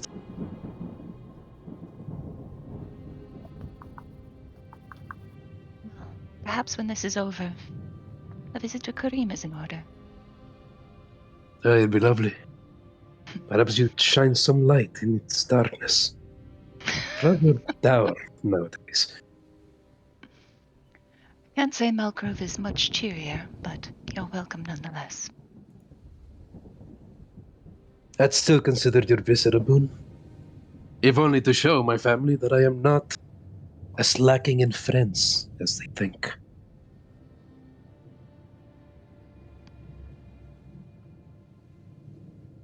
And with that, we'll go wake up the others for second shift. Yeah, Kellen. Kellen's getting woken up. And who else? Who else indeed? Is it just Kellen? Sabine will take watch too. Oh, I was gonna waiting go to see wake her who up. I was just waiting to see if who they woke up. Voluntold somebody. The Yeah. two of you keep an eye out for a rider among the trees. He might be getting followed. Or at least we were spotted by something.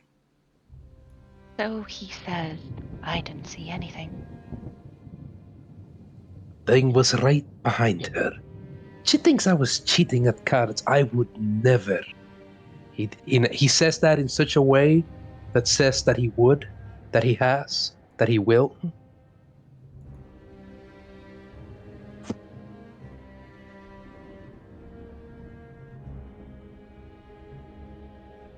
And with that, roll out my own bedroll and head to sleep. Okay. Kellen and Sabine. Taking the watch. Go ahead and roll me perception checks. If either of you have a proficiency, then you may grant the other advantage. If not, then the sole person with perception may roll. I have proficiency. Do you? Yep. Sure do. You hire. I will give him advantage because it makes more sense story-wise. Fine. Okay. Go ahead and roll me that perception check. 17. 17. For the next 2 hours, with a dull rumble of the storm above you, your watch goes by, uneventful.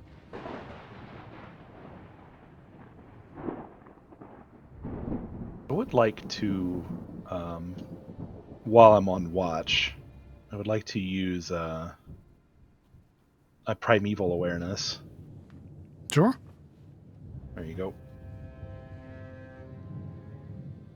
So I burn a spell slot and I can tell if there's any action builders that's on awareness of each around you. Fallen types of creatures within a minute of you, up to 6 miles. Aberrations, celestials, dragons, elementals, fey, fiends, and undead.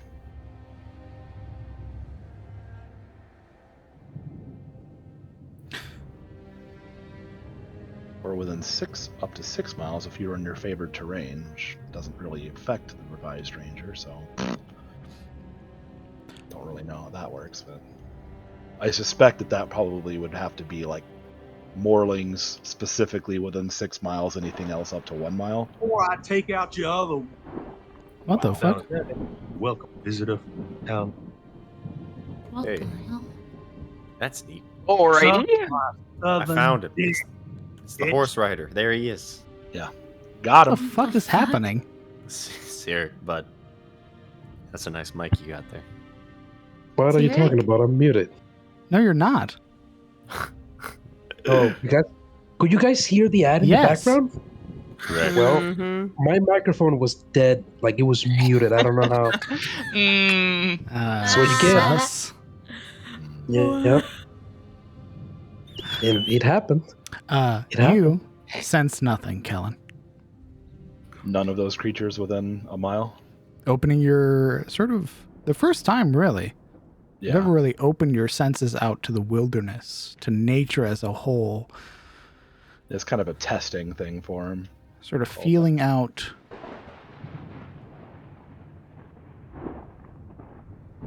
There is something. What is it?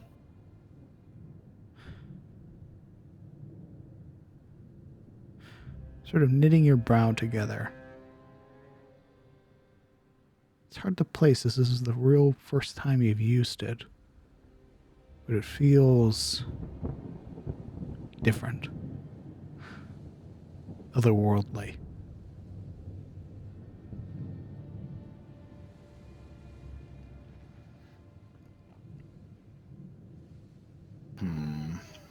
This disturbance within nature.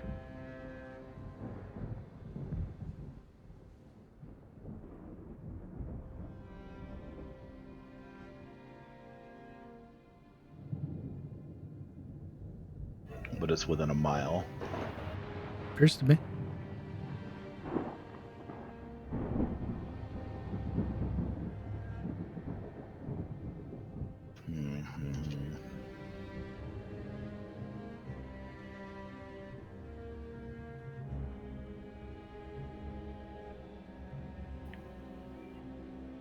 Sabine, do you have any sense of strange creatures like... I don't know, I'm getting an odd feeling. I can typically. It's only things that aren't living are really aren't supposed to be here. What are they telling you right now? Let me try. I'll throw up divine sense. Hmm?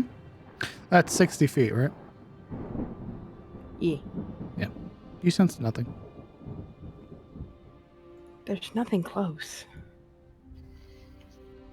It's the first time I've really ever tuned myself into the natural world like this, but can't quite put my finger on it, but there's something out there. Perhaps it will leave us alone if we leave it alone. We can only hope.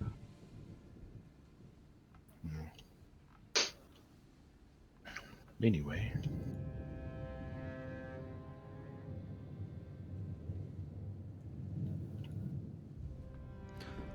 Your watch goes by uneventful. Unless there's anything you'd like to roleplay. I was waiting to see if she had anything, yeah. She would just keep watch, kinda twirling a loose piece of her hair, looking at the color of it.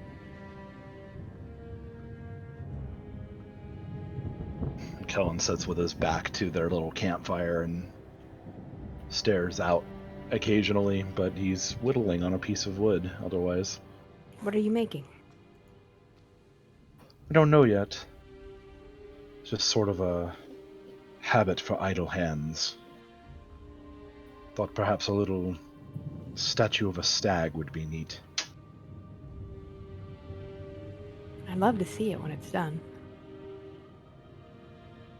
Well, if I ever get to finish it, I'll definitely show you. I'm sure you're grateful to be away from that island and off of the ship, though.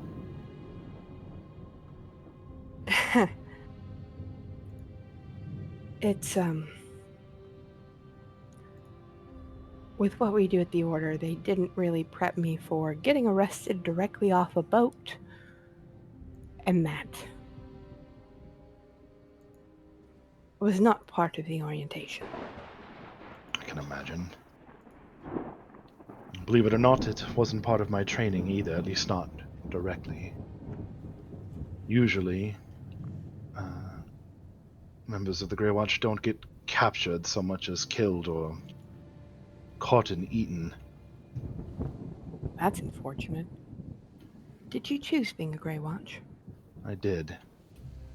My mother is a commander. I haven't seen her in a long time, but I guess you could say I kind of idolized her in a way. She wasn't around a lot, but when she was, it was always a good time. Well, the orcs and Hain certainly seem to regard you in a certain way. I've actually never heard of the Grey Watch on Katarina. It's probably a good reason for that. Katarina is not really at risk so much. Mostly, we try to stay to the wilds on the mainland and hunt down Morling incursions. Amongst other things, of course, monstrosities and aberrations and the like that occasionally appear in the wilderness. But we do also keep a low profile. Right? It's not very common knowledge. A lot of people probably haven't heard of us. There's also not a lot of us either. I mean, plenty. If you were to put every one of them into one space, yes, it'd be a formidable force, but there's a lot of land. Tyros is big. So, we're spread. To say we're spread thin is an understatement. That's understood.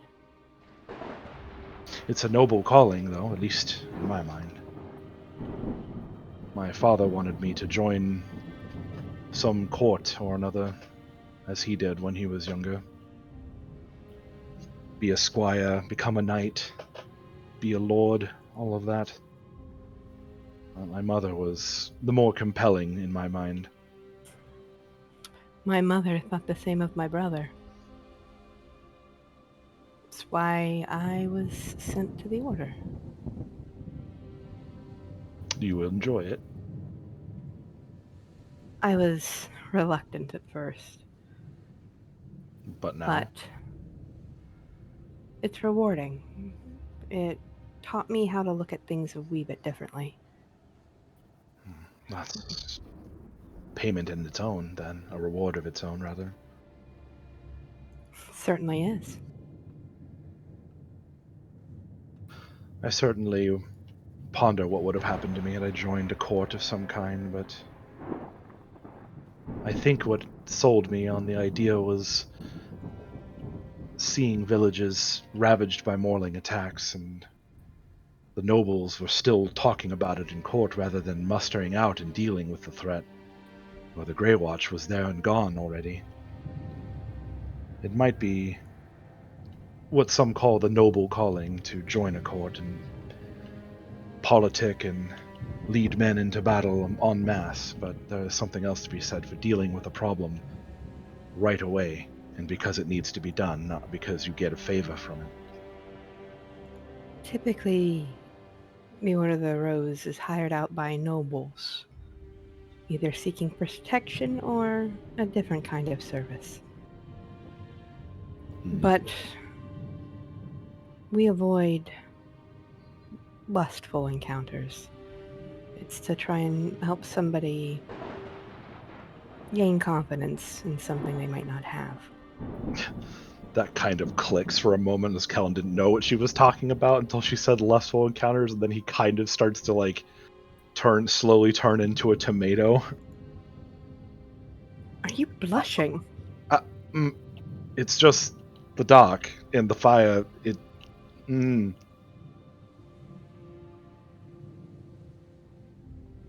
No. It's not like that. I have come...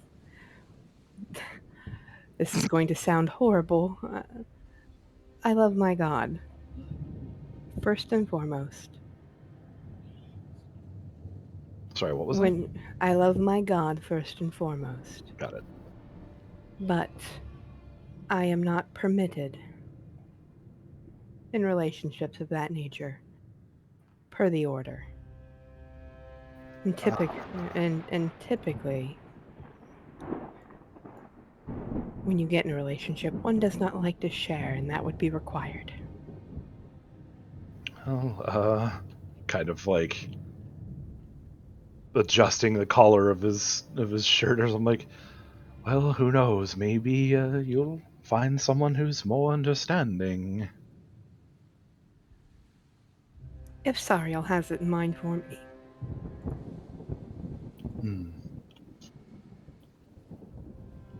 But this person would have to accept that I couldn't love them the most in my life. Yeah. Maybe you'll get lucky and find someone who just enjoys being around you when they can. That would be nice. I doubt it. But it would be nice. Yes. I don't think I've ever really quite put a whole lot in mind to service to gods or the like. It's never really had time to ponder that. I make my prayers to the Allfather, of course. It is the closest thing. But, occasionally to the Wildfather if I'm feeling like I might need some oversight in the wilderness, but, Me holding steadfast to my faith. I had a dream on the boat. It was really nice. I wasn't the only one who had a dream on the boat then. It seems that is a sort of thing that's going around. Oh, really? Others, apparently, without name-dropping Morana, myself included, apparently had similar visions, although I have no idea what any of it really means. I saw what could only be alluded to an angel. And instead of taking an oath to my order, I took an oath to my god. And he said he would awaken something that was kept from me, and when I woke up, golden hair. I don't know what else. The orcs aren't really ones for mirrors. Well, your eyes have changed. What? No, they were brown before, weren't they? Green. Green, sorry. They seem to be a little gold now. I didn't want to say anything. It's generally one of those like, oh hey, your eyes have changed color. It's kind of awkward, you know?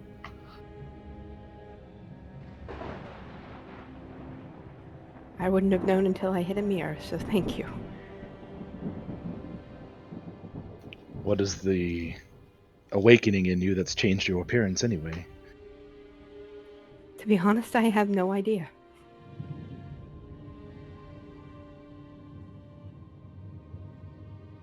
Would I know anything about ASMR in general, or are they just so rare that this is like, bleh?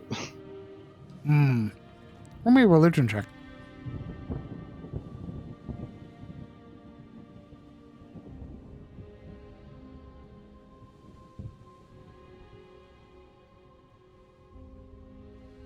The old 14 Rooney. Rather, do you have proficiency in religion? That's a no. Ooh, okay.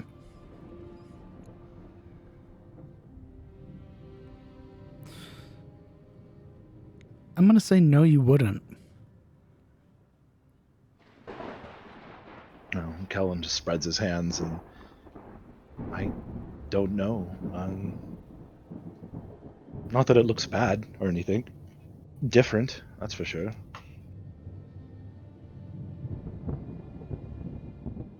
You couldn't pay for hair like this on Katarina. Are you going to sell your hair? No. It's too beautiful, it's mine. Is vanity really that prevalent there? Not necessarily there, but one must keep themselves comely looking. Probably wouldn't enjoy the Grey Watch very much. Most of us are roughing it 9 out of 10 times. Though everyone does keep themselves clean, if that's what you're worried about. Not a bunch of stinking savages. Though, if you're hunting morlings, it generally behooves you not to smell like perfume or soap. They tend to be able to sniff you out otherwise, especially if there's a good wind. Duly noted if we ever have to hunt morlings.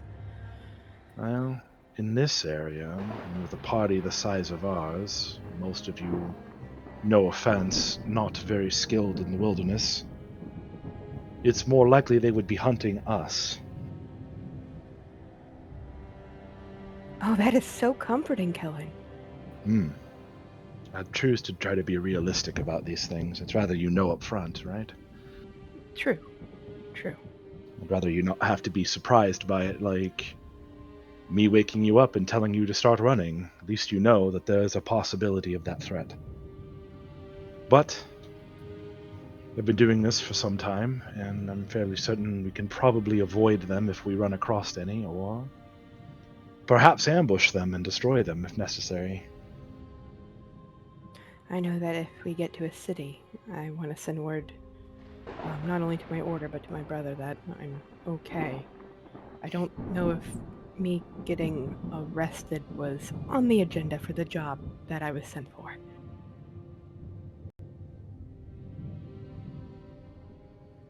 I don't think any of us really planned on that. I got off the boat and they tried to tax me for my breastplate.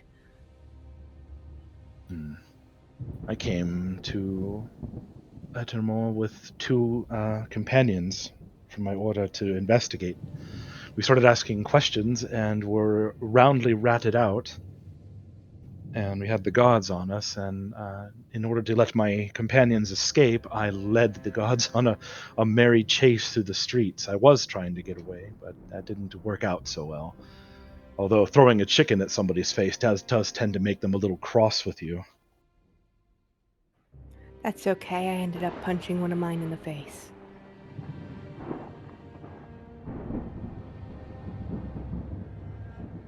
Thought it was cute to give me a frisk. And then I was accused of seducing the judge when I didn't say anything. I was literally standing there.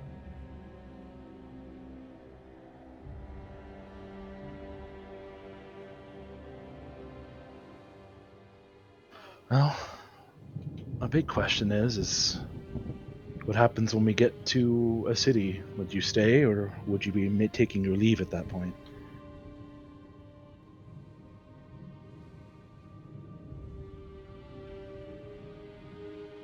I'd probably put into the order and let them know where I would be and where I'd be going. If any jobs or anything comes up, I would like to think they would send word or send them in my general direction. So you're not beholden to return out of hand, then? Not necessarily.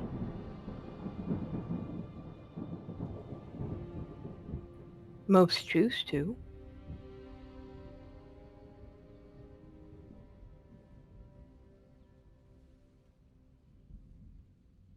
Well, this land has its share of troubles. Perhaps you'll consider sticking around.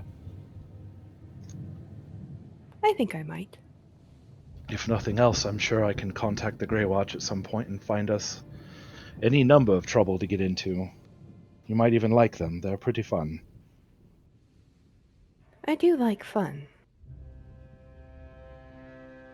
Well, it's a lot of scudding around in the wilderness and hunting and having to find the worst parts of the world and eliminate whatever threats are there. But there is also protecting people, villages out in the wild, hamlets and the like.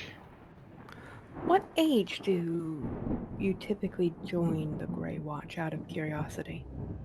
Some are born into it. Some join later for a change in direction in life. We have lots of people that join at any time. I mean, there's a process to it. There's no real set age, though my father said I could not join until I had reached my 16th year. No set age. That's what I Well, thought for the it's- order. It's not like they would say, take children in and expect them to fight. You know, it's voluntary.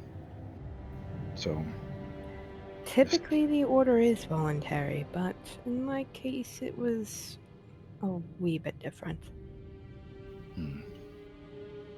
Well, it sounds like it's something that you're either born into or expected by somebody over you. I wasn't expected of nothing. The choosing is typically something that goes on in town. Children who are thinking about it, 12, are lined up and then they're picked in regards to looks, amongst other things, kindness. We were watching, and there was a little boy who fell, and I helped him up and gave him a kiss on his cheek. And maybe not a day later, someone from the order was knocking at the door, and my mother was more than happy to hand me over. Well, like she wanted to get rid of you? Yes. Well, that's unfortunate.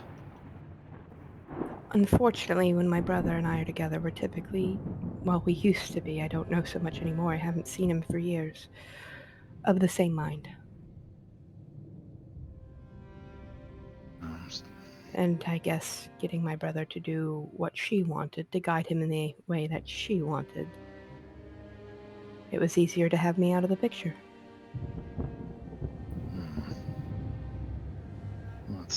unfortunate, as I said. You must not have a very good relationship with her anymore, then. I don't have a relationship with anyone. I miss my brother and my younger sister horribly, but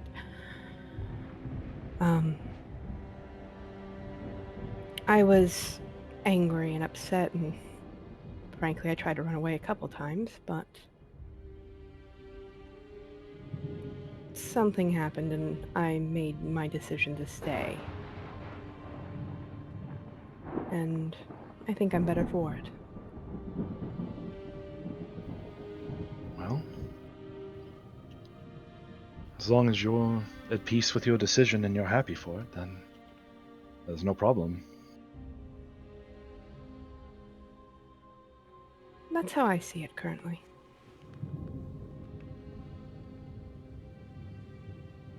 I don't know if I'm happy for the work that I do, but it's not a very comfortable job, as you might think. And the odds are that one day I will probably die at the hands of some morling or another. But until then, I honestly hope that I manage to do right by this world in the meantime. You're a good man, Kellen. I would certainly hope that you don't have that fate befall you. Yeah. There's a sort of a saying in the Grey Watch that retirement isn't an option.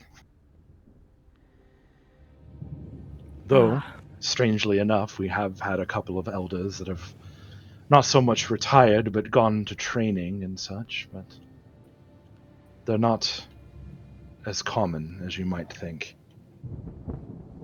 Typically in the order, when you get past a wanted age, you go on to teach, or something along those lines. I'm not sure if I would take that avenue. Some of our oldest members are the ones that age more appropriately, anyway. Humans and the like tend to work in cities and such, or in towns securing supplies and the like. But otherwise, retirement usually means that you've fallen in battle. Well, I'll try and keep you from doing so. At least to the best of my ability. Well, seeing as how I'm not an elf or even half an elf, which has caused its own set of problems considering my father is an elf.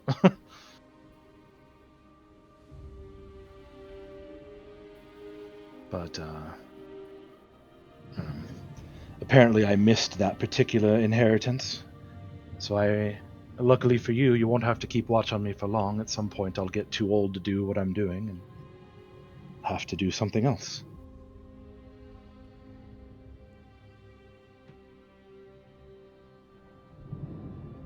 Well, hopefully you get to the point where you have to do something else.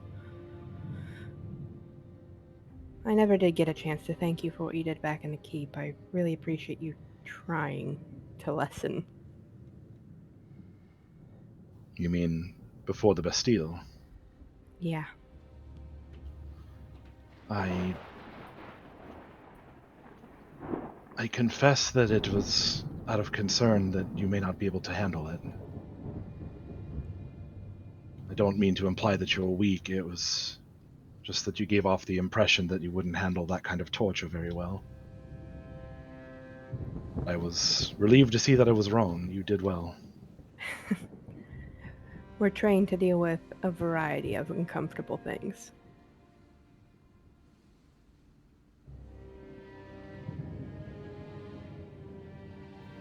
Well, hopefully you don't have to endure that kind of discomfort ever again.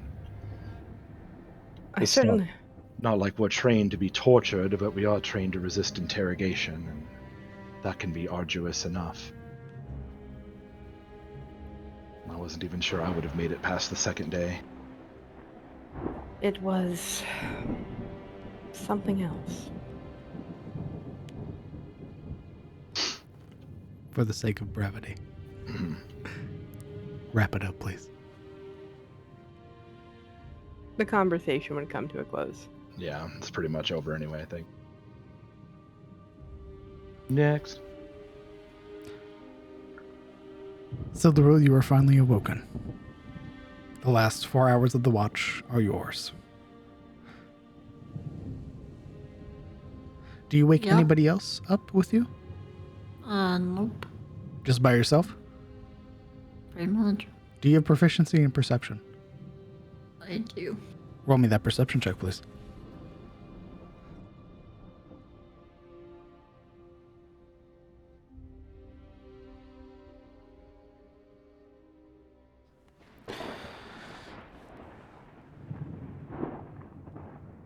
There's a moment sat there on the log. The fire now nothing more than just faint embers in the pit, lazily rising up and drifting away in the wind. You sit there. Visions of that bronze dragon, the words it spoke to you, using a very familiar name, no less. It sets your heart aflutter, and you're not sure why. Anticipation, perhaps? Eagerness? Nervousness? It's hard to place it. So much so that by the time you realize it, you haven't so much been keeping watch as you've been embroiled in your own thoughts. 4 hours pass, almost like the blink of an eye. But then again, what is time to a high elf?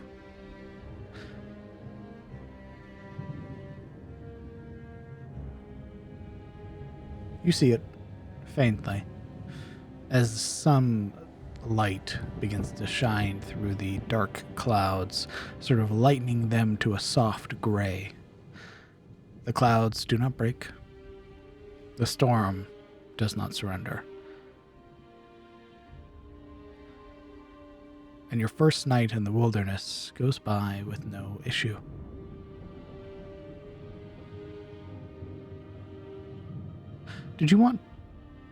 Was there anything you would have wanted to do during your 4 hours, Sildura? I don't know. I was thinking about the dragon, I guess. Probably would have played on her lute, but I mean, kind of hard not to think about the dragon, so maybe I wouldn't do that.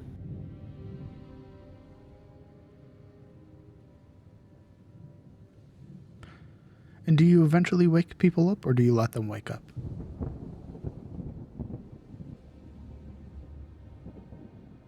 I'll just let him wake up.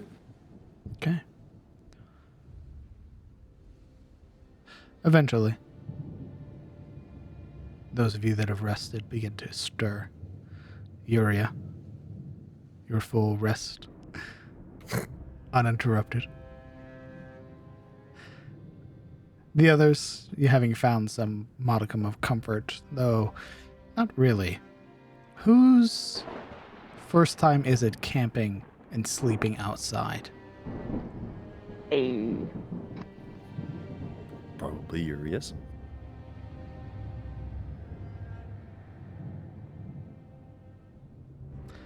I That's imagine at least two of us. I imagine Marana, Sabine, and Yuria.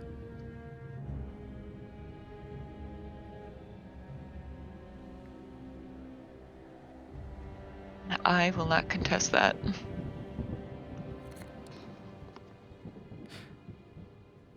Eventually, you all awake. You're free to do as you wish. The path before you is still laid bare.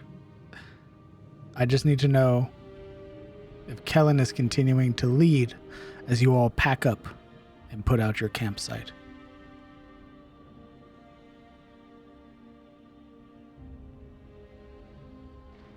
I will think if everyone's good with it. I'm good with it. I'm certainly not going to lead the charge with my not proficiency. Yeah, I mean, Yuria would. She's not going to lead, but she would definitely awaken, looking a little more rose. This being her first time out in the wilderness. For real. And a little surprised that she spent the entire night without ever being awoken. But she would back up. And she would seek Silveril.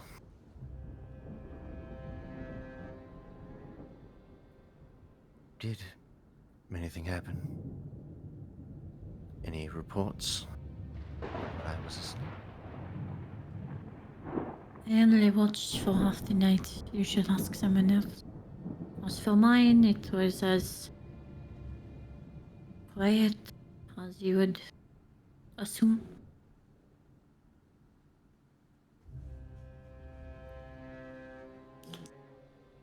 You know, a slight pause. You can wake me for a watch. I'm not allergic to some work. I only need to sleep for 4 hours or so. Waking you would be inefficient.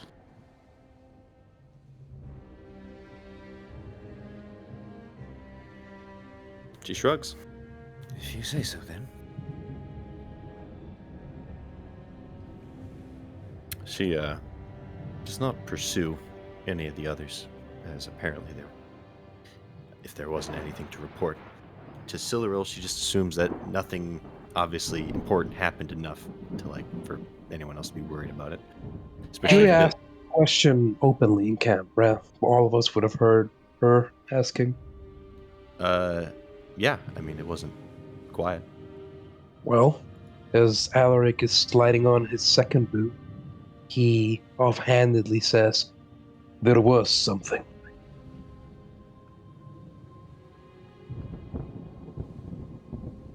Oh, she turns to Alaric. Well, Lady Lamordia and I were playing cards, and thunder struck firmament. I saw something among the trees. Looked like a rider, a horse.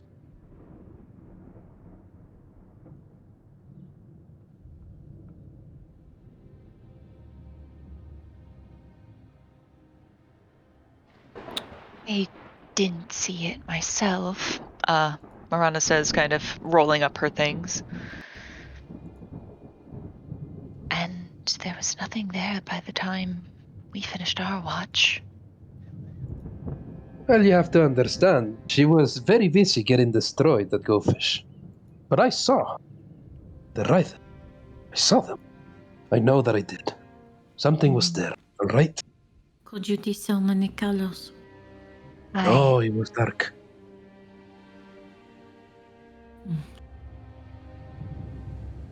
It was dark, he said. Gone in a flash of lightning, he said. Very picturesque, yes. But I tell you, know what I saw? Not crazy. Well, not to alarm anybody, but I did sort of attempt I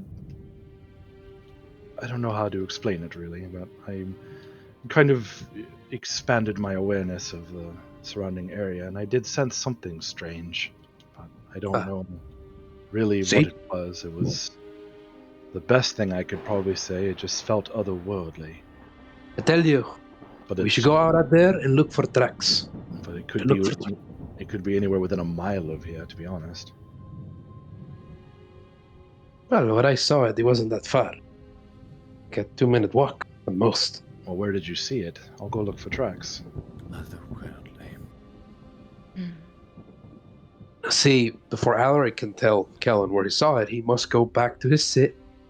He settles down on the stump, and then slowly turns left towards would-be Morana, and arcs his head up, trying to figure out the general direction. Somewhere that way.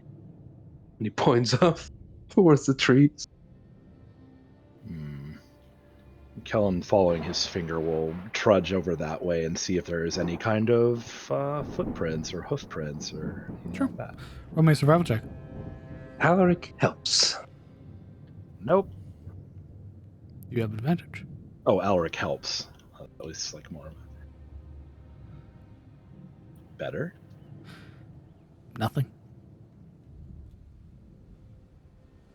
Kind of brushing his fingers along the ground here and there and looking for like broken twigs and such. He eventually gives up and shakes his head. Well, either it was some kind of illusion, or whatever it is doesn't leave footprints. Or DM, looking up towards the surrounding canopies, branches, and overlooking rambles, are there any animals? Roll me a perception check.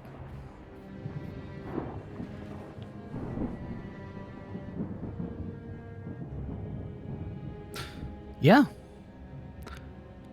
As you look up, you see what appear to be 6 or 7 darkly feathered birds staring. Ooh. Alright, I'd like to use Divine Sense on those. Boop. You don't sense anything. Okay. Speak with animals now.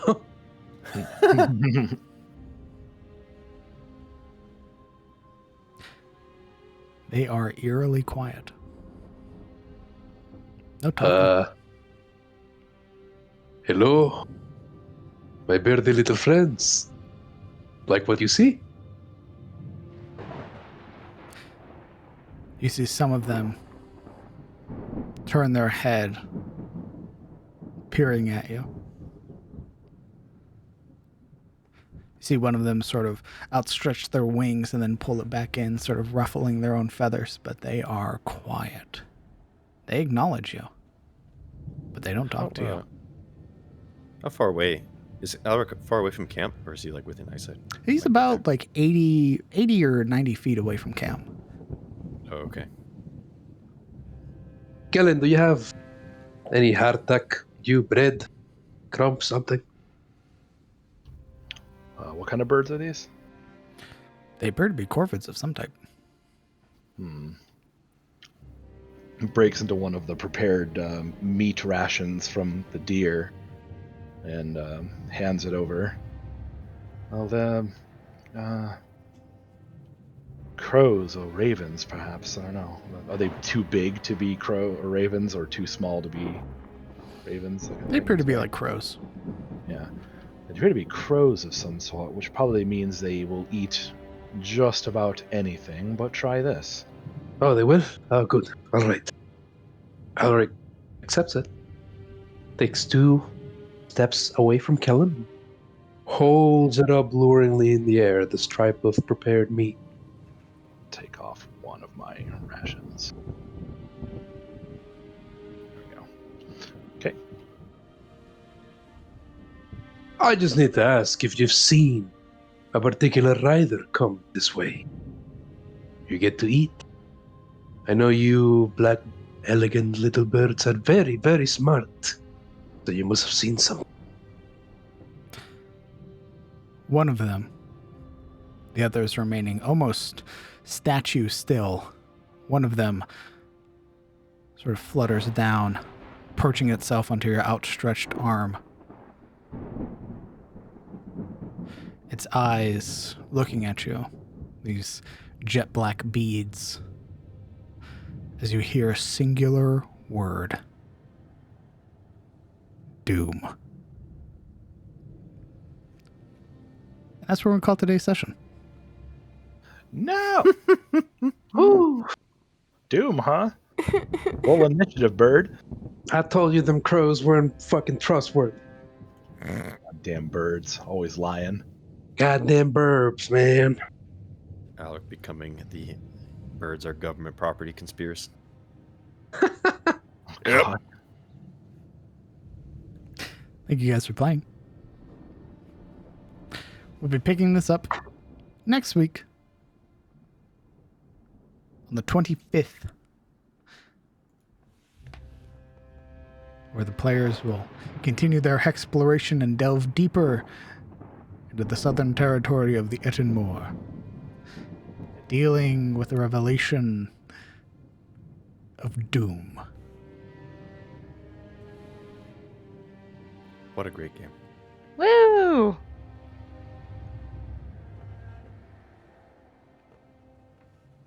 I think How any far encounter away? you just walk away from a dragon is a good day.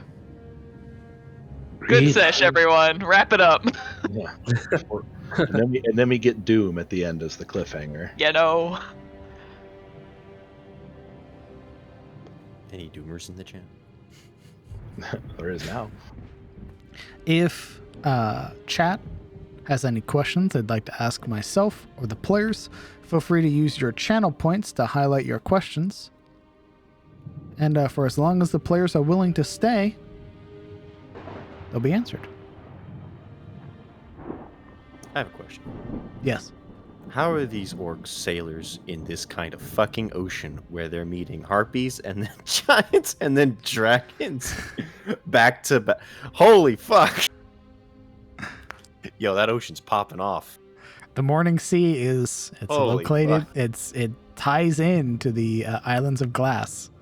So I would never leave that island. Wherever the orcs, they need to stay there and never leave. Because holy fuck! Yeah, this is the safe route, they say. no. It's the route that won't get them noticed by other vessels. Oh, nice. Where can we see player art? Because man, it's looking nice. Well, we have some player art. I'm sure I can post it in Momo's Discord. Ooh, that reminds me. I actually need to update the Discord link because the Discord's done.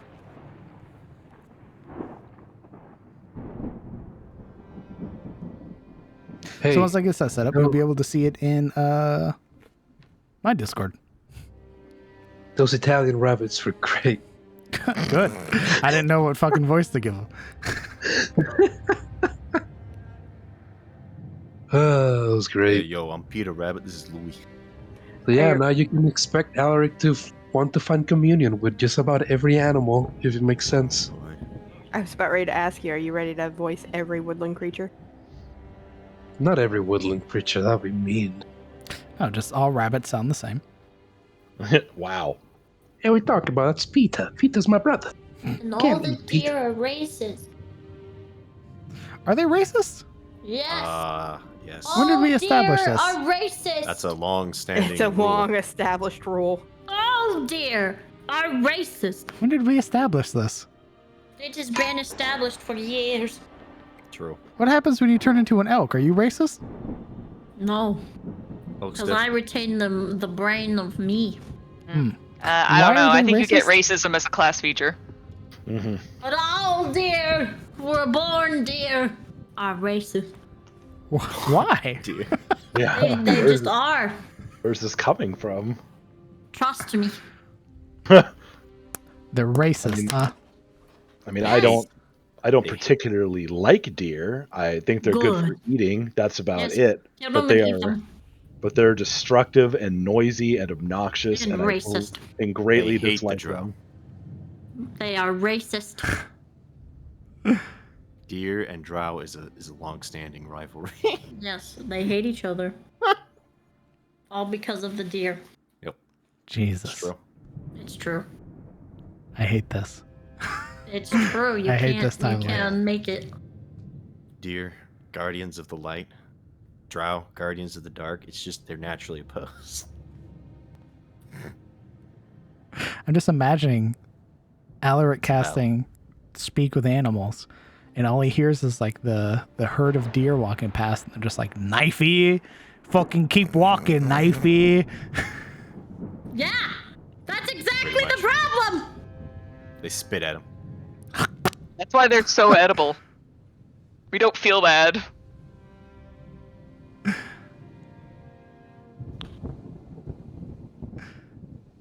They start kicking him with their Yeah. sharp nose. Your mom fuck a giant or something, you freak. They Huh, just knife gang here? up on him. He's got 4 deer surrounding him, all flanking him. They just start kicking with their back feet. Plus 2 pummeling to him. every attack.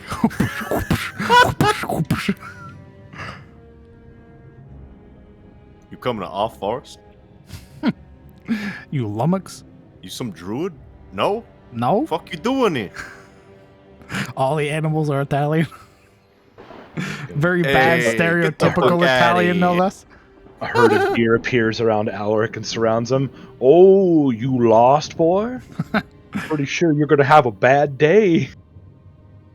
Hey, Vito, get the bat. Get It's an the actual love bat. print. Scene out of Adventure Time where the deer pulls off his hooves in his hands. Vito, get the bat. He pulls out an actual, like, fruit bat. It attacks him. Yeah, how you like that, you freak? You knife ear fuck. Oh my god! I hate them. Why does that remind me of the Brooklyn Elves voiceover? I'm gonna find it. Oh, because it probably does. Hey, I'm casting here. I'm casting here. I come into your woods telling you what magic to cast? My pop's been casting conjuration magic for years. I'm not going to your shitty man stables. Tell you how to milk horses. Oh, you can talk to me? So what? You think you know me just because you can talk to me? You think you know my life? Hey, get a load of this guy. He's fucking. Oh my god, he thinks he fucking knows me. God, I bet he's pierogies with fucking knife and fork. Get him out of here. Get him out of here. Get him out. Where do you Everybody's think you're just like, going, well, huh? What did they say? And Ulrich's just like, oh, they just want to be friends. They're just. He's crying. Friends with a It's knife really here? I nice. don't think so. I just wanted to have some friends. I don't. They look rather aggressive for wanting to be your friend, and they're just all like, hey, hey, hey. Start like, bobbing beating their on heads their back. chests. Bobbing their heads back and forth. Ulrich's just crying. They All just that wanna be meat, you friends. ain't got nothing. Hey, what's the matter with you? Why you gonna grab me and Minnie over here? Put us in the You net. hear like sirens in the distance. Oh shit, it's the druids. Scatter. It's the fuzz. Cheese it. Hey. Oh shit, it's the one time. Everybody do your burrows. Dear burrows, I fucking hate you.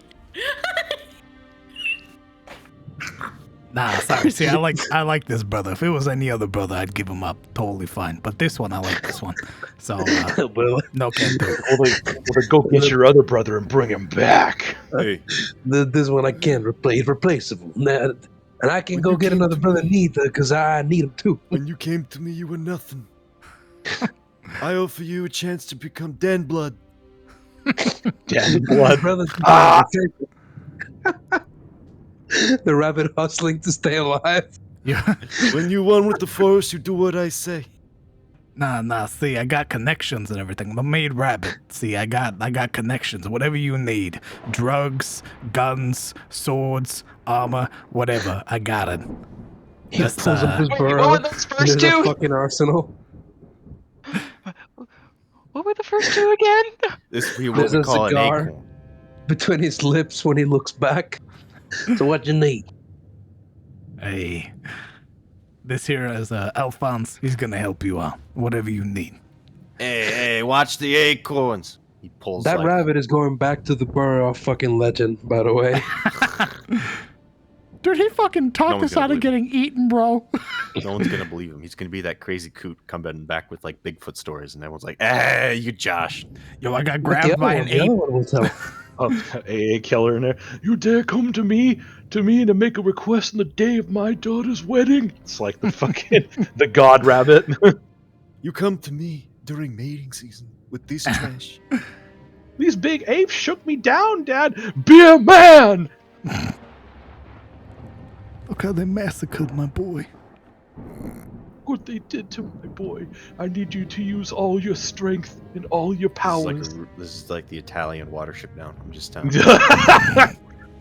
Watership Down. My God. Come to me on the day of my daughter's quinceañera. All 58 of my daughters. You come on either this day? Hopper, break his ears. Take his lucky foot. I need another for my collection.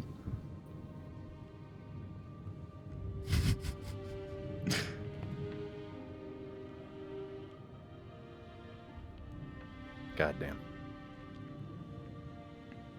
You guys rolled really high on the encounter table, by the way. The 777s, I was like, well, it's gotta be. It's gotta be what? Death? Be giants fucking us. I told you guys I was feeling it. Come on. Oh, that. Yeah. No, the Giants totally could have got fucked on. Yeah. 100%. That was one bad athletics roll away from being plunged into the ocean. Goodbye, and getting left character. behind. Cue that scene from Master and Commander. Get him back, he can make it. Bloosh. Oh. With arms wide open. As you plunge into the sea. Fucking love that movie, by the way. Tell you, I'm coming back, baby. I'm a huge fan of Master and Commander. I've even read the books. They're very good. Yeah. Wait a minute. Very sad in some parts, but also very cool. Wish they would do more, but they won't. I only saw the movie, never read any books. The books movie was pretty good. The books are full of like insane levels of like nautical terminology that I was like, well, I'm certainly glad there's a fucking glossary in this. Yeah, the reason that movie wasn't bigger than it could have been is because Lord of the Rings was just coming out like with it. Also, I heard recently that a prequel is happening to that. So, To what? Lord of the the Rings? Master and Commander? No. Oh, prequel to Master and Commander, that'd be dope. Especially if they did like how Aubrey and Matheson or Matchison meet. Yeah. Servant and Lieutenant. Yeah. Servant and Lieutenant. Well, Aubrey's been a captain for like a long fucking time, and like in the books, they do some crazy shit. He'll have the midshipmen, all the midshipmen, Aubrey and the surgeon in it. Yeah, in the books, he's a British spy. It's pretty fucking cool. Well, the captain? No, the surgeon. He's a spy. Oh. Steven? Hmm? Oh, man. What's up, What? Mama? Didn't say anything. Oh, I thought you said something. You lying to me? You know, if you Man, I wish I was a British spy. Mm-hmm. Do you? MI6. Suck my dick. Dead instant. Gone. Removed. We gone weak at the knees, have you?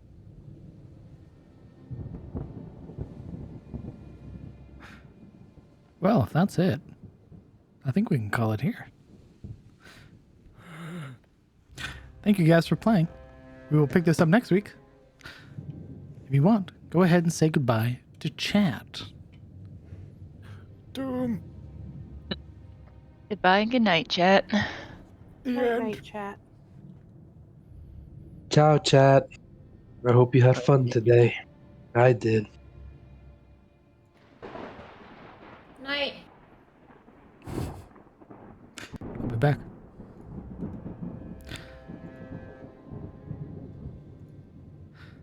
Thank you guys for coming out and sticking around and supporting the players and myself. With your support, you allow me to continue doing this thing that I enjoy so much. I get to do Dungeons and Dragons for a living. And it's amazing. It's probably the best feeling in the world. For me, at least. I am incredibly thankful every single day. So I thank you. All of you, the lurkers, those who participated in chat. I appreciate you guys. I look forward to seeing you this Sunday over on Momo's channel for the Secrets of Erist, another game that I Dungeon Master for. Although for that game, I expect a much heavier tone, with the recent loss of one Ibrahim Ibkaran, the rogue paladin fighter. We'll see what transpires in that. But until then, I hope you guys have a good evening, a good day, a good afternoon, wherever you are. That's right, Octo.